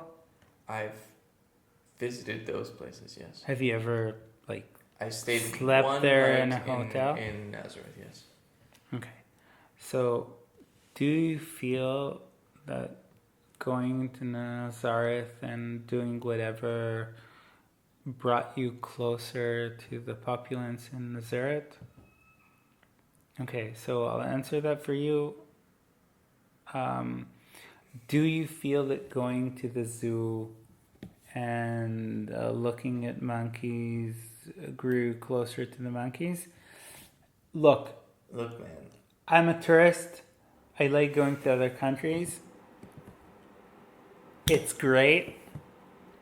Even if I'm nice to the staff in the hotel or at the restaurant, I'm not making genuine connections with the populace and growing bonds between my people and theirs. Okay? It's fucking bullshit. Can I tell you something, man? Sure. I have seen a lot of these delegations from the UAE come to here, and the Israelis are trying so hard to impress them. I don't know if it's good, I don't know if it's bad, I don't know if it's cheesy, I don't know if it's on the mark. At the heyday, at the beginning, I had meetings with investors for our company. Actually, they were really cool guys, Sure, and it was really nice. It's all great. It's fine. Look, I just don't think you should downplay. I'm not downplaying anything. I'm saying our future is in doubt because we can't get along amongst ourselves. And that includes first the Haredim, second the Mitnachalim, third Palestinian Toshvei Israel, Israeli Palestinians, and then Palestinians in the West Bank, and then Palestinians in Gaza, all of which are our compatriots, whether or not we want to acknowledge that, because I don't think anybody is seriously contemplating a two-state solution at this point, which means we're either going to be one state or we're going to have a confederacy of sorts. And to be honest, at this point, I don't think we're viable as a country anymore. Because, again, I think, we tried, we went to couples therapy and whatever, and, when we were in our 20s, she seemed sexy and whatever, and we got along fine, and that's it. We want to graze greener pastures, and we don't want to abide with this shit anymore. It's over. I would first of all, I just want to say that I was addressing the point that we have an issue with big visions, right? That we don't have we don't respect leaders who think. Yes. And I would say that the Netanyahu doctrine about fear mongering, going around the Palestinians, trying to solve it from what did he use? He always used to say outside and not inside out, right? The common wisdom is solve the Palestinian thing first, and then all the other Arab countries, all those other dominoes fall. He said, no. Start with the big powers, and then everything. No, that's fine. I'm not arguing against that. Okay, that's fine. That's not an accident. That is careful thinking. That is careful plot. That takes years to piece together, right? My friend, it's the exact same reason he's friends with Urban. Who? In Hungary. Okay? He likes despots like Putin or whatever because he is one. Okay? That's his peer group. Man. That's why he likes these guys. Okay? What does that mean, he's a despot? He has to fight for his job every so often. I mean, it's... As of yet. Have you been reading the newspaper? So there's the law against niftza'ut, which means like even if he's dying from cancer, you need 80 parliament members to say that we can appoint a replacement. And let's be honest, in our politics, when do you ever see the possibility of 80 parliament members banding together to decide anything? It has to be really bad. Yeah. Okay. Yeah. And they just proposed, it's not a law, but it's like a point of, I don't know what the phrase is. Essentially, they said the government should be in power for another year because of a technicality. Okay? And they just proposed a law where if a government is founded, they should get 12 virtual parliament seats. Meaning like it's 61-59. By law, they should get another 12. Okay? Oh. Mishilut. I share And- your concern. Mm-hmm. I share your concern, man. Again, look, it's not a video game, it's not a movie. We're actually like, this is the Weimar Republic being run over, and either we stop it or it's not going to end well. Sure. That's the other point is I would hope that everyone involved would understand that it will not end well in some form or another. You know, I think that this talk about civil war is reckless.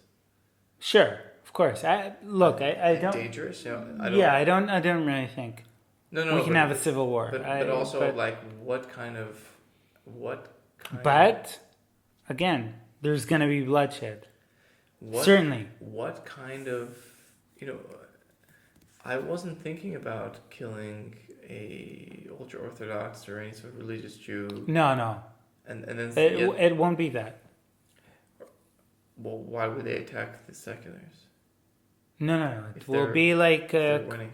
like BB followers, like who are running over people and whatever. And okay, so what's going to happen in all likelihood is that they're going to pass one of the laws, and then it's going to come to the High Court, Supreme Court, and then we'll see what happens. Okay, at that moment, there might be some non-negligible bloodshed. Mm-hmm. I have no idea how the chips are gonna fall, and before that, creeping up to that point, it might be the case that there's gonna be sporadic bloodshed during protests. Like this Thursday, who knows what's gonna happen? Like I've like, okay, big deal, but I've participated in blocking junctions, and there were testy moments where people lost their patience, and it was borderline. And the more disruptive the protests are, the pressure cooker is gonna steam, and sooner or later there's gonna be overflow. And honestly, I don't know what's gonna be like the result. If it's gonna be, if people are gonna be like, we can't believe that happened, let's get together and talk, or like, okay, I don't know. I'm kind of betting for the latter and not the former, but still, it's not going to be full-fledged war, but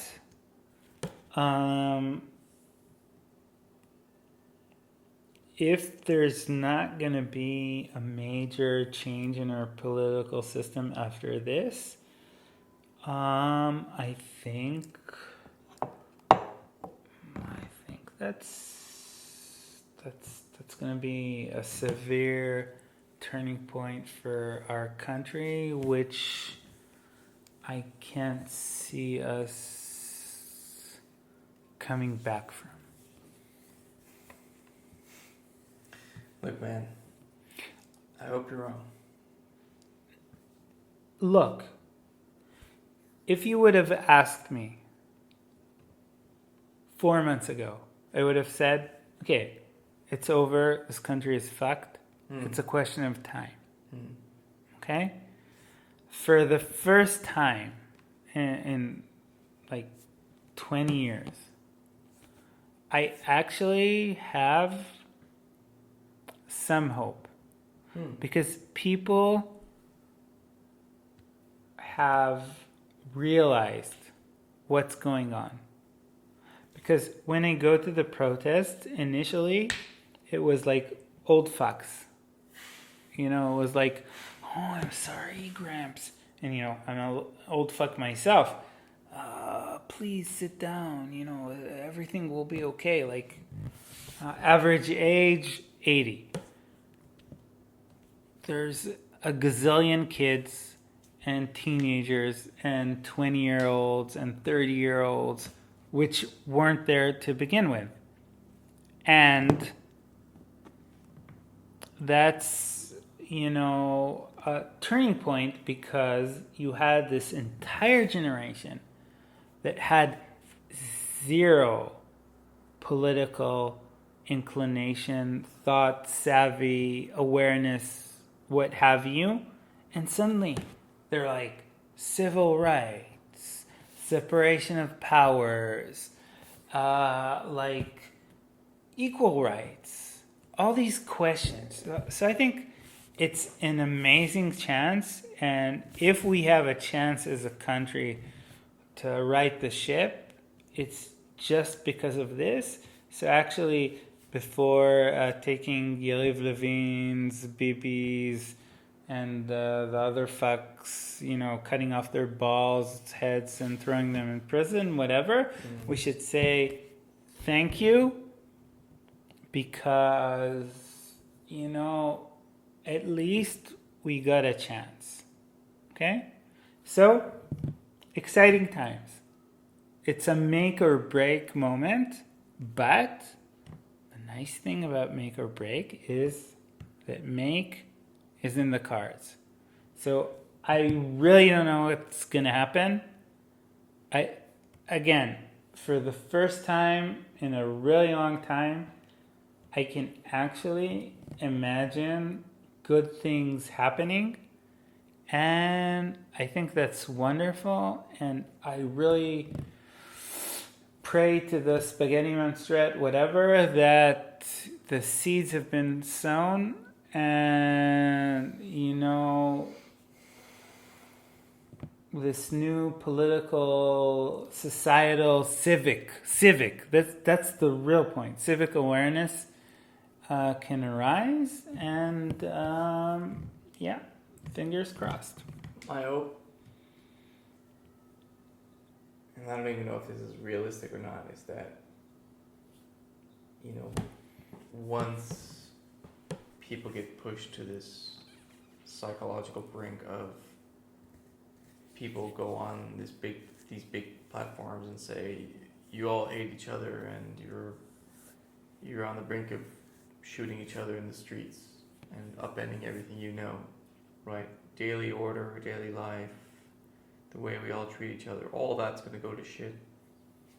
By the way, because we were implanting this idea in your heads, negating all the evidence that was there just the day before, that people are going to be like, they're going to take a look at that potential reality and think, good Lord, that's not me. I don't want to kill anyone in this place.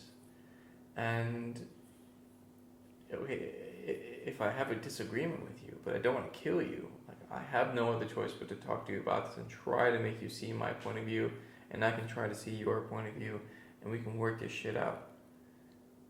That's my hope. And it's doable. I think it's doable. Like, again, I think that what's so interesting about Judaism, and again, I don't mean to purposefully exclude the Arabs from this conversation, because they have as much to lose. Well, they are. They are, but they have as much to lose. Yeah, that's true, but in fact, they have more to let's lose. not gloss over this point. They're not part of the discussion. They're not. But they have more, and they may have more to lose than the secular Jews do, if this doesn't become, if Israel ceases to be a democracy, right? Sure. You know. I wouldn't say more, just as much. More because they're it would like, not be pleasant. No. Okay, fine, because like in terms of demographics and buying power and whatever, they're less well off, and therefore yes. And that book, which you referenced before, the Bible, does have some interesting ideas about non-Jews. You know. Anyway.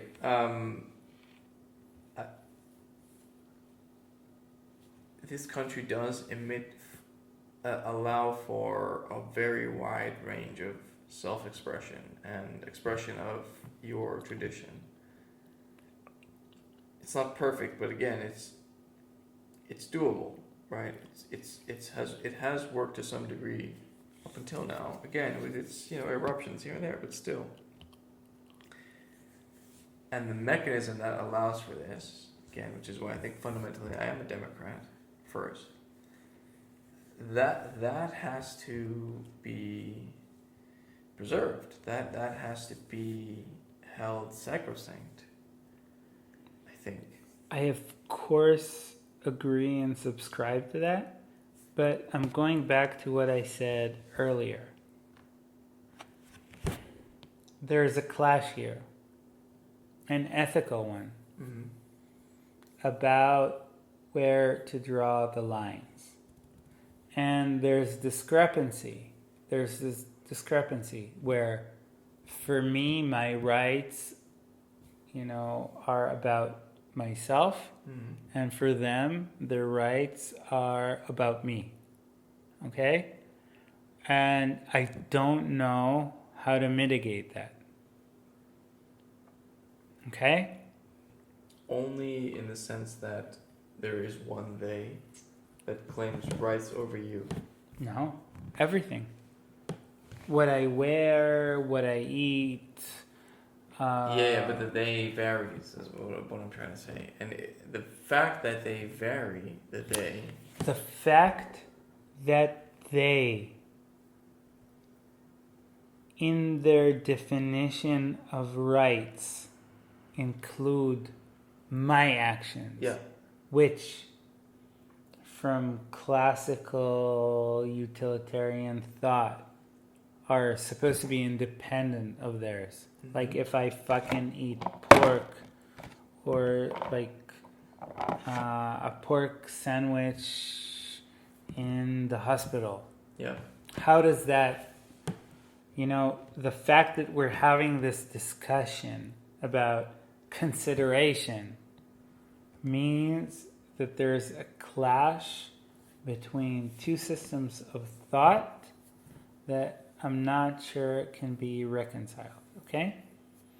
And moreover, shouldn't be.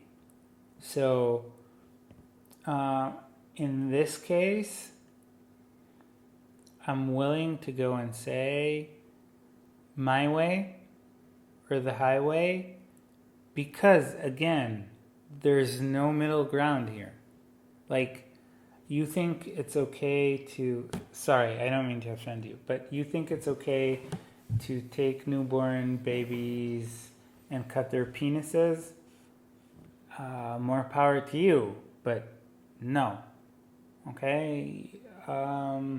You think that it's okay to have, if you want to get divorced from your wife, to have like sit in front of these three guys and one of them like slaps her with a shoe or whatever. Sorry, that's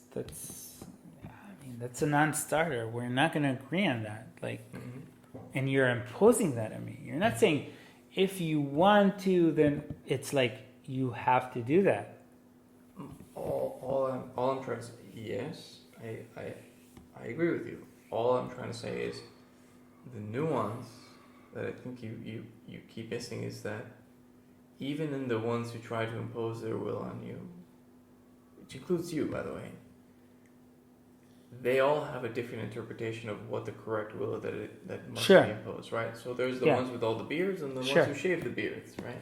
There's the ones who cover the women who cover their hair and the ones who don't cover their hair. Whatever, right? There's a zillion different rules. There's a zillion different permutations. Not quite, because the powers in the Rabbanut are not that diverse. But okay, sure. In other words, once you start imposing your interpretation of some religious text, it is too much, especially in a tradition as rich as Judaism. There's too many different sects, there's too many different streams, there's too many different histories. It's impossible, right? Which is, again, I'm arguing for, maybe not even democracy, but I'm arguing for some sort of libertarian principle, which is, you do your crazy shit, we'll do mine. I'll do mine, you'll do yours. Sure. Just, let us have some sort of loose understanding of what this whole Judaism project is about. I got your back, you got mine. You work, I work. You serve in the army, you serve in the army. Whatever, right? Whatever the rules are, right? But that they have the broadest consensus as possible that works for the broadest amount of people. Sure. Right? And that's what we've had, more or less. Yeah, obviously not perfect, but... No, so... With its problems, this is exactly what I think is happening. That people were lulled into a false sense of security, and the veils have been torn, and it is the exact opposite of what you've said. Okay? That's not what's been happening. Okay. What's been happening is that two sects have been imposing their will and way upon the rest of us, and they're power drunk, and they're becoming more and more extreme about this, which made us realize that it has to stop. And it's really not only about this legislation, it's about the audacity of people who not only get into your business and are trying to tell you how to live your life, but on top of that are moochers. Right. Which is kind of hard to swallow. Not all of them, yeah. All of them. Not all of them. I'm saying a lot of the Haredim, yes. Not all of them, no. But there's also even the religious Zionists. Not all of them are moochers. Some of them serve in the most, self-sacrificing units and so on and so forth. Of course. And a lot of secular Jews, are also radicals, moochers or whatever. That's fine. Of course. And I want to make this very clear. What I'm saying is not directed towards just your commonplace person. Okay. Because he's a part of his society, and this is the way of life he's taught, and he doesn't know, or she doesn't know any better. Yep. Okay? It's their leadership. I agree with you. Let's go to sleep. Let's go to sleep.